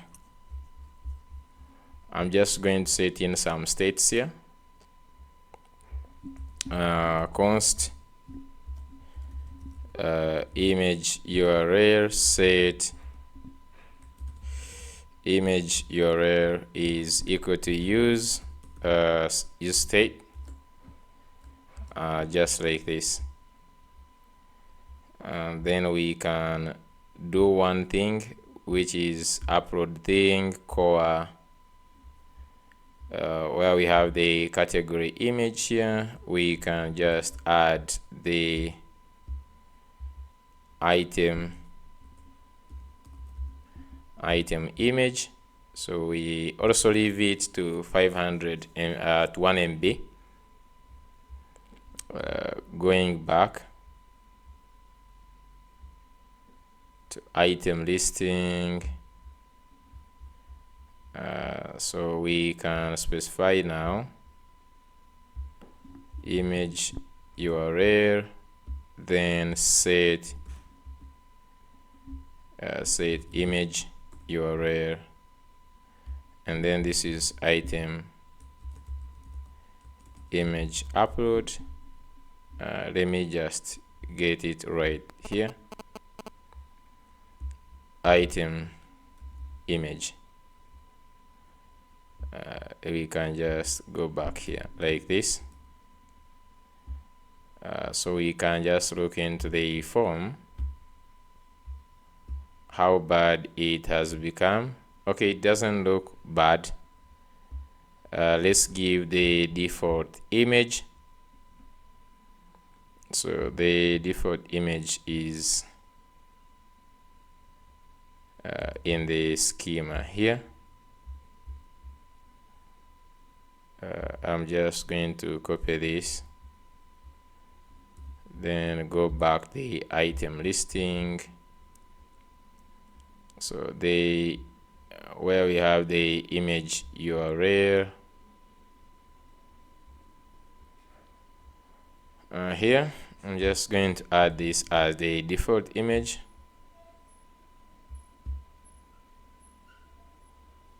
Okay, so this is how it looks. This is big. I'm just going to go to upload button. Let's work on this to give it 10. I don't know the sizes. The sizes. Do we need like H24? Okay, I'm just going to give. I will leave the size here, and I will just say 10. 10.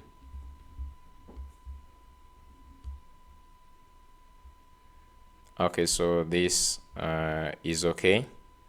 Now this button here, you see here the choose file. We could also customize it if we wanted. You can see it has some things, UT button PX here, and UT button PY. So this one gives it like the padding. So for instance, if you remove them,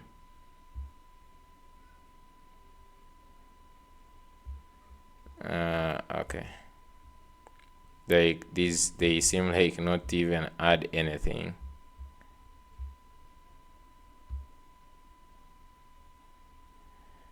But this looks good. You can now upload a file. Let's see. Let's get an actual from Jumia here. Let's look at this phone. Let's save the phone, and let's get these words. Okay, go back here, item name, then here we have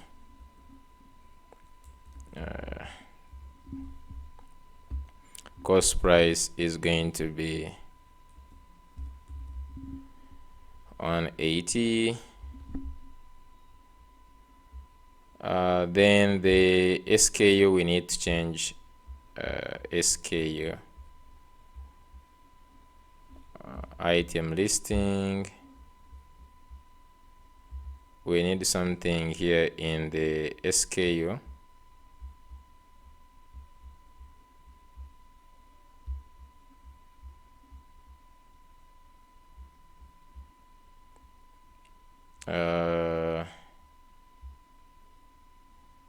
The item, I'm just going to say enter the item SKU.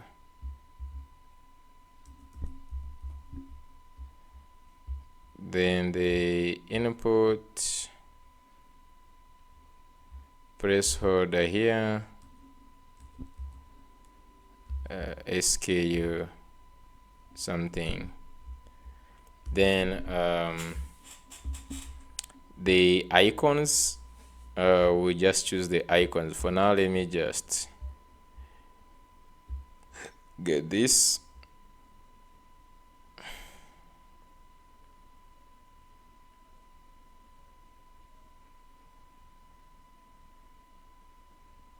Yep, nice.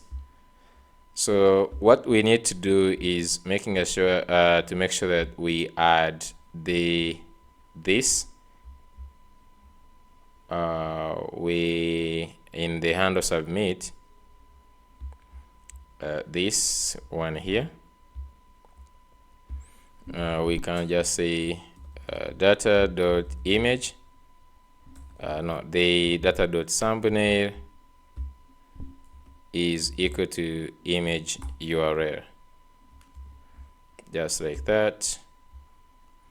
So let's just add some SKU here, and let's go ahead and add item added. Now what I just want to do is to close this dialog. I'm not sure what closes the dialog, but if I just go on the intake here, set form dialog open, so we have this set, the form dialog set dialog open. So after the submit, I believe there is handle add. You see this one is setting to open. So after submit, we can just close this dialog. Like we can clear, that is where we are clearing the data. I think we could just recall the clear function. I'm not sure where we can just recall. Remember here we did this. If wanted, we could destruct and we get these things from inside, but we can call form.reset. So here I can just say form.reset, like this, and that's it. We reset all the fields. So if I close, you see that the item was created nicely. Like I'm reloving the this. So now the pagination now is there. Okay, the pagination is there now. We have these 7 items with this inventory value. Okay, maybe we just give it inventory items. Here, inventory items. So I'm really happy with how this is looking like. So we need to now first do the edit and delete. Okay, then the titles look a bit like they are so much, more especially if the product and the product, no, sometimes they always have big names. So we need to limit this. So we can just go back the item listing. Okay, we can just go to item listing, where we have the columns, and then this one for the name. We can, first of all, if we give it line clamp 1, it simply does this, but I would want also to make it more shorter, like the column to be not as big as this. I don't know how I can limit that. I can ask if I have a cell like this of how can I limit the text to show. So a given number of characters, and then it shows else ellipsis, e.g. 20.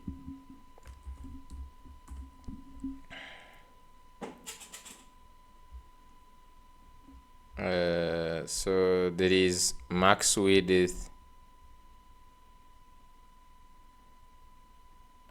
Okay, so you can use option 1 using CSS, option 2 using JavaScript, and you have truncated text in the text, and then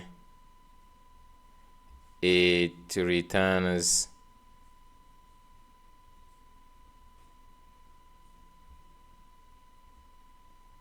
if row.name.links is this, then okay, we could also use this. Let's first see.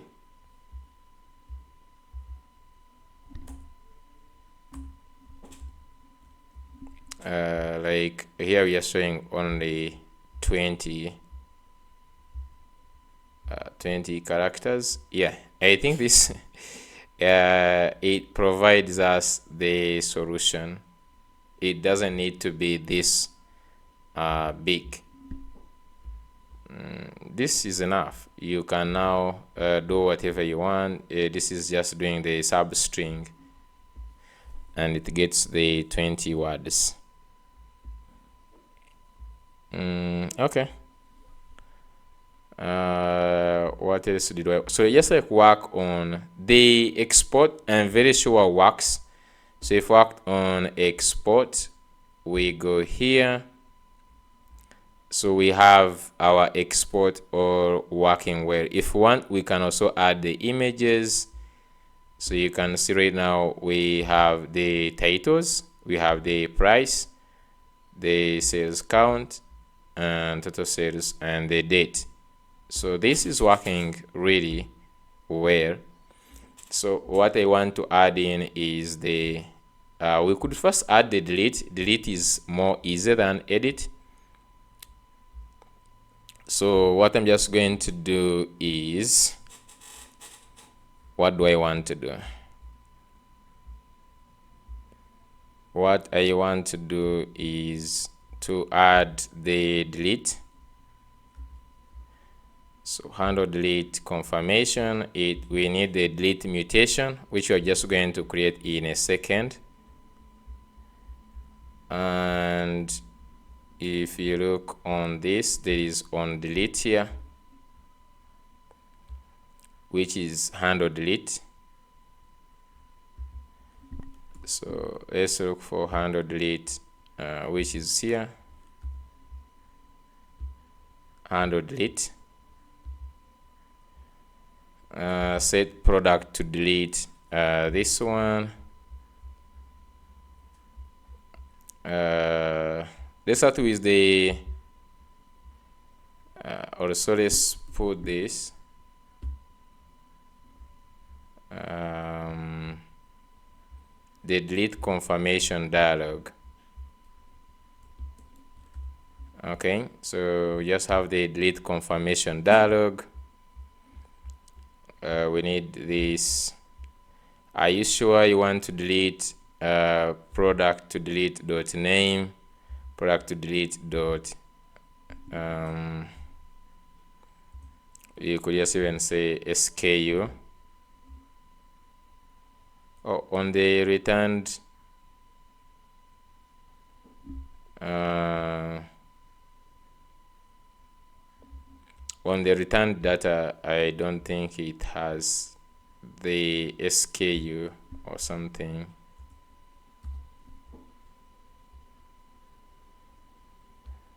We can use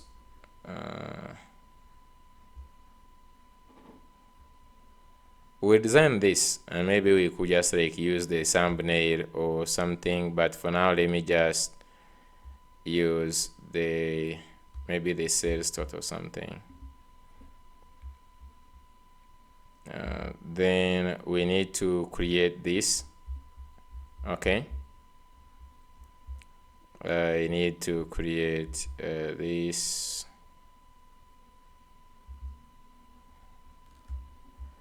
Okay, create mutation is pending or update product. So I'm also going to do this. Okay, this is not necessary. I need the one for the entity form is done. Confirm, delete. The only thing we just need is this here. So starting from app, the product we are trying here is going to be the brief item. Okay, down here we need to create this mutation. Okay, so up here where we had the mutations, this, I'm just going to go to use create, and down here there is the one for delete. Okay, so we need to add the delete API for deleting in the item API. You see we don't have the delete, so I will just go to the item API. Here we have update, and then we have the delete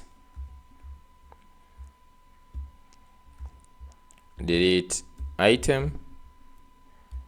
So it takes in an ID, and then we're just going to look for delete item. So we can just like go to actions, items, and then down here we can create the one for delete. So we already have the delete here, delete item. So let's go back to delete. This is going to be delete item, and it doesn't return response.success. So here just going to say success true. Okay, response success, and then the error. So here also just going to say error to null, and the same thing here, return these.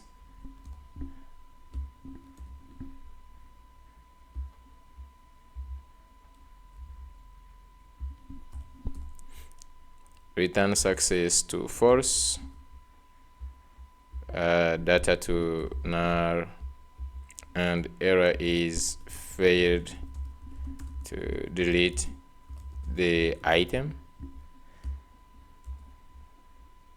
Also here we can, if an item has some cells, so for instance we can first find the this item. So const item is equal to db dot, okay, just say await db dot item dot find unique or find first, doesn't matter, and then we put in the ID,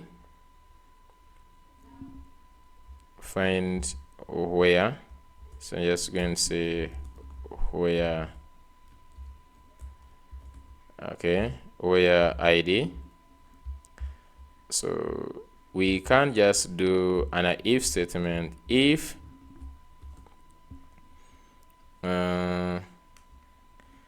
there is no item, then you can just like return Okay, if there is no item, you can return return this success false data null error. So you can just say here here you just say no item found. Then if, so here you can just say if item dot, so here sales count, we can just say item dot sales count. So if the sales count is greater than 0, we can also refuse to delete this, and we say that success false, and we say here data to be null, and the error is say that item cannot be item with sales cannot be deleted. So something like this. So after this, we can just go back to the service, and we have this working fine. So now this can be used in the delete, use mutation, create on the delete. So we have this item API delete on success item deleted query invalidate query key. This is going to be item keys,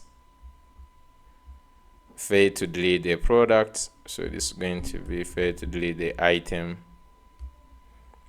Okay, so now we can just go ahead and use this use delete item. So we can use delete item. Okay, so if I just go back to where item listing, we can just import this, and then this one's going to be delete item mutation.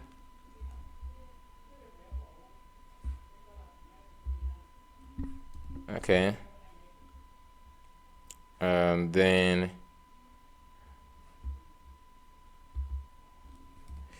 delete item mutation dot is pending. So now if you go back, you can see this like that, and now we have the delete.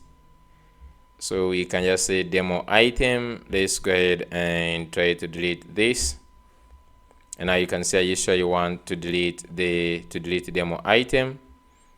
This action cannot be undone. So if you click delete, so item deleted. I think after this we should also close that, because it has been deleted and is no longer there. So we can also close open, because there is this delete open, say delete open. So you can call this when we delete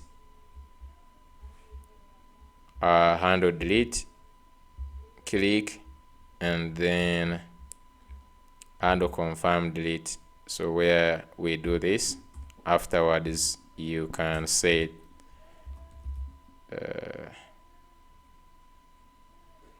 we can just set these to close.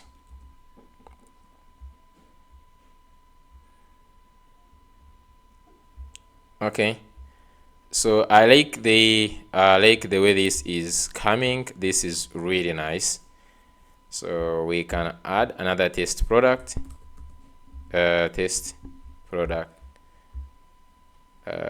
with some data, add. So you can see it sets these it did not cross, I don't know why, but added the item, delete, and then are you sure you want to delete the item? So you can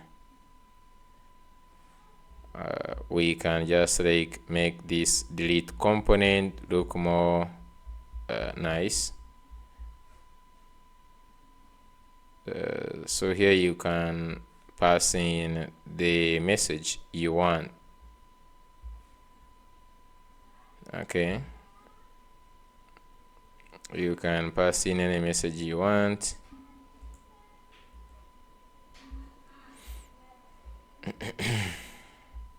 Okay, let's delete. Okay, so that was like fast.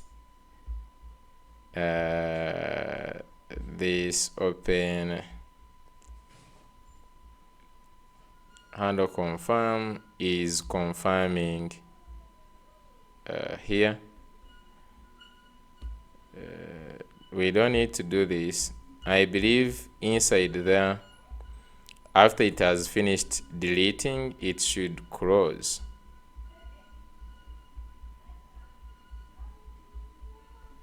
Okay, on confirm, then we have the is confirming. Suppose to have like on success or something.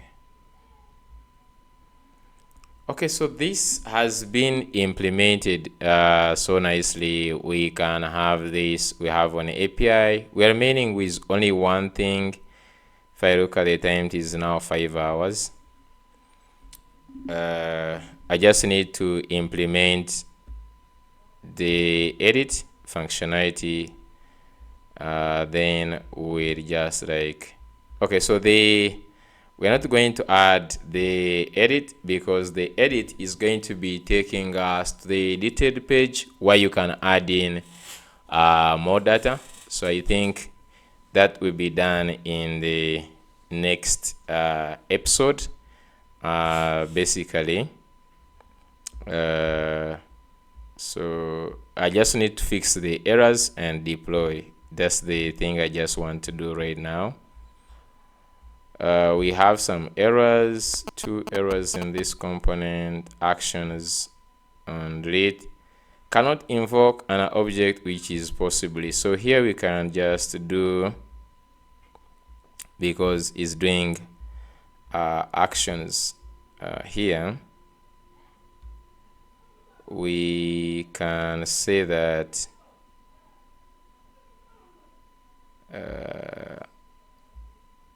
this should be there. So you can just say export. So basically this should be just like a function. I can do this here, and I say actions and actions dot export, and then I can add this. Okay, similarly to this one. So new date is, so if you just cannot invoke this, so we can it is on the filter. So if you look at the item, new date is filters dot get item. So the filters is an object which is possibly undefined. Filters, where do we get the filters? Okay, these ones here, the ones which come, if you look at their types, they are key of this. Okay, so I can just say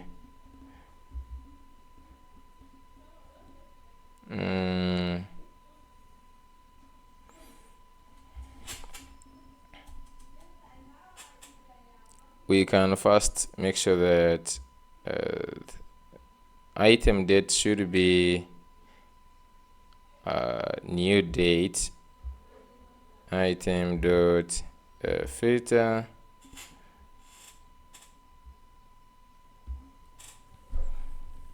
that is if we are applying the filter.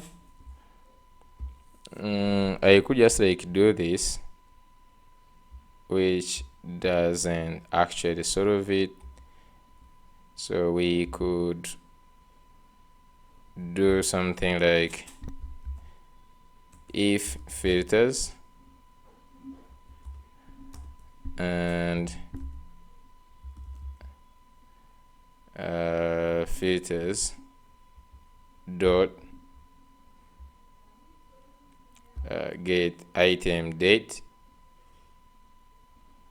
So then we can do this. So we can give it, if this is true, then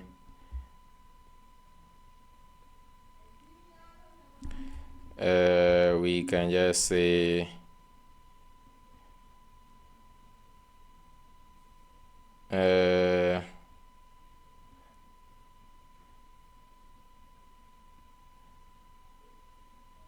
okay, I'm just going to do this.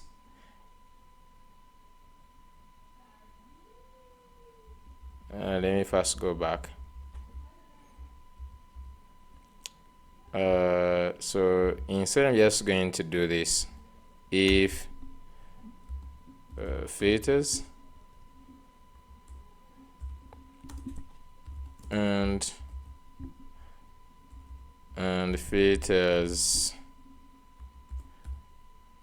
dot get item.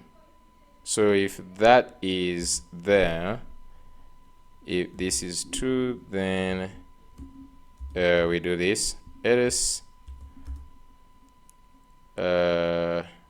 we simply do new date. Yeah. Okay, so we don't have any errors. I want to delete also this now that we no longer need this. I'm just going to delete it. Now in the next episode, of course, we do a lot of refactoring, but so far we have done a lot in this episode. I want to build. I'm not sure if I will just get some errors, but I just want to run the build. npm build.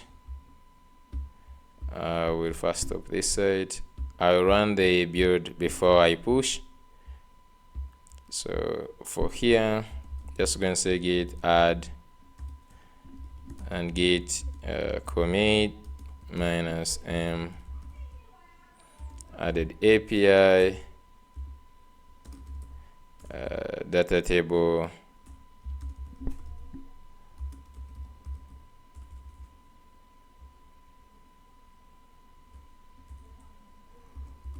git add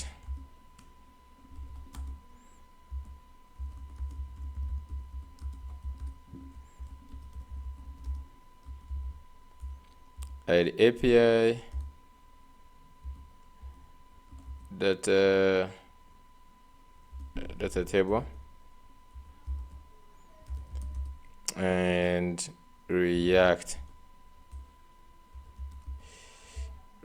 query,